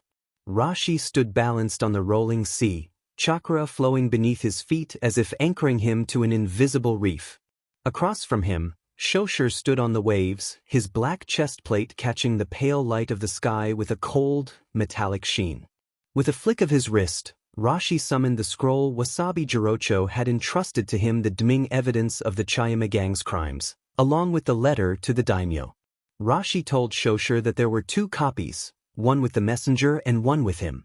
He warned that if Shosher struck the ship he would head for Naki Island and deliver the evidence to the daimyo personally, and he added that they could settle the matter here, promising the ship would not move until one of them fell. Shosher noted with a low, metallic rasp that Rashi was a Konoha ninja and that his target was Shosher. He tilted his head, vertebrae clicking like clashing blades, and accepted the challenge. At once Shosher moved not forward but sideways, unnaturally fluid. A dark blur ripped across the waves between them. His right arm stretched unnaturally long, a bluish-gray limb ending in hooked claws that flashed in the light. The air seemed to sour as it lashed toward Rashi's face. Rashi's pupils contracted. Chakra flared at his soles, propelling him diagonally across the water in a sharp glide. The claws grazed his vest, tearing a thin line across the fabric. Shoshi's elongated arm twisted midair like a whip, snapping back at a sharper angle toward Rashi's exposed back while his body skimmed over the waves, drawn forward by the arm's momentum. Suspended with nothing to brace against, Rashi exhaled. His core muscles coiled and he twisted his body mid-flight. His right hand snapped into his pouch and 3 kunai flashed between his fingers. He launched them precisely at the joint of the strange arm. The kunai struck but the arm resisted like a hardened vine. Only shallow marks scored its hide before the blades were knocked aside and vanished into the sea. The whip arm barely slowed and carved forward. Rashi landed on the water, chakra locking him steady. He formed the seals and released water release, water shockwave. The ocean itself surged at his command. A towering wall of water crashed forward and swallowed Shosher whole. The waves detonated in spray and the battlefield filled with white mist. Rashi began his retreat at once. The rule of shinobi combat ran through him: never assume the enemy is down. Do not stand and admire your strike. Do not get greedy. A guttural, inhuman rasp vibrated above him. A shadow burst from the collapsing wall of water. Not an arm this time but a head, Shoshi's neck having stretched as unnaturally as his limb. His face lunged like a chained flail, jaws opening wide. The stench hit first, sharp and suffocating. Rashi's body arched backward, almost parallel to the sea. At the last instant his left palm slapped the waves and chakra exploded beneath it, propelling him backward across the water. His right hand brought a kunai up. The blade drove into the side of Shoshi's outstretched neck, But instead of yielding like flesh and bone, Rashi felt hard resistance, and the kunai sank only a little before locking in place. The strike knocked Shoshi's head off balance, but his green eye never wavered. Shoshi emitted an inhuman hiss as his neck twisted around the embedded kunai, jaws snapping at Rashi from an impossible angle. Rashi released the weapon and retreated on the momentum, fingers already forming seals. He called forth a massive water release, Water Dragon Bullet. Water churned and condensed into a colossal dragon of spray that coiled high and dove, its jaws crashing down toward Shoshi's lunging head and the twisted body behind it. The impact tore across the sea. A towering column of water erupted skyward and waves collapsed outward in a torrential downpour. Foam and shattered spray pelted everything within reach, and the ocean was gouged into a vast crater of white water and turbulence. As the mist thinned, Rashi's eyes narrowed. Shoshi was still there, standing and unmoved. His elongated arm and neck recoiled with unsettling flexibility, shrinking back into place as if nothing had happened. At the throat where the kunai had struck, a dark substance had sealed the wound quickly and unnaturally, closing as if stitched by some living seam. The chest plate bore only shallow dents and chalky white scratches from the dragon's crushing blow. Hardly more than cosmetic. Shoshi raised a hand, smearing the dark sealant from his wound across his fingertip. He paused, then drew his tongue across it with slow, deliberate malice. When his gaze lifted again, the mocking coldness was gone and raw cruelty burned in his eyes, the thrill of a predator finding its prey. Shoshi taunted that Konoha's ninjutsu was nothing special and wondered aloud what victory over Rashi would be like. He leaned forward, arms loose at his sides, black nails extending like hooked talons. Every joint in his body clicked quietly, like weapons being primed. Rashi's expression remained unreadable, but his thoughts raced. The enemy proved resilient. Water had barely dented him, and direct strikes would not pierce that altered flesh. The skin and organs seemed engineered for endurance and survival. His eyes flicked once more to the dark breastplate covering Shoshi's chest, the only part of him that had not flexed and healed with the rest. That armor might be the key. A shrill screech cut through the crash of the waves as Shoshi's arms and neck snapped outward, writhing with unnatural flexibility and speed like a boa striking from every angle. His gray-blue limbs sliced through the air with a piercing whistle, fingertips glowing faintly as they wove together into a net that closed off every avenue of escape for Rashi. Rashi spun and twisted atop the rolling waves, balancing on the edge of collapse. Each shift of the tide carried him just enough to slip past the onslaught. His evasions were honed to the very edge of possibility. Claws grazed his forehead, shoulders, and ribs, each swipe missing by inches. The rancid wind stitched at his skin and his vest tore at the seams. Fibers blackened at the edges and scorched, but Rashi kept moving in a fluid, phantom-like dance across the water. Shoshi grew more frenzied, his limbs lashing like wild whips and battering the sea into curtains of spray. A guttural, delighted roar issued from him as if he were already savoring the victory. Shoshi then invoked the water release, Water Thousand Needles, and the spray and droplets suspended in the air crystallized into hundreds of gleaming sunbon. Shoshi laughed and taunted that it was pointless, declaring the attack futile and calling Rashi a boy. Rashi did not flinch. He formed the seals and invoked wind release, raging current. The two techniques fused with his chakra. Rashi combined them into a single compound ninjutsu, stormy rain, thousand needles, water like bone and wind like blade. He inhaled deep, chest swelling like bellows, then exhaled with ferocious force. A hurricane tore free, so dense it seemed almost solid. Countless needles, hair-thin yet honed, spun with savage speed within the gale. Propelled by the storm, they became a torrent of blue and white that howled toward Shoshi. The maelstrom swallowed him. His grotesque extensions vanished into the shredding storm of needles. Shoshi's grin faltered and his instincts tightened. He recoiled, curling inward in a defensive posture and shielding the chest plate beneath. A gray-blue chakra glow flared across his exposed skin, hardening it against the storm. The impact sounded like monsoon rain battering giant leaves. Needles struck his arms, tearing at the outer layer of his unnatural skin and producing sprays of mist where they hit. Dark fluid bubbled and spread over the surface, working to seal and harden as it always had, leaving a bitter stench. The defense held, but barely. The storm persisted. No matter how tightly he curled, gaps remained. The torrent sought them out and slipped through. Needles hissed into the seams of his armor with metallic fury, and sparks danced across the dark plates with every strike. The relentless barrage sent high-frequency tremors through the armor, drilling vibration deep into Shoshi's body.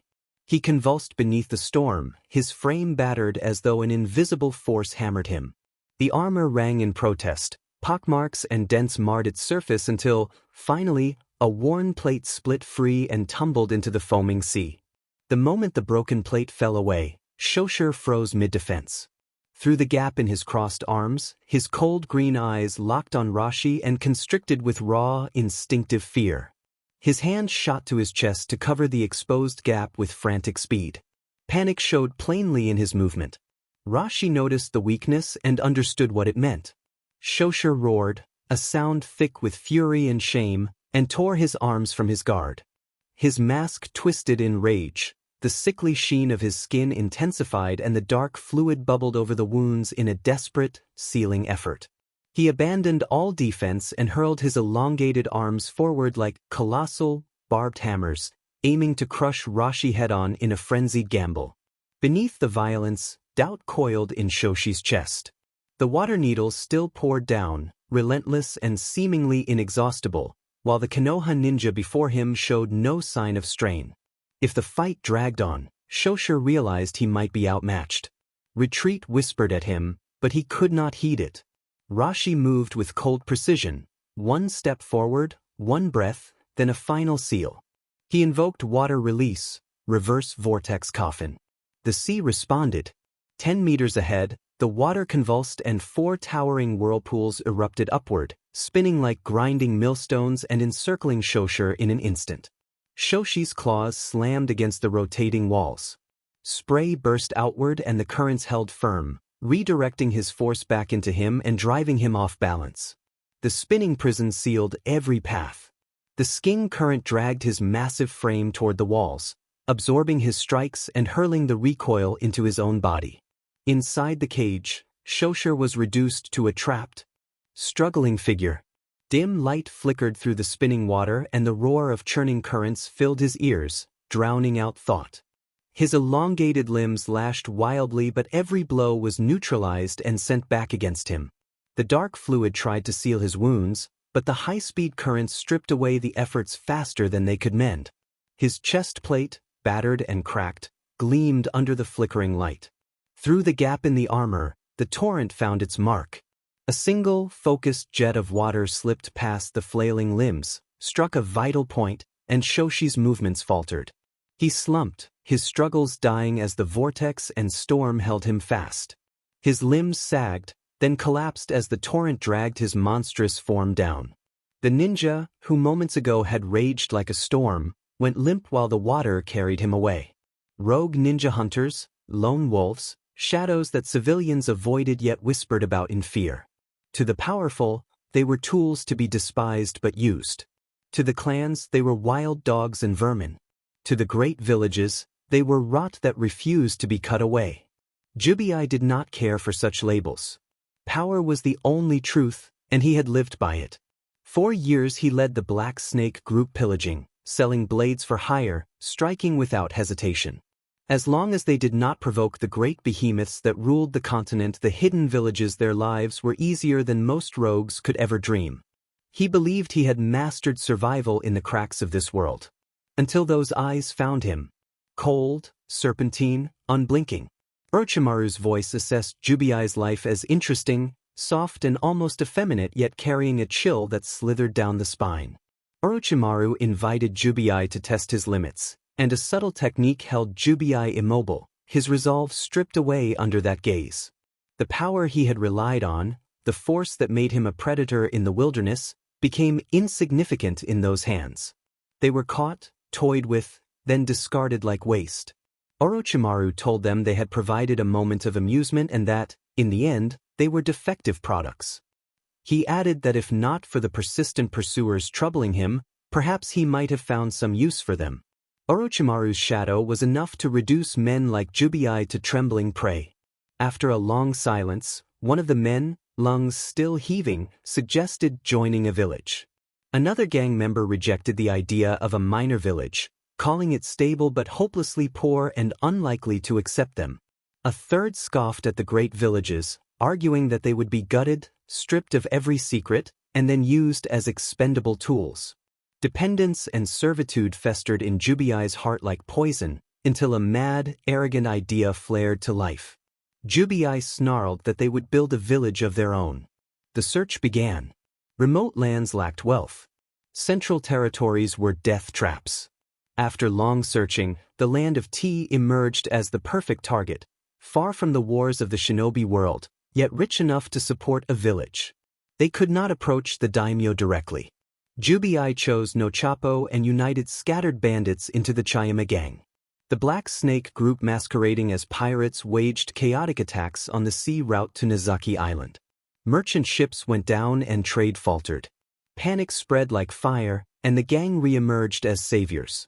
Finally, the daimyo sent an envoy. The envoy praised their strength and warned that the land of Tea would not forget their aid in resolving the sea crisis. He observed that Konohagakure had long been the land's ally and that changing course was no small matter. Lowering his voice, the envoy explained that if they established a foundation and proved their village could stand, mission contracts would follow and the daimyo would open doors of convenience. Doors of convenience meant suppressing the Wasabi family, elevating the Hijis, and letting the Chayama gang step into the light. But founding a village required vast sums. Tools, strongholds, recruitment, every step drained Rio. Their savings were a drop in the ocean. So they seized no Chapo and Dei, taxing every street, every merchant, every traveler until funds accumulated to fuel their dream. Now, as Jubiai lowered his gaze from the inn's shadowed outline beneath a gray sky, a scarred captain hurried over and whispered a report. Only one figure remained inside Heifei Pavilion. The other two must have gone to guard the messenger. Shosher should have handled a regular jonin without issue, yet no word had come. Something had gone wrong. Jubiai frowned. With Shoshi's strength, defeat was possible but death seemed impossible. That left the Konoha shinobi in play and perhaps one or two hidden pieces under Jirocho's sleeve. If Jirocho truly had more, he would already have used them against the Chayama gang. Reinforcing Shosher or throwing more men at the messenger's route risked scattering their strength and missing the real opportunity. Jubiai decided it was better to show power than to scatter it. The one clean solution, he concluded, was to remove Wasabi Jirocho. Kill the head, and the ironclad evidence would have no owner. The daimyo could discard it, blame Jirocho for conspiracy, and the scandal would collapse with him. Jubiai ordered the men to be gathered and the city locked down. The scarred captain, sweat beading on his brow, asked the reason, warning that such suppression would spark backlash. Jubiai's eyes remained cold and hard, reflecting the outline of the Wasabi house. The captain realized that a lockdown would send city leaders to their gates, immobilizing allies and leaving Jirocho isolated. An assault on the Wasabi house would need elite power. The gang's role would be to frighten and confuse, driving every fish back into its hole so the hunters could strike. Jubiai expressed satisfaction with that plan and instructed the captain to act. The captain bowed and ran, boots thudding over rotten boards as he carried the orders into the city. Silence swallowed the room. Wind ummed through a broken window as Jubiai tightened his fingers on his sword hilt, thinking of Wasabi Jirocho. Rashi had given instructions before he left, so when Anko and Itachi arrived at the Wasabi estate they instinctively kept their distance, no needless chatter, no probing questions. Shizun moved first. Noticing the two younger shinobi's guarded posture, she closed the gap with careful steps and introduced herself softly, explaining she had lived in Konoha but had left with her teacher 7 or 8 years ago. The name of Konoha, the tension in Anko's shoulders eased and a genuine smile broke through as she asked whether Shizun was already a jonin. Shizun shook her head and explained she had been only a chunin when she left and remained one. Then, speaking more quietly, she gave her ninja registration as Anko introduced herself as Chunin Anko Mitarashi and Itachi identified himself as Genin Uchiha Itachi. Shizune inclined her head and acknowledged that Rashi had mentioned them. She explained she specialized in medical ninjutsu and offered that if they were hurt they should seek her, adding that she also had some self-defense jutsu for combat support. Anko began to ask about Shizune's teacher but caught herself and apologized. Shizune reassured her that her teacher had retired and that she had retired with her. A muffled commotion from the Wasabi courtyard cut through them. Jirocho burst back through the sliding doors and announced that the city gates had been closed and an emergency lockdown declared, warning that Jubi was making a move. Shizune immediately ordered them to move to the backyard and said they would hold the front. Itachi and Anko exchanged a look. Itachi melted into the corridor's shadow to observe unseen and strike when the moment came. Jirocho shook his head and explained that their target was him. If he hid, attackers would sweep to the back of the house. He argued that a ninja who watched from the shadows gained the advantage, but if he concealed himself the others would be forced into exposure. He inhaled and said he would take the front courtyard with his men and left the timing of action to them. The head of the Wasabi family bowed deeply and entrusted everything to them for Dei Port and the Wasabi family, promising he would not forget it. He then turned, squared his shoulders, and strode toward the front with resolve. Anko watched his retreating back and muttered that Wasabi-san was a good man. Shizune replied softly that he had been her teacher's friend. Tension thickened in the courtyard. Armor clinked, muffled commands drifted, and the glint of blades being readied wove into a taut hush. Shizune fell silent to check her tool pouch and rolled back her sleeve to inspect the shuriken launchers strapped to her arm. Anko's grin vanished. Her right hand slid inside the wide purple sleeve of her coat and found the familiar weight of a kunai. Minutes crawled. The front guard's breath was audible and their knuckles were white on hilts. Every gust of wind over the wall sounded like approaching boots. The whole estate held its breath. Suddenly a deafening blast shattered the stillness. The heavy front gate shuddered as if struck by a battering ram. The door and its wooden frames warped and blew inward, sending splinters spraying into the air. Through the choking dust, 3 silhouettes stepped over the wreckage as if emerging from a rift, then slowed into the front courtyard. The man leading them was Jubi, the city guard captain, his white haori snapping in the blast wind. His katana remained sheathed, but a threatening presence radiated from him and the nearest Wasabi guards staggered back, faces drained of color. To Jubi's left stood a figure with his left arm wrapped in dark-stained rags and unnaturally sharp fingers. A crimson sash hung from his sleeve and a vacant amber eye swept the courtyard with clinical indifference. To Jubi's right, another silhouette slouched beneath an oilskin cloak mottled with salt and mildew. The hood shadowed a gaunt jaw and weathered lips, as if the man had come straight from the sea. He carried a large brown gourd over his shoulder, its surface streaked with moss, an object as heavy and uncanny as the figure who bore it. Their arrival chilled the courtyard and the Wasabi guards felt their courage drain away. Weapons trembled in white-knuckled hands under the inhuman pressure. Jubi's cold gaze cut across the assembled defenders and landed on Wasabi Jirocho. He declared that Wasabi Jirocho's road ended here and that the others would be crushed along with him. Martial law fell over Dei Port like a tightening net. The clamor of the docks was cut off in an instant. Heavy barricades were rolled into the streets as Chayama thugs, spears and short swords in hand barked orders, dispersing crowds and forcing shops to shutter. Panic rippled through the city like a stone dropped in still water. The city's usual din gave way to the crisp clip of hooves on cobblestones, crude commands, and the occasional choked sob. An electric, suffocating tension hung in the air. At Heifei Pavilion the inn's doors were bolted fast. The owner shepherded frightened guests back to their rooms, urged them to lock their doors, then climbed to the 3rd floor and knocked at the room with the best view. He warned Rashi that the city was under martial law, that it was chaotic outside and they were searching for bandits, and he asked Rashi to remain inside unless there was an urgent need. Rashi acknowledged the warning and said they would handle it. Through the sensory link with his would-release clone, everything his main body felt at sea, every shock, every change in the city synchronized instantly. The bait had worked in part. A ninja with strange secret techniques had been caught. But interrogation was never Rashi's strength, and this opponent had kept silent, closing off every lead. The original plan had been modest: lure out 1 or 2 shinobi, capture them, and then use interrogation or genjutsu via Itachi to extract intelligence. If that failed, bring the prisoner back to the village's intel division. Rashi had not expected such decisiveness from the enemy. Martial law and the mass deployment of Chayama troops would cow the city's other powers, forcing guilds and merchants to fall back and seal their defenses, but such a show of force could not be sustained. Whoever ordered it sought a quick, crushing blow. They aimed to seize the Wasabi estate inside a narrow window, and to do that they needed more than common thugs. They needed shinobi. So far the Chayama gang's only confirmed ninja had been Jubi.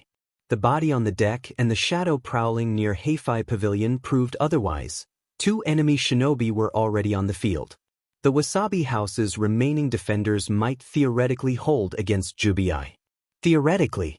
The Black Snake Group's true strength and placements were still unknown. Considering the worst-case scenario, Rashi knew it was time to act. Rashi told the captive on the deck that it was his last chance and demanded a name.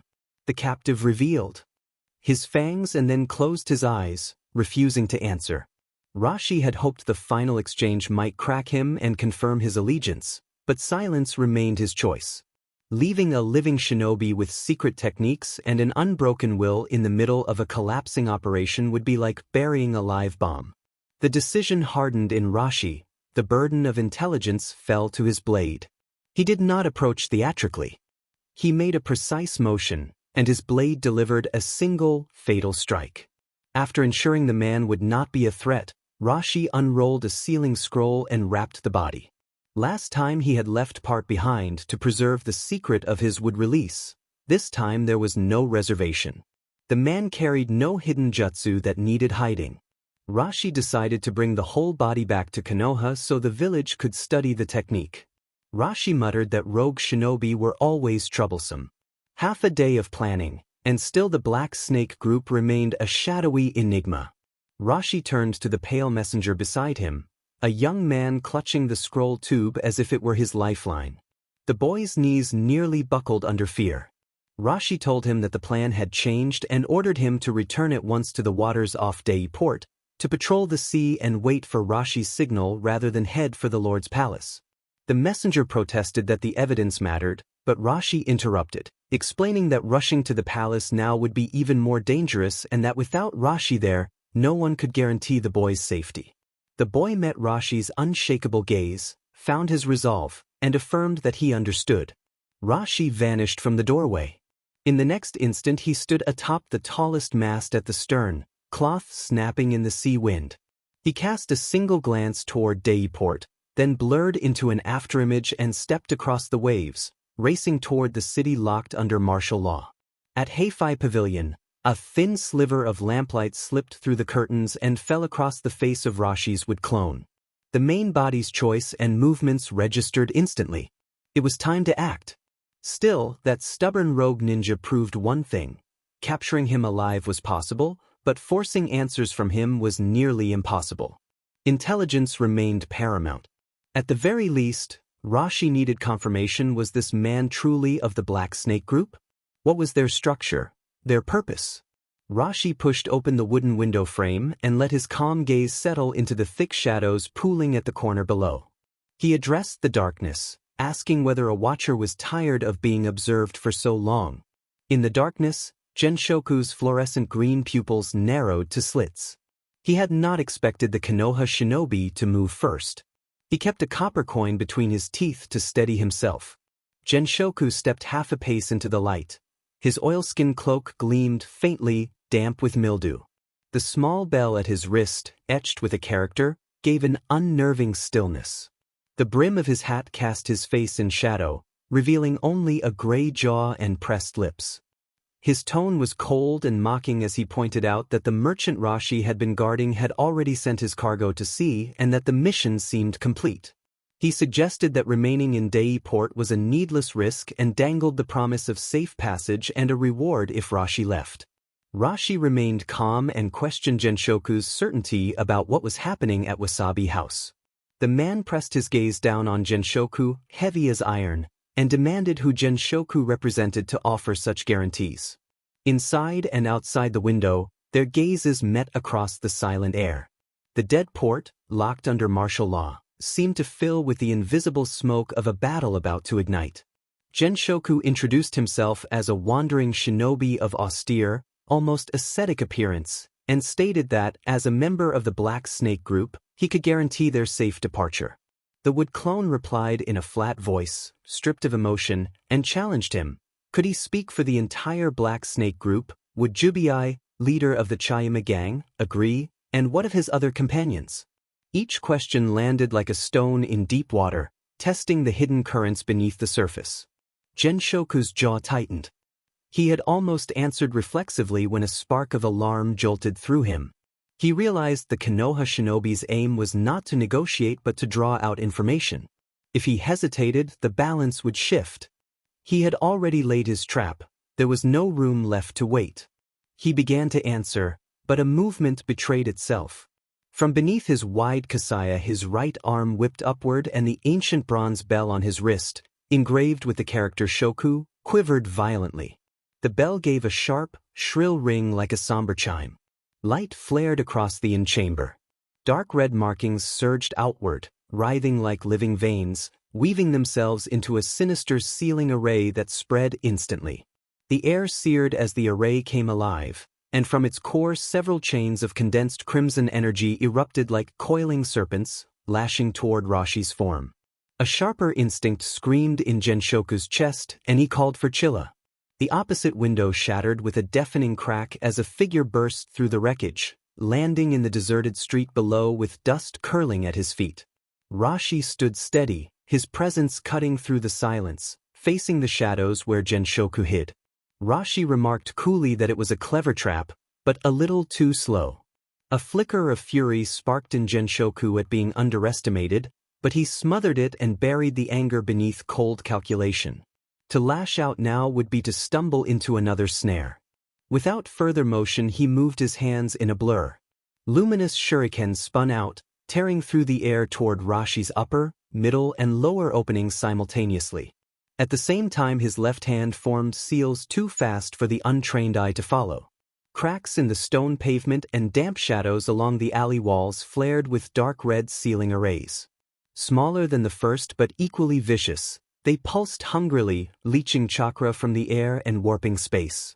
The result was a twisting, invisible vortex designed to drag Rashi's movements into sluggish hesitation. Rashi's gaze narrowed. As a wood clone, his chakra was finite. Unlike his true body, he could not refine more. Reckless techniques would only hasten his undoing. His toes brushed the gravel and his body flickered aside with fluid precision. He evaded the glinting shuriken and skirted the drag of the invisible vortex beneath his feet. The shuriken slammed into the ground and walls behind him with heavy thuds, quivering in place. His hands had already completed a silent string of seals. He performed a wind release technique, compressing a disc-shaped whirlwind the size of a shield, a compact, surgical edge of wind, pale green and spinning with razor-like precision. The incoming shuriken struck the rotating shield with a shriek of metal on metal. Sparked fragments flew as the steel was shredded by invisible blades and scattered in a glittering rain that clattered against the walls and cobblestones. Rashi's seals shifted again. From the compressed air around his palms, several pale white bolts of wind shot forth, visible streaks arcing straight for Genshoku in the shadows. Halfway across the courtyard, the seals that Genshoku had prepared, tiny, blood-red patterns hidden beneath his feet and along the walls, ignited. The dark arrays flared in quick pulses, and with each beat the wind bolts slowed as if striking an invisible drag. The red force fields twisted and finally swallowed them whole, leaving nothing but a faint, shivering breeze. As the attack dissolved, Genshoku's eerie green eyes flared with triumph. A hiss escaped him as the copper coin clenched between his fangs clattered from his mouth and dropped into a crack in the stone. The restraint was gone. He snapped his fingers into a savage seal and produced a low, guttural growl from deep in his chest. The shoku bell on his wrist vibrated, its tone twisting higher and keening until it became a soul-piercing howl. The bell amplified the sound into a wave of raw chakra, dark and viscous, that seized the chakra signature Rashi had left in the air and surged forward. The wave struck the wood clone with force.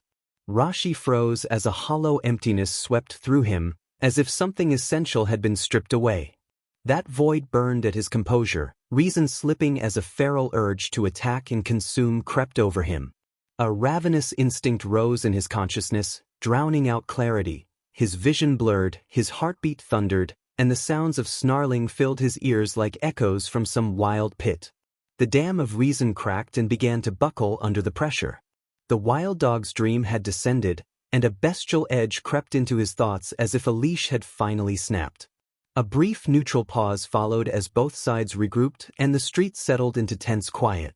Hunger. The wind cut across his face like a dull blade, its chill gnawing into his skin. Snow bit at his ankles, each step a leaden struggle. Vision blurred, body heavy, his stomach felt like a black hole. Starvation and cold dragged him toward a pit without light. A low, gravelly voice told him he was about to die. A shadow loomed through the blizzard, a towering silhouette armed and with the shape of a sword at its waist. The shadow offered a spare life if he could crawl to the next town alive, the tone laced with amusement. Survival pushed stronger than fear. A pitiful whimper escaped him. Memories of Jubi, Genshok, brother, mentor flickered through his mind. He convulsed as reality stabbed into him. A searing backlash from the wild dog's dream struck harder than anything before. The hunger and madness he had once used against prey now turned on him, magnified. Invisible hounds seemed to gnaw at his nerves. His eyes went wild, drool spilled, and his jaw clenched until his teeth ground together. Every breath tasted of metal. His jutsu urged him to kill, to sever the link, promising relief only in one final act. Dragging himself forward as if shackled by a 1,000-pound weight, Genshoku advanced on Rashi's frozen clone in the street.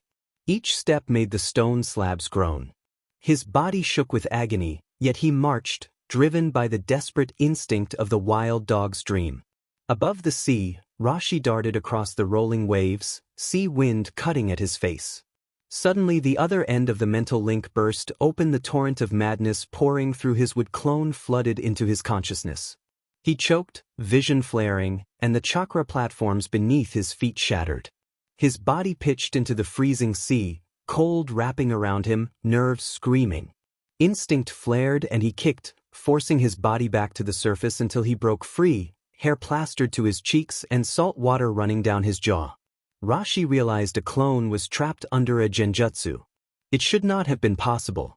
Genjutsu invaded the senses and the chakra network. Clones, as extensions of the caster, normally resisted such intrusion. Yet his wood clone had fallen. He forced the link to reverse, drowning the corrupted consciousness with the weight of his will. He drew in a deep breath of salty air, renewed chakra surging beneath his soles, and skimmed back toward Daiport, his mind a sharpened blade focused on the distant clone. On the street, Genshoku had closed in.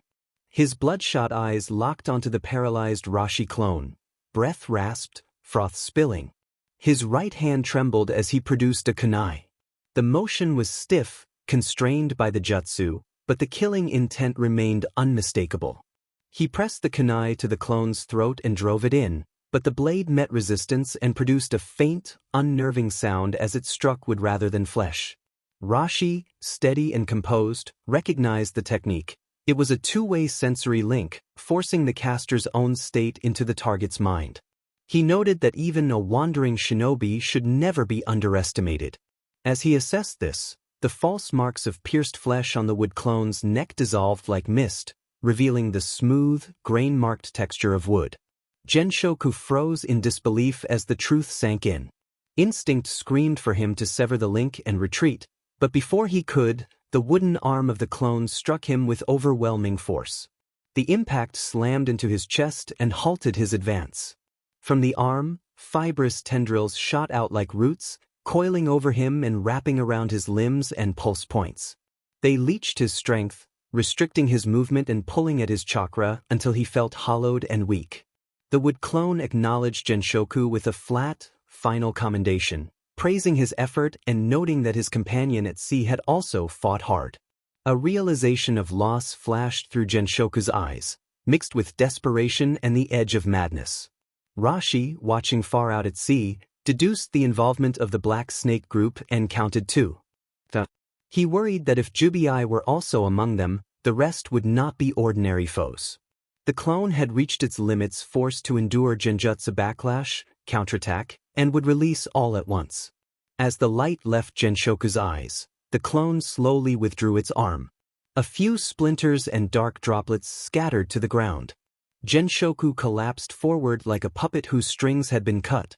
Dust rose where he fell, and the small bell on his wrist rolled aside, clattering once before lying silent. The clone glanced at its palm and noted thin cracks spreading up its fingers like a spider's web. Wasabi Estate. The smell of iron and upheaval from the Wasabi house's front yard drifted up to the watchtower in the rear. Itachi stood motionless at the parapet, as still as a carved statue. His black eyes remained fixed on the 3 figures below. Their presence cast a shadow of death over the courtyard. And then there was the katana, its merciless arc taking opponents down with each swing. Each flash of steel sent weapons splintering and people thrown back. The courtyard filled with the sounds of battle. The desperate cries of the Wasabi guards rang hollow, fragile and powerless before such absolute force. Itachi's fingertips pressed unconsciously into the cold stone. Only 3 had come. That alone shattered Jirocho's worst estimates and rendered their contingency plans useless. If dozens had stormed the compound, Chayama gang numbers might have been expendable. Shizun, Anko, and the Wasabi guards could perhaps have held a line. But only 3 had come, and that made them more dangerous than an army. Perhaps these 3 were the heart of the Black Snake group itself. The killing aura rolling off the leading samurai with every lazy swing of his blade was proof enough. The pressure radiating from the 2 behind him confirmed it.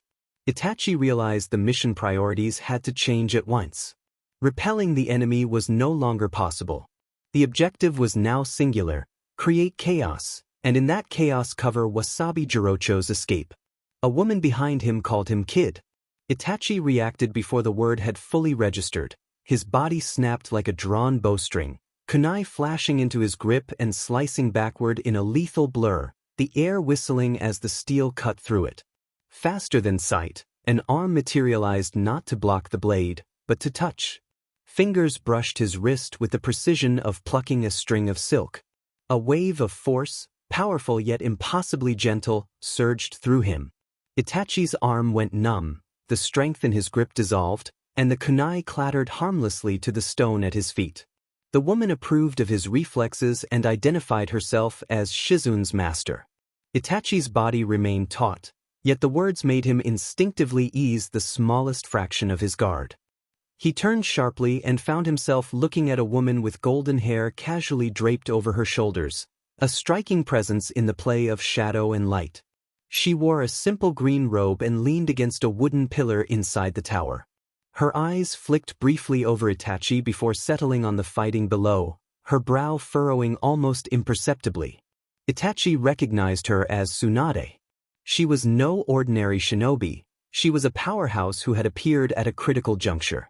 For a moment he dared to hope their original plan could still hold. Tsunade refused to act. She offered no explanation. Instead she steadied herself and lifted her right hand. Resting on her palm were 4 palm-sized slugs, pristine and faintly glowing with soft, life-giving chakra.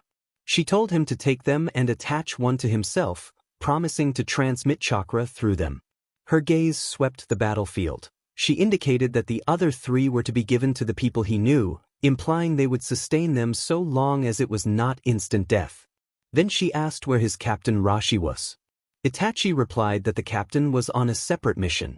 He slipped one tiny slug beneath his collar. The instant it touched skin, a warm current of chakra poured from the slug into his limbs and bones. The surge of energy stunned him inwardly, though his face betrayed nothing. He stowed the remaining 3 slugs with careful hands and refocused on the courtyard below. The courtyard was a chaotic tableau. Many guards lay defeated, armor and weapons were scattered across the bluestone while signs of struggle marked the ground. Jubi moved through the chaos as if walking a garden path, each casual arc of his blade felling opponents. At his flank, the bandage-wrapped man with the bone claw watched with detached appetite. The hooded figure with the great gourd remained an immobile, uncanny presence, its intentions unreadable. Suddenly Anko launched herself from a side hall like a springing leopard. Her eyes burned and the hem of her trench coat snapped in the wind. Anko unleashed hidden shadow snake hands, sending a volley of brown, hissing snake projectiles toward Jubi's throat, heart area, and lower body strikes meant to neutralize the lead samurai.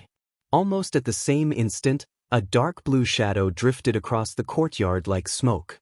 Shizun moved with grim purpose. She did not engage Jubi directly. She darted to the side of several gravely wounded guards and let emerald medical chakra flare in her palms, a soft, life-bearing light seeking to steady rapidly bleeding vitality. Jubi's blade stuttered mid-arc as he registered the snakes and the Konoha symbol on Anko's forehead protector. The sight of Anko and memories of previous encounters flashed through his mind. Questions about the kid and the courier surged for a moment, but his doubt hardened into ruthless resolve. If Konoha interfered, this had to end now. Wasabi Jirocho would be finished. Jubi flicked his wrist.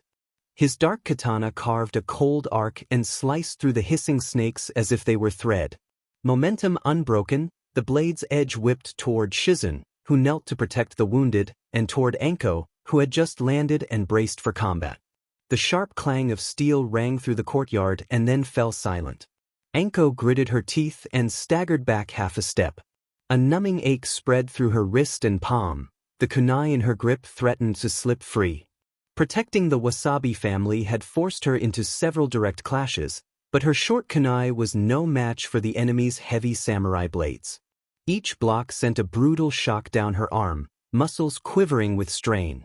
She realized with sinking dread that she had miscalculated. There were fewer enemies than expected, yet each one fought like a monster.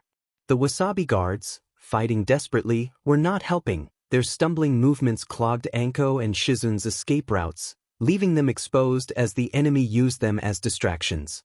Jubi made no effort to let the shinobi adapt. Now that Konoha's ninja had revealed themselves, he held his allies back no longer. The cloaked figure to Jubi's right finally moved. From beneath his oilcloth cloak, the giant gourd on his back tilted with a dull creak as the stopper was pulled free. Without seals or chance, a tide of viscous black liquid gushed from the gourd, filling the air with a foul stench.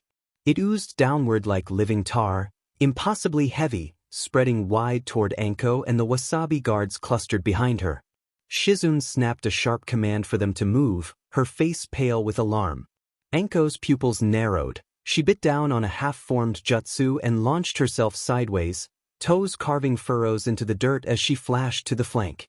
The black tide was vast and sluggish, but it shifted midair as though it had eyes, sliding hungrily to follow her escape. Droplets spat outward as it fell, striking the slower Wasabi guards who were trying to retreat. The fragments of metal the liquid touch dissolved instantly, iron melting like wax and belching acrid smoke. One guard, too slow to dodge, cried out as a spray of droplets struck his calf and corroded his leather boot.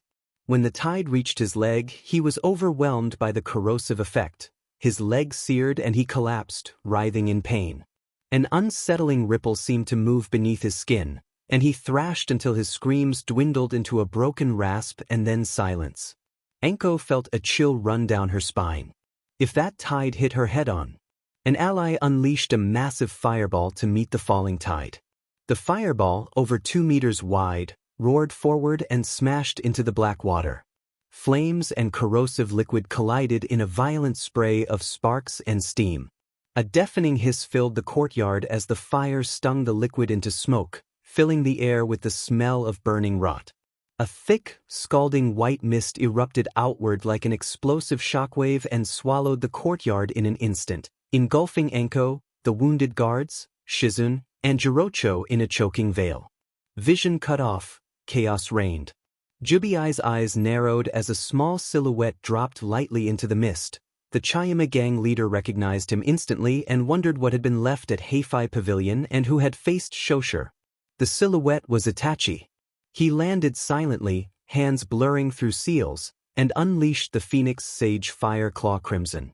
Over a dozen flame-wrapped shuriken shot forward like crimson meteors through the fog, aimed at Jubii, the cloaked water erosion wielder, and the corpse-eyed Gaiku.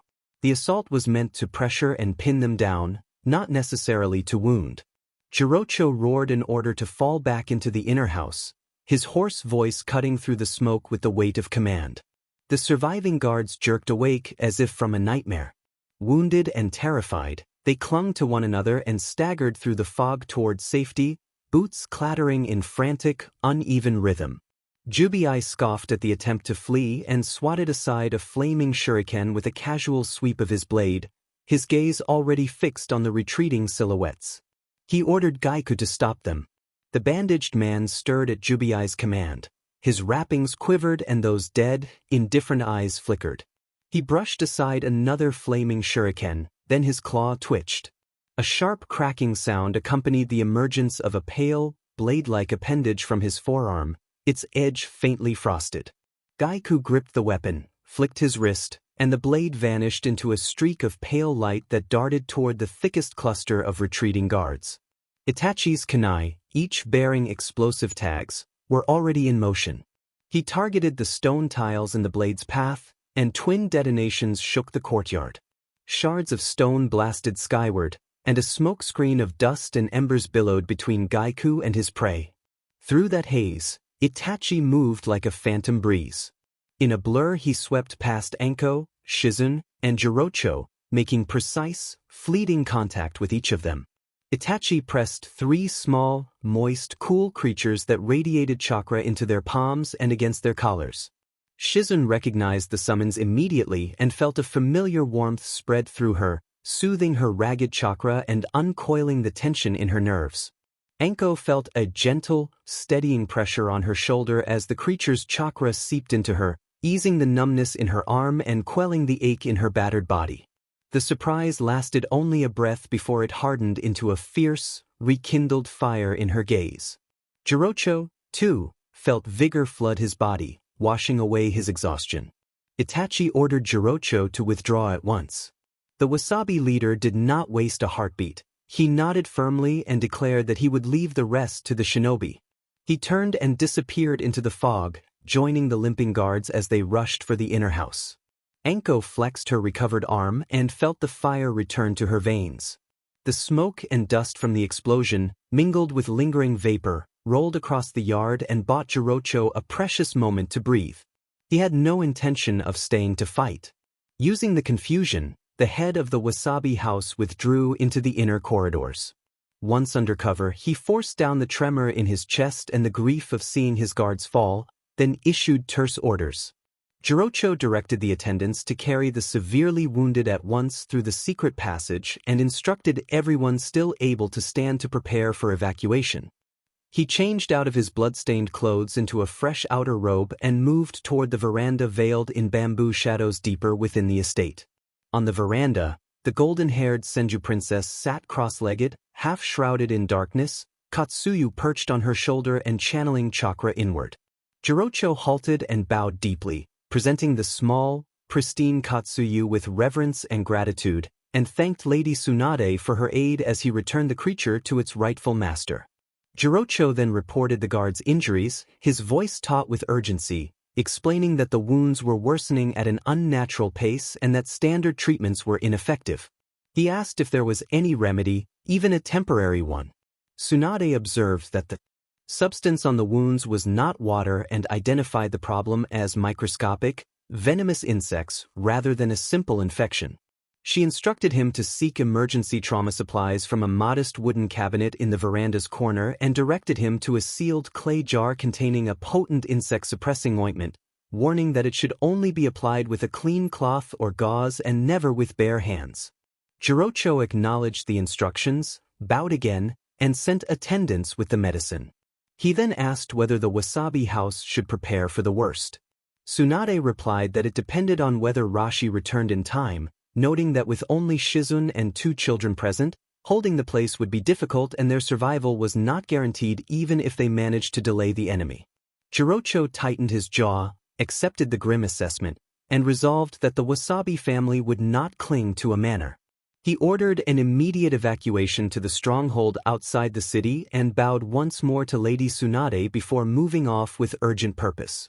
Finding the elder directing the wounded, Jirocho commanded an immediate evacuation. All wounded, women, and children were to go through the secret passage to the stronghold without delay. When the elder protested, Jirocho cut him off and insisted that he would remain to cover the retreat, selecting volunteers to stay with him. The elder argued that as the family head Jirocho should not sacrifice himself, but Jirocho silenced him with an iron tone and affirmed that abandoning his men and their guests was not an option. The elder relented and obeyed. Without another word, Jirocho went to the weapon rack and took down a well-kept hard bow, testing the string with practiced hands. From an inner chamber he brought out a heavy sealed wooden chest containing explosive tags engraved with sealing runes. He distributed them personally and ordered his chosen guards to follow him. Together they scaled a watchtower overlooking the battlefield, where they could survey the courtyard below and the choke point that blocked the path to the inner residence. With Jirocho and his guards withdrawn, the courtyard felt emptier and the pressure eased, if only slightly. Anko gasped for air, her arms still sore despite the warm chakra flowing from Katsu. Her earlier clash had drained her, but her fighting spirit remained. Shizun moved in front of her and insisted that Anko stand down, warning that Anko's current strength and weapon were no match for their opponent and that continuing would invite disaster. Shizun accepted the burden of facing the threat herself. Anko protested, but Shizun's steady gaze forced her to swallow her frustration. Shizun pointed out the cloaked figure with the massive brown gourd and warned that his jutsu was strange and to be treated with extreme caution.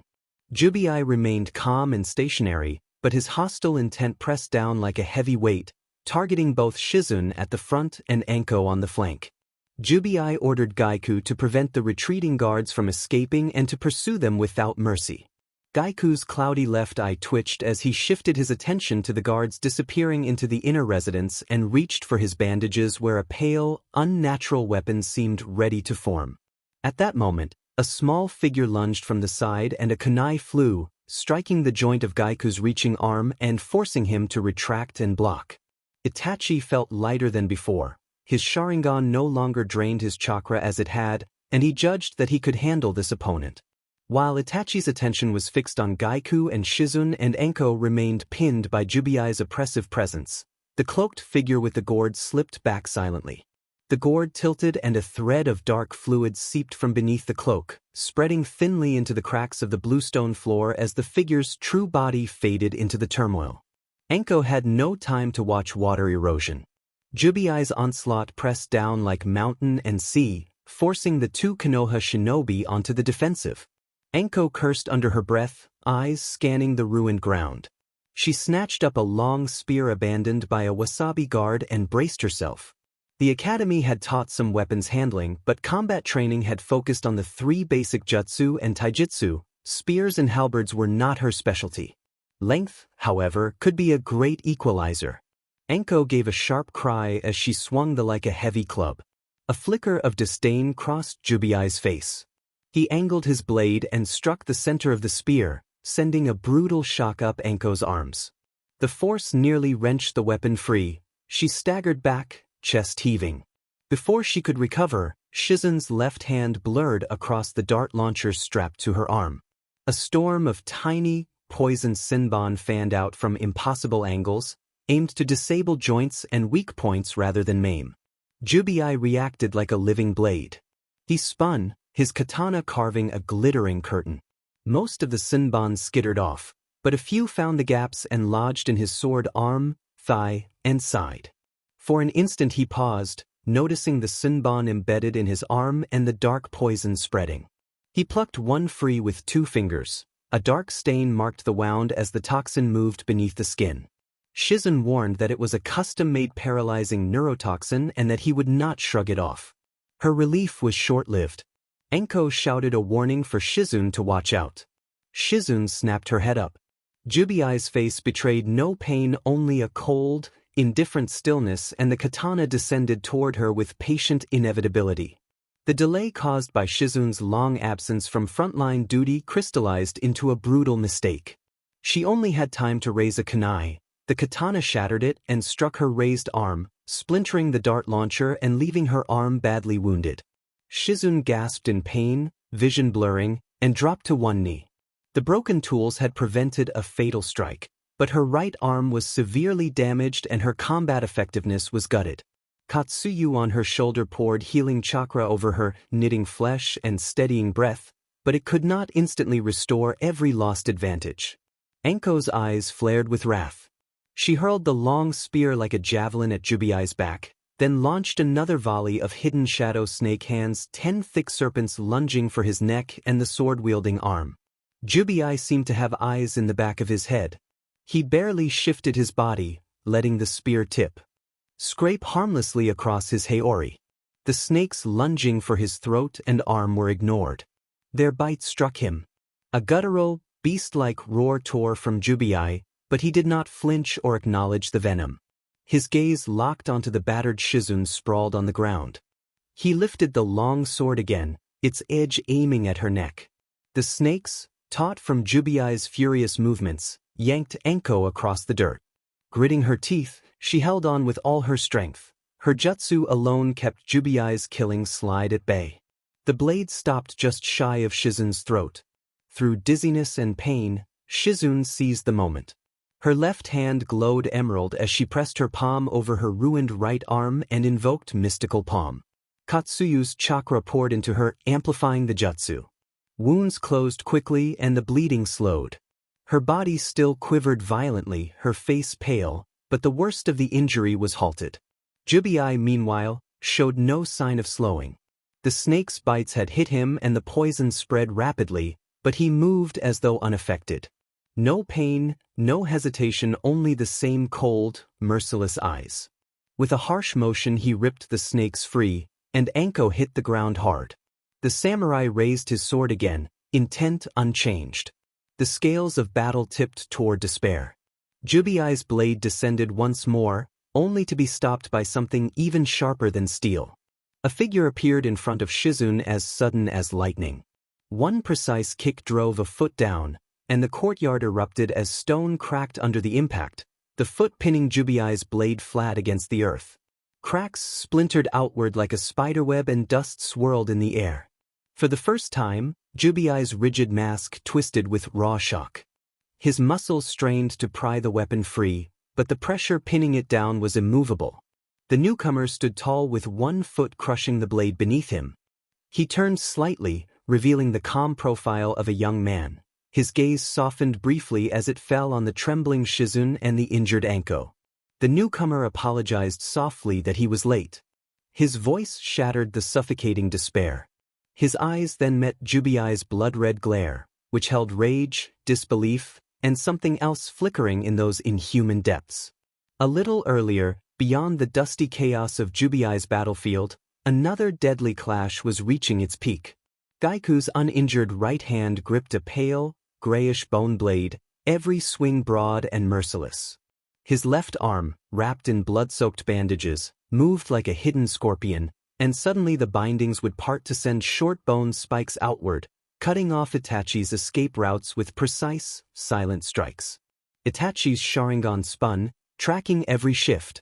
Katsuyu's chakra pulsed through him, lending borrowed strength to his exhausted body and keeping him balanced on the knife's edge between survival and collapse. He realized the water erosion technique had vanished, Shizune and Anko were in danger, and whoever sustained the chakra network from the backyard might not hold out much longer. The captain had not arrived. Itachi understood he might be the only one who could turn the fight. He resolved that he could not keep defending indefinitely and that he had to end it. Itachi activated a Sharingan Genjutsu. Gaiku froze mid-swing as darkness closed around him. In the illusion, harsh images and cold voices pressed in an experimental chamber, clinical whispers commenting on mutations and acceptable activity followed by a snake-like hiss. Pain flared through him, a sensation of his arm being violently twisted and torn that left him convulsing. The Genjutsu had unearthed the nightmare he had tried to bury. His blade arm trembled, his offensive collapsed and he stood paralyzed by torment.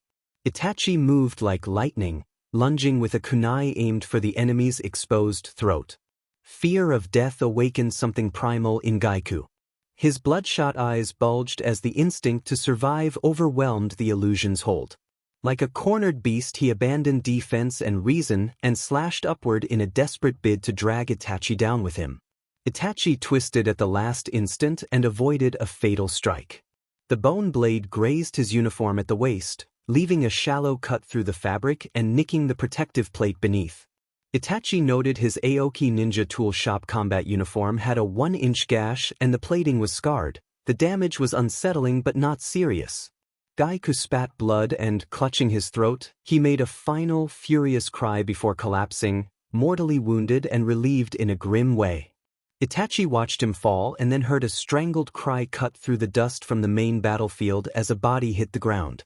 Itachi's gaze snapped to Shizune through the haze. She staggered, injured and bleeding, and then collapsed. Instinct drove Itachi to move to her aid, but the shallow graze at his waist suddenly sent a bone-deep coldness surging through him. It spread like ice through his veins and chakra pathways, fast and invasive. This was not ordinary poison. It felt alive, seizing his nervous system and numbing him from the inside. His vision blurred under a red veil. His limbs grew heavy and unresponsive as though his blood had iced over. Vertigo struck and he dropped to one knee, his kunai digging into the fractured stone beneath him as the only anchor. Breathing became sharp and painful, each inhale burning like frozen fire in his chest. His Sharingan still glowed, but his pupils wavered and their focus faltered. He gritted his teeth and forced his head up through the haze, fixing his blurred vision on the center of the storm. Meanwhile, in the Wasabi House backyard along the shadowed corridor to the inner residence, the air hung heavy with the iron tang of blood. Water erosion stood like a phantom risen from a swamp, the wide gourd on his back tilted forward. From its mouth poured a foul, ink-black water that reeked of rot.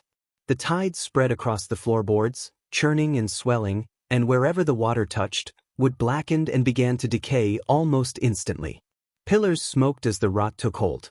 The tide crept steadily closer to the threshold. As the flood was about to surge inward, an arrow streaked down from a tall watchtower, trailing an exploding tag.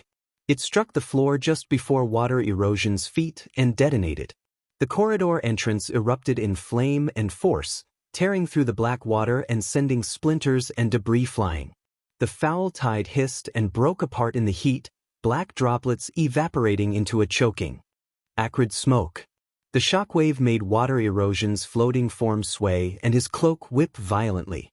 More arrows rained down, 3 at once, each carrying explosive tags that detonated in a triangular pattern around the source of the corruption. Jirocho stood on the tower parapet, steady and unbowed, with several guards behind him. Their faces were pale but their resolve was hard. Jirocho ordered his men to steady themselves, aim at the creature's feet, and focus on interrupting its jutsu. Explosions continued to tear through the black water, scattering filth into smoke and flame.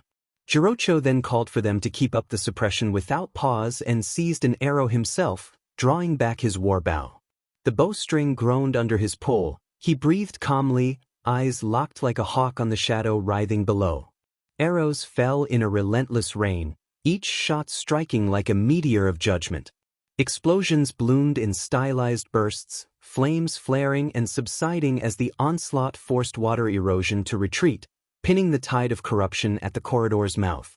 Dark water pulsed and recoiled beneath the relentless bombardment, its cohesion unraveling under the chain of detonations and the furnace heat. Even the swarms of dark, dust-like insects flickered and scattered in the firelight, thrown into disarray by the barrage. The watchtower stood tall while below, the assault was held at bay. Chapter end. Jubiai's fingers slipped from the hilt of his sword. The once deadly blade, an extension of himself, clattered to the stained stones with a hollow clang that echoed in the suffocating silence of the courtyard. He staggered back several steps, widening the distance between himself and Rashi. His gaze swept across the aftermath of the fight. Gaiku lay motionless nearby, and the Uchiha boy knelt on one knee a short distance away, trembling and drawing shallow breaths as if every inhale demanded effort. Jubiai rasped that Gaiku was dead and added bitterly that he had apparently been felled by a child. From the backyard came the muffled thunder of continuing explosions. Jubi muttered that even Hebizu could not be trusted. The suffocating killing intent that had filled the air finally thinned, and for a moment Jubi's shoulders sagged before stiffening again. He fixed Rashi with a hollow stare and said that Genshoku had claimed Rashi was at Heifei Pavilion, asking whether that meant Genshoku was dead. He did not wait for an answer and demanded to know about Shoshir. Rashi replied that Shoshir, the one who could stretch his arms and neck at will, was dead and that he had killed him.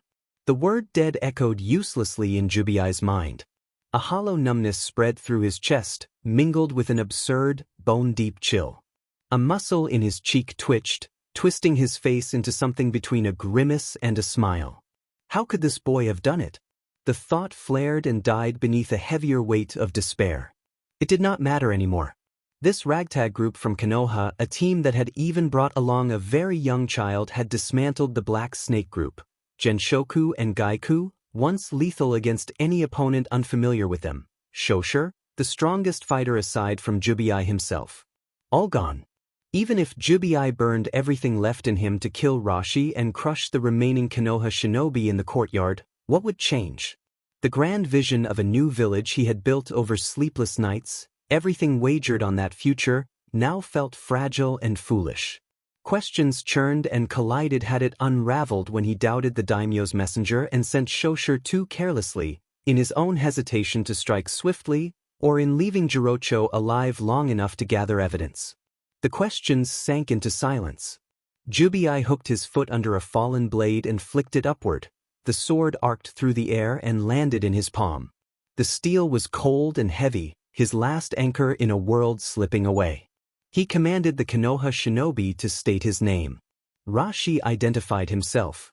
Jubi introduced himself as Jubi, leader of the Chayama gang, and Maishoku, leader of the Black Snake group.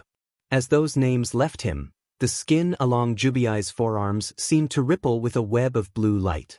The air around him warped and heated, an oppressive aura radiated outward. His body reshaped, muscles tensing and his skin taking on a darker hue. He had activated a secret technique, drawing a hidden power to the surface. This was no foe his ordinary body could match. Rashi asked whether Shizune could still move. Shizune, pale but steadying herself, nodded and apologized for being careless. Rashi instructed Shizune to tend to Itachi. His gaze flicked to the kneeling Uchiha, who lay in fragile condition. Shizune agreed and, pressing a small healing tool to her shoulder, staggered toward Itachi with unsteady but determined steps. Rashi then shifted his focus to Anko and told her that Jirocho needed support in the backyard. Relief tightened Anko's jaw at the captain's return. She said she would send others once they were clear and would focus on the backyard. Jubi's hoarse command to wait cut through her movement. Anko froze and spun back, confusion and fury flaring in her eyes as she took in the hulking, heat-wreathed figure before her. Jubi demanded to know the relation between the little girl and Orochimaru. The name hit Anko like ice. Her pupils constricted and her hands clenched so tightly her knuckles ached. She bit her lip to hold back her anger. Anko demanded what he meant, voice tight.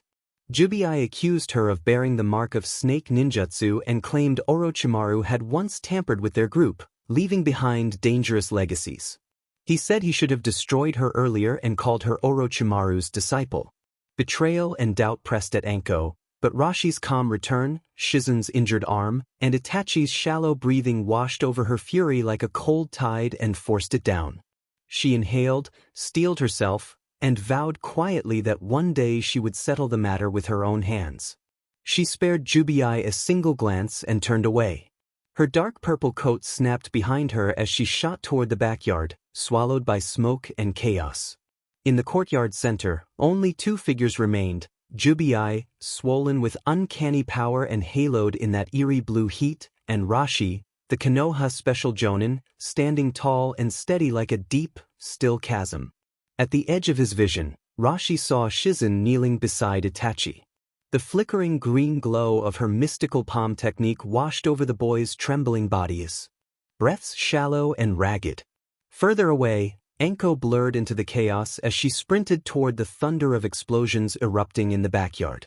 Rashi wondered if he had arrived even a little later whether Shizun would have been dead, whether Itachi would have fallen, what would have happened to Anko, and whether Tsunade would have made it in time to save them. When Rashi first awakened in this body and took on this name, he had thought he had steeled himself. Taking lives brought no hesitation. Drawing up battle plans required no sentiment. But seeing allies who should still have years ahead of them on the brink of collapse, his composure fractured. For a moment, a strange daze clouded his mind. The original story had been only a guide. The true future belonged to the people living it. Before him, the brat distracted, almost careless in his movements, dodged each swing with unhurried grace. That infuriating calm made Jubi, leader of the Black Snake group, see red. Jubi roared, warning the boy not to act like Jubi was not there, and brought his blade down with murderous weight. The dark blue flames cloaking Jubi flared and surged higher with every step. The ground cracked underfoot, groaning at the force pressing down on it. The whistling of his blade grew shriller, piercing the air.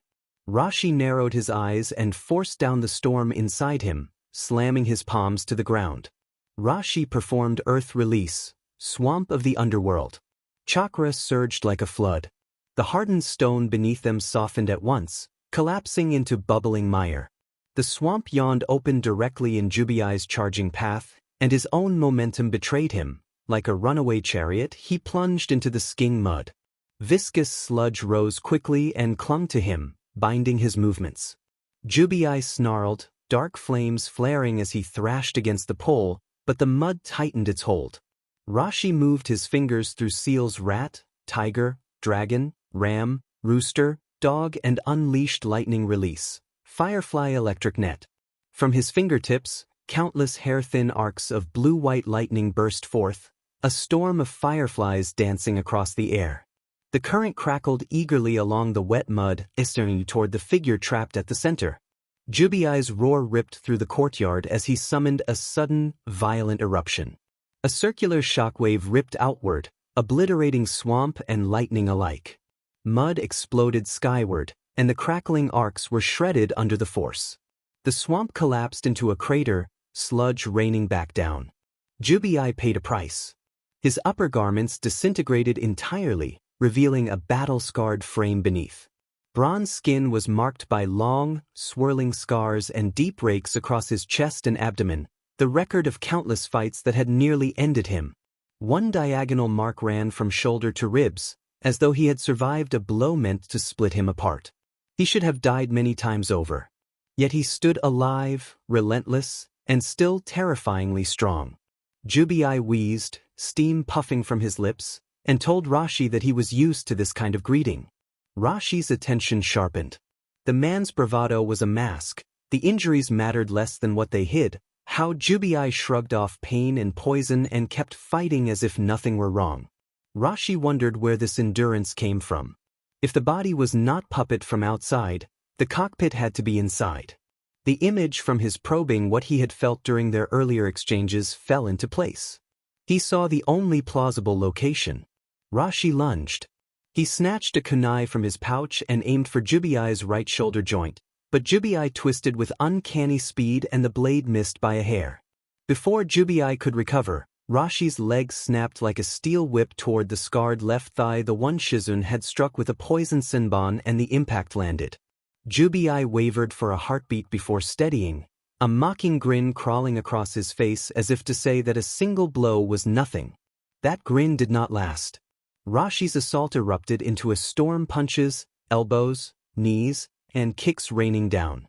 He no longer aimed only at vitals. He attacked joints, ligaments, and insertion points, every structural weakness that kept a body functional. A gusting right fist struck toward Jubi's elbow. Jubi twisted, redirecting the blow so it grazed his forearm instead of taking the joint. A sweeping kick snapped toward the pivot at Jubi's ankle, and in the nick of time Jubi planted his left foot to protect the joint. The kick thudded into his calf instead of crippling him. Those small, deliberate motions revealed everything. Jubi did not fear poisoned organs or shredded muscle. He endured those. He could not, however, tolerate structural destruction, severed limbs, shattered joints, the collapse of the body's framework. This scarred titan was less a man than living war armor, an instrument built to take punishment so long as its core structure stayed intact. Rashi assessed the pattern and location of those protections and realized where the control lay. In that realization, Rashi decided that Jubi was going to die. Rashi shifted his stance, his left hand brushing his waist as a second kunai slid into his palm, its blade hidden in the shadow of his sleeve. He focused, refining his posture until pale blue chakra flared over him like ghostly fire. A violent gale burst outward from where he stood. Dust, rubble, and shattered weapons were flung away, crushed beneath the pressure of raw chakra. Jubi faltered mid-swing, surprise flashing across his face as the force interrupted his motion. For a teenager to wield chakra like this was monstrous. Rashi thought this might be the power of a great ninja village, but his face betrayed nothing. Jubi snarled and forced his massive frame to stabilize under the crushing pressure. His blade swept sideways in a molten arc, a curtain of fire aimed to cleave Rashi at the waist. Rashi found his opening. From within his sleeve his left hand lashed out faster than sight.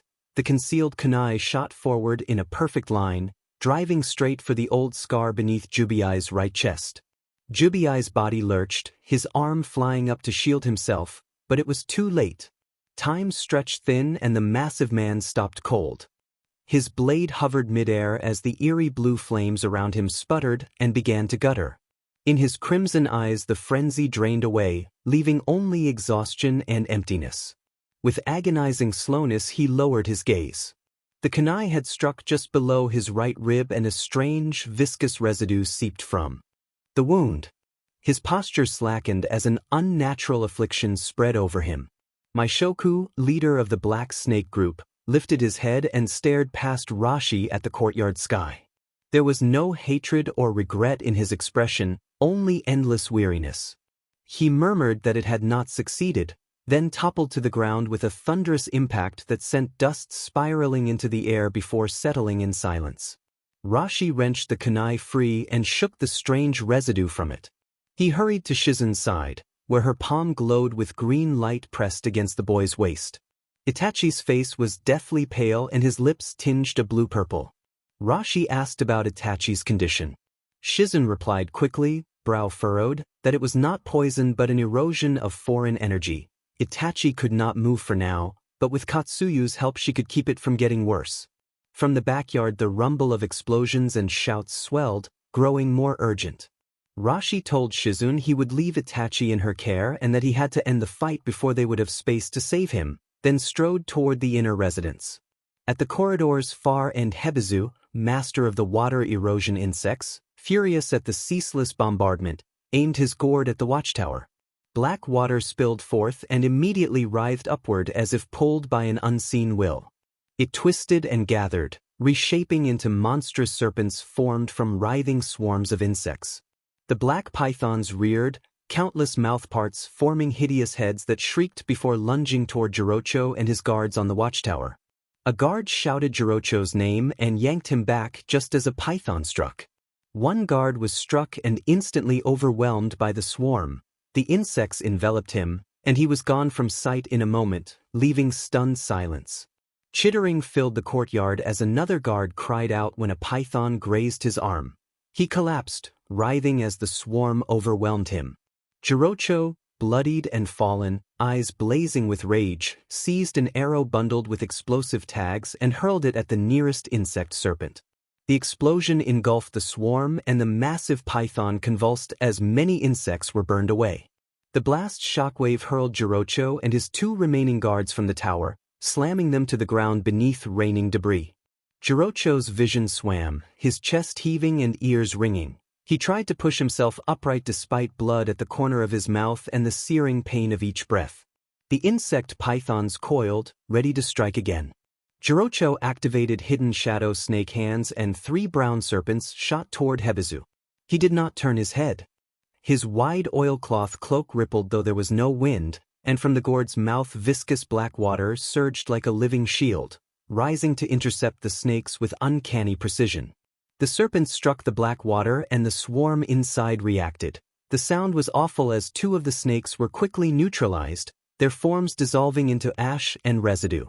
Anko's scalp prickled and her face paled. A memory jolted her Itachi's diversion earlier, and the watchtower guard's constant barrage of explosive tag arrows had forced the insects to recoil. Her eyes sharpened. She wove hand seals, drew a deep breath, and unleashed fire release, dragon fire jutsu. A crimson torrent of flame ripped through the damp air, isnergy straight for Hebizu and the writhing swarms. The fire dragon slammed into the skull of a rearing insect python.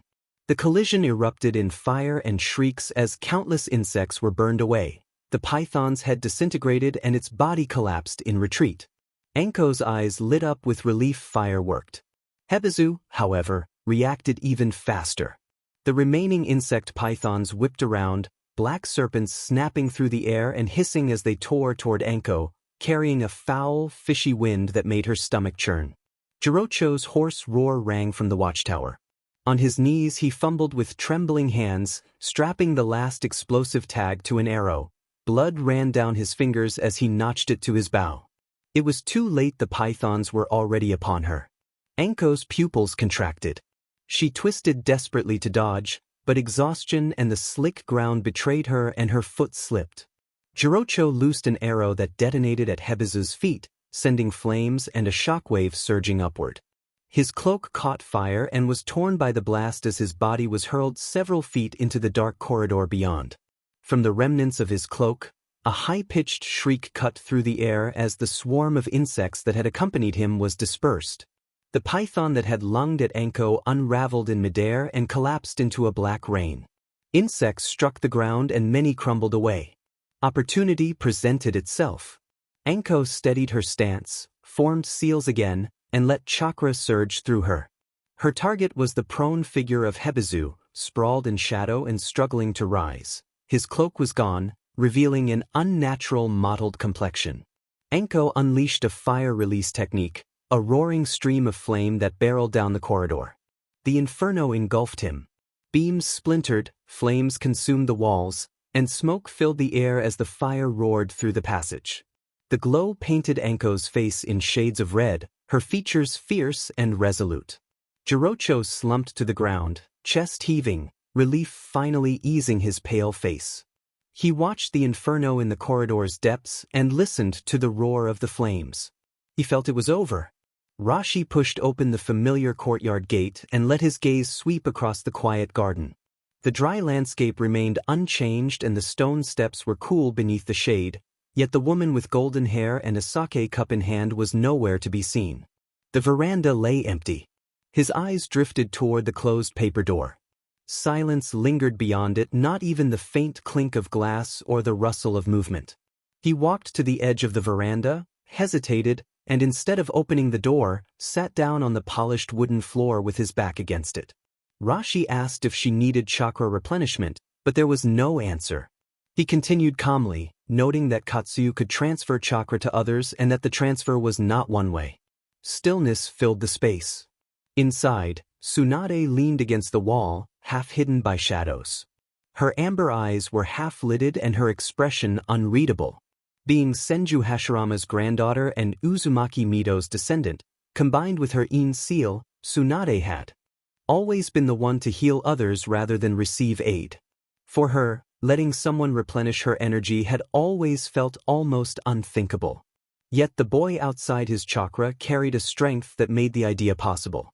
After a pause, Rashi said that Itachi's condition was not good and that Shizen believed removing the insects from his body would require Tsunade's personal intervention. Tsunade replied that Itachi's injury was not external and snorted softly. Of course she knew, for Katsuyu was her eyes and what Katsuyu saw, she understood. After a long silence, the paper door slid open just a fraction, enough for a single hand to slip through. A large summoning scroll was pushed out and landed beside Rashi with a muted thud. Tsunade explained in a cool, steady voice that to channel chakra through Katsuyu he would need to sign a contract. Rashi hesitated, then clarified that he did not seek Katsuyu's power for himself but had things to ask if she was willing. Tsunade snapped that he should not flatter himself and complained that she did not want Momoka bothering her again and ordering her to save someone's life. She exhaled and, in a flat tone, declared the arrangement a one-time opportunity and told him to consider it payment for saving Shizune. Rashi nodded. Since she had consented, he unrolled the scroll, bit his finger, and signed his name and seal in blood. He then performed the summoning jutsu. A wisp of white smoke drifted away to reveal a small, palm-sized slug, pure white, soft, and faintly luminous. It lifted its antennae and regarded Rashi with ink-dark eyes. The creature greeted Rashi warmly and thanked him for the summoning, its voice serene and melodic and carrying a comforting warmth. Rashi returned the respect and explained that the summoning was not for battle. He had come to ask a favor. The small slug inclined itself and invited him to speak. Rashi stated plainly that he wished to use the slug as a medium to transfer his chakra to Tsunade so she could recover her strength and heal his teammate. The small slug paused in surprise, its antennae twitching as it attuned itself to the flow of chakra emanating from Rashi. After a moment it confirmed that with his level of chakra the transfer was indeed possible and that, if he trusted it and opened his chakra network, it would ensure a safe and stable channel to Tsunade. It added that because Tsunade had permitted the contract, he could summon it again whenever necessary. Regardless of its size, it would do its best to assist. Rashi bowed in gratitude. The small slug climbed slowly onto his shoulder and indicated that he could begin. Inside the room, Tsunade's body trembled faintly as an immense, warm current of chakra flowed through her like spring water into parched earth. Her overdrawn energy refilled rapidly and the fatigue that had drawn shadows across her features began to lift. Leaning against the doorframe, she closed her eyes and surrendered to the soothing, steady warmth that coursed through her veins. Time moved quietly through the still courtyard. Only that unseen stream of energy connected the two through the paper-thin door. After a while, the faint glow surrounding the slug dimmed and it reported that Tsunade's condition had mostly stabilized. Rashi slowly drew back his chakra. The paper door slid open completely. Tsunade stood there with her golden hair gleaming and the fatigue between her brows gone. The molten light in her amber eyes sparked back to life. The fire of the legendary Sannin had been rekindled. She glanced at the small slug on the floor and then fixed her gaze on Rashi, searching his calm expression for something unspoken. She snorted, bent to pick up a fallen sake cup, noticed a thin pool of clear liquid inside, drank it in one smooth motion, and tossed the empty cup carelessly onto the veranda. Tsunade announced that she was going to check on that Uchiha and reminded Rashi that he had his own tasks. Without waiting for a reply, she turned and strode down the corridor toward Itachi's room. Rashi watched her depart, then looked down at the small slug at his feet and thanked it, saying it might return for now. The slug replied warmly that it was always happy to serve and vanished along with the summoning scroll. Rashi straightened and exhaled quietly. Summoning Katsuyu had been an unexpected gain. The curfew's remnants still clung to the streets, overturned crates, torn banners, and the faint scent of smoke, but the suffocating chaos had already faded into an uneasy calm. At a quiet corner near Heifei Pavilion, Rashi took care of the final loose end. Genshoku's body would never return to the village, it would be erased here. The fire crackled quietly as flames consumed the remains. Rashi stood motionless before it, his expression unreadable as the fire reduced what was left to ash. There was no heavy smoke, only the faint hiss and pop of burning and a bitter, metallic tang in the air. Before long, only a small heap of gray-white ash remained, and the wind scattered it into the night until not even a trace remained. Jubii, the true core of the Black Snake group, was dead. His remains had been burned. Since he seemed to hold information about Orochimaru, Rashi decided that any useful intelligence would have to be recovered from other sources and that certain captives would be brought back to the village for interrogation. Gaiku and Hebizu had already been sealed within scrolls for Dielvoi to the higher-ups and likely to be exchanged for resources or funding. After the battle, both Anko's and Itachi's gear needed repair or replacement. Tanzai's commission payment was far from enough, and once they returned they would have to negotiate with the village about expense reimbursement. Under these circumstances, the annihilation mission and the intelligence-gathering objective could be counted as completed together. Daiport, meanwhile, was slowly recovering from the chaos. After the Black Snake group's ambush failed, the Chayama gang lost its leadership and quickly unraveled. Without Jubiai's iron grip, they were nothing more than ordinary thugs, easily crushed by the port's local forces. The Hiji's family had kept their gates sealed since the curfew began and showed no sign of lowering their guard. The local merchants had no intention of crossing the daimyo, and Wasabi House was still busy tending to the wounded. No one dared stir further trouble. Through Wasabi family connections, Rashi managed to secure several key members of the Chayama gang from the Fishery Association's chairman, including the scarred former captain of the city gate guard. With a bit of pressure, he thought he could pry something useful from them. Inside a guest room of the Heifei Pavilion Inn, Rashi sat bent over a desk, organizing the compiled intelligence. His pen scratched steadily across paper. The door creaked open and Anko stepped in, dropping a stack of hastily scribbled confession notes on top of his report. She scoffed and called the captured men spineless cowards, then reported that they had panicked before the snake even showed its fangs and knew nothing useful. She added that they were terrified of Jubiai and described him as ruling through sheer force and brutality, crushing anyone who resisted. Anko explained that Jubiai had taken most of the stolen money for himself and that whatever scraps remained had been wasted on drink and food. She reported that the captives did not even know the name Black Snake Group. They had assumed Jubiai was a wandering samurai with too much power and no conscience. Her words came quickly, but her gaze did not meet Rashi's. The room fell into silence again, the only sound the quiet rhythmic scratching of Rashi's pen. Anko's toes twitched against the table leg. After a moment of hesitation, she confided to Rashi that the man who had died had not said anything more about Orochimaru. Rashi looked up and calmly noted that once they were back, the village would have new intel. Anko's shoulders slumped slightly and she turned her head toward the window as a sea breeze stirred the stray strands of her violet hair. She admitted that every time she heard Orochimaru's name, something in her refused to stay calm. She ran a frustrated hand through her hair and confessed that she wanted answers, anything, even a scrap. Rashi remained silent. His pen resumed its steady rhythm, the sound deliberate and unhurried. Anko revealed that part of her memory had been sealed and that a cursed mark had been placed on her. She stated plainly that Orochimaru had not killed her. She hesitated, then admitted she was starting to remember. It had not been that Orochimaru had abandoned her, she said. She chose to remain in the village. She acknowledged that Konoha was her home, where her parents had lived and where her comrades were, but that upon her return the special forces had locked her away.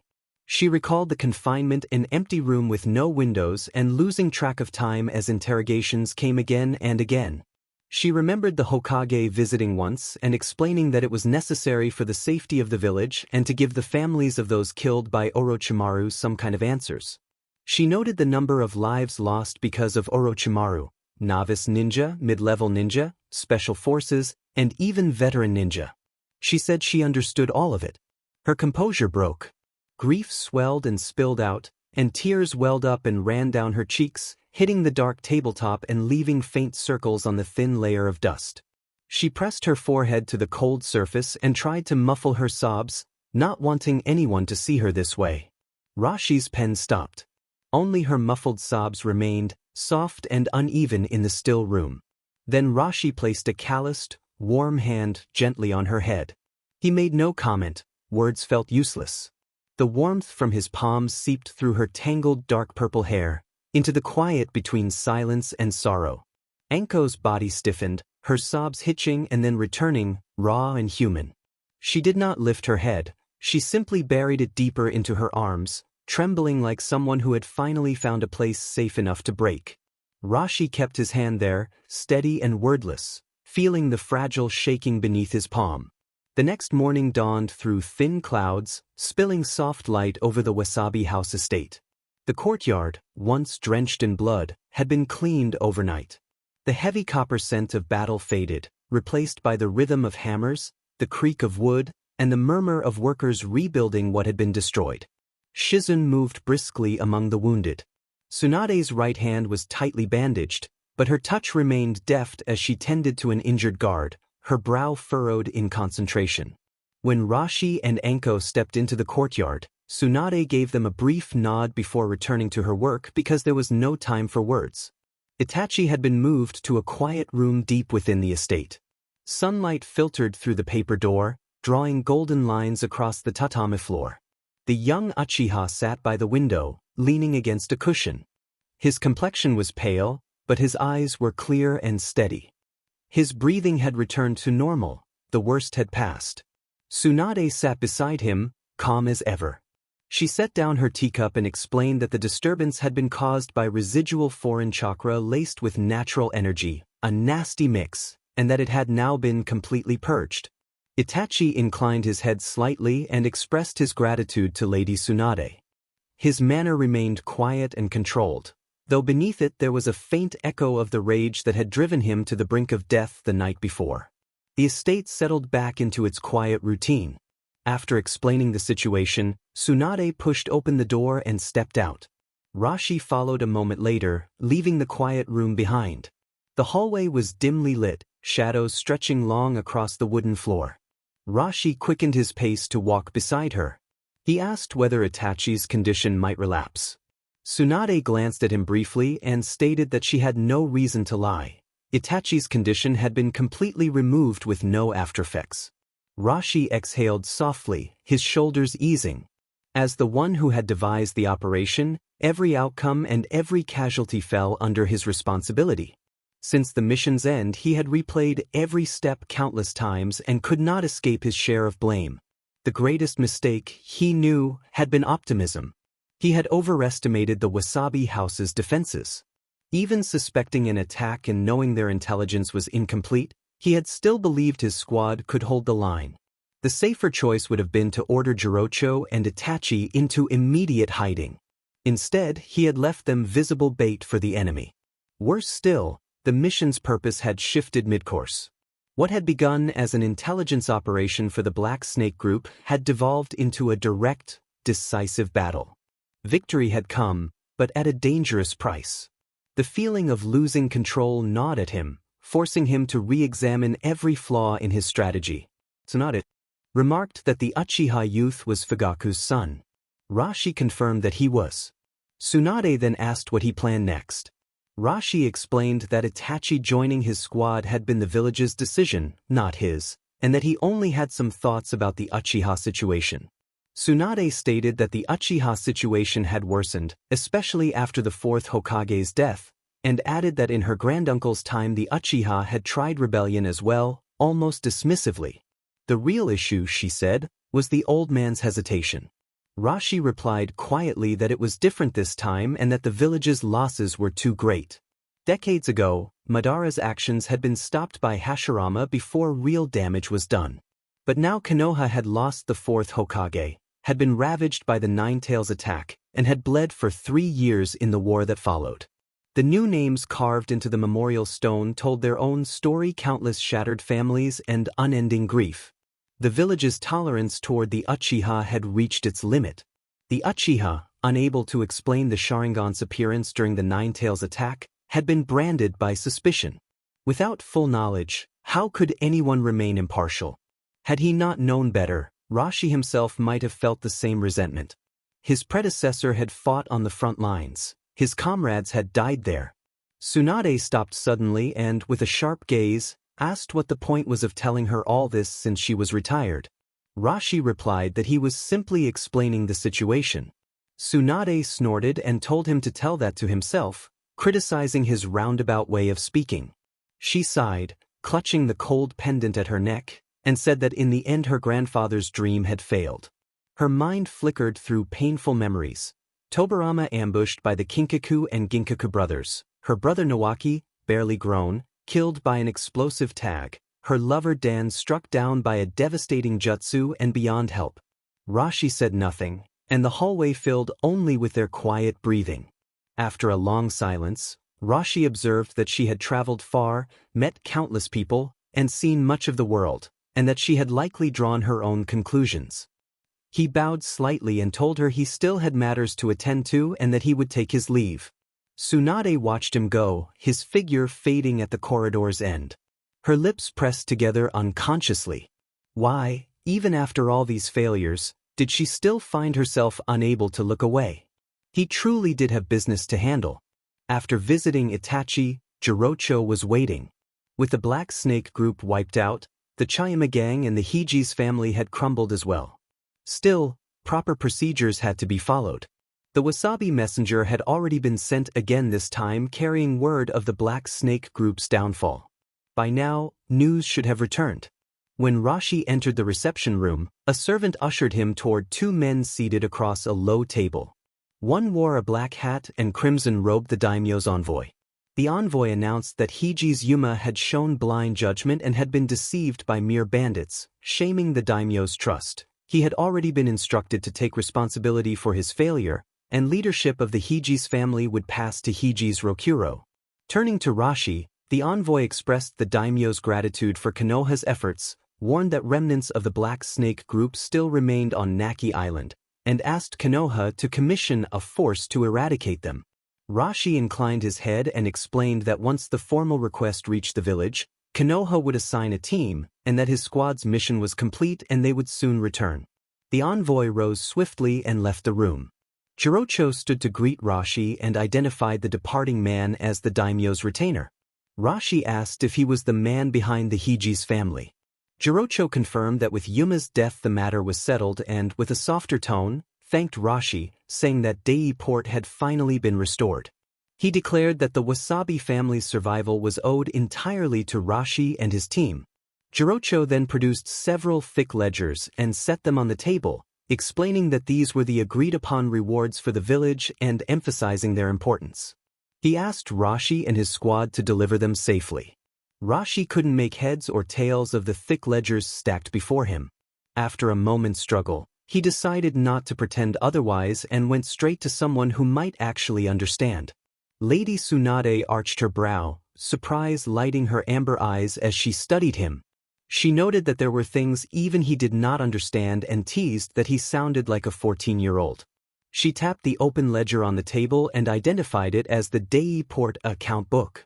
Tsunade explained that the old man paid close attention to that book because, without it, the village could not allocate D-rank mission quotas to the merchants and guilds at the port. She reached for the half-empty bottle beside her, gave it a small shake, and set it down with a soft clink.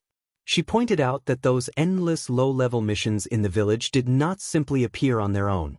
She observed that while high-ranking commissions were never in short supply, jobs like weeding, finding cats, and babysitting did not exactly qualify as traditional ninja work.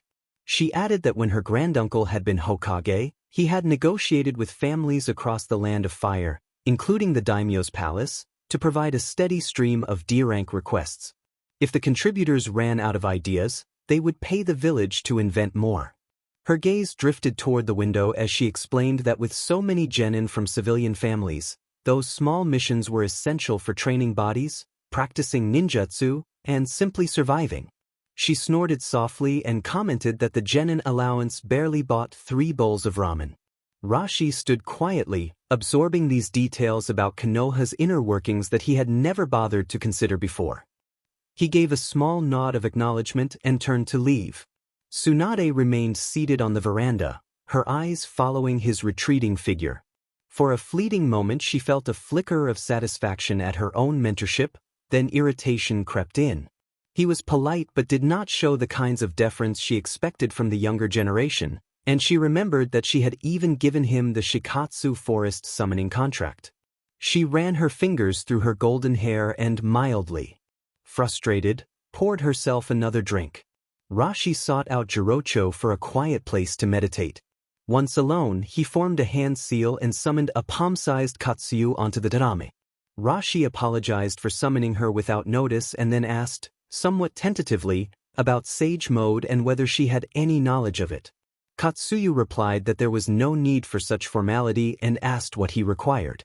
She explained that her main body possessed the innate ability to absorb and refine natural energy into Sage Chakra.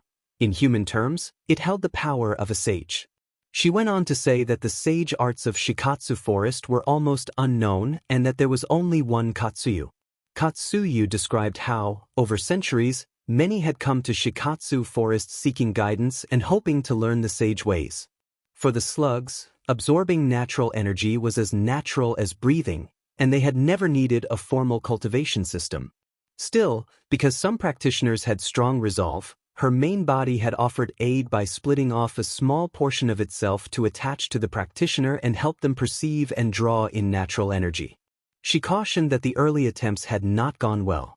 The forest's power was innate and could guide, but it could not remove excess natural energy once control was lost. Later generations had refined the process so that a fragment of her body could slowly absorb runaway natural energy from within the practitioner, but the core condition remained the same. The practitioner had to survive the initial surge of natural energy entering the body without becoming unresponsive or suffering fatal failure. Rashi, recalling the fierce turbulence he had experienced during his wood clone experiments, immediately understood the danger. Katsuyu contrasted the forest's method with those of Mount Myaboku and Ryuchi Cave. At Mount Myaboku, toad oil assisted with perception and the elder sages could intervene, while at Ryuchi Cave, the white snake sage could lend chakra. Shikatsu Forest's approach was far slower and relied heavily on the practitioner's own chakra and fortune. She emphasized that the critical challenge was balancing the absorption of natural energy and fusing it with one's own chakra into true sage chakra. Rashi admitted that he could already sense natural energy but that every attempt to blend it into sage chakra had failed. Katsuyu's tiny form froze for a heartbeat as she realized he was still flesh and blood, which meant he had survived previous failures. That suggested someone or something had been helping him, though she acknowledged that if he had been aided by a toad, he would not be asking her for guidance. Rashi explained that when attempting fusion he used a wood clone, with his main body observing from the side, ready to dispel the clone if anything went wrong. Katsuyu murmured a note of admiration that the Senju clan had produced another wood-release user and suggested that Lady Tsunade would be proud. She then warned that using a wood clone to bear risk while the main body monitored it was clever but flawed. Dividing focus broke the first rule of sage training, which demanded complete concentration. She praised his chakra as extraordinary and suggested that his caution, although understandable, might be the very thing holding him back. She explained that for natural energy to petrify a human, it had to vastly exceed their chakra. Only those with great chakra reserves could attempt sage mode. If chakra was too weak, the result could be catastrophic, but those with strong chakra could resist the transformation long enough to suppress or dispel the excess. Rashi asked how long, in her estimation, he could maintain control if his true body endured the flow of natural energy directly. Katsuyu considered this and estimated, based on the chakra quality he had displayed when replenishing Lady Tsunade's reserves, that he could last for over 2 minutes. She added that if she, as his contracted summon, absorbed the excess natural energy during that time, his chances of succeeding in sage mode training would be very high. Training in sage mode was hardly suitable for Dei Port. After gaining the necessary insights from Katsu, Rashi decided to shelve the matter for the time being. As Lady Tsunade had predicted, Itachi's recovery progressed smoothly. He had already resumed light taijutsu training, chakra control, and short bouts of ninjutsu practice, and he looked healthier than before his injury. Itachi himself remained calm about the ordeal.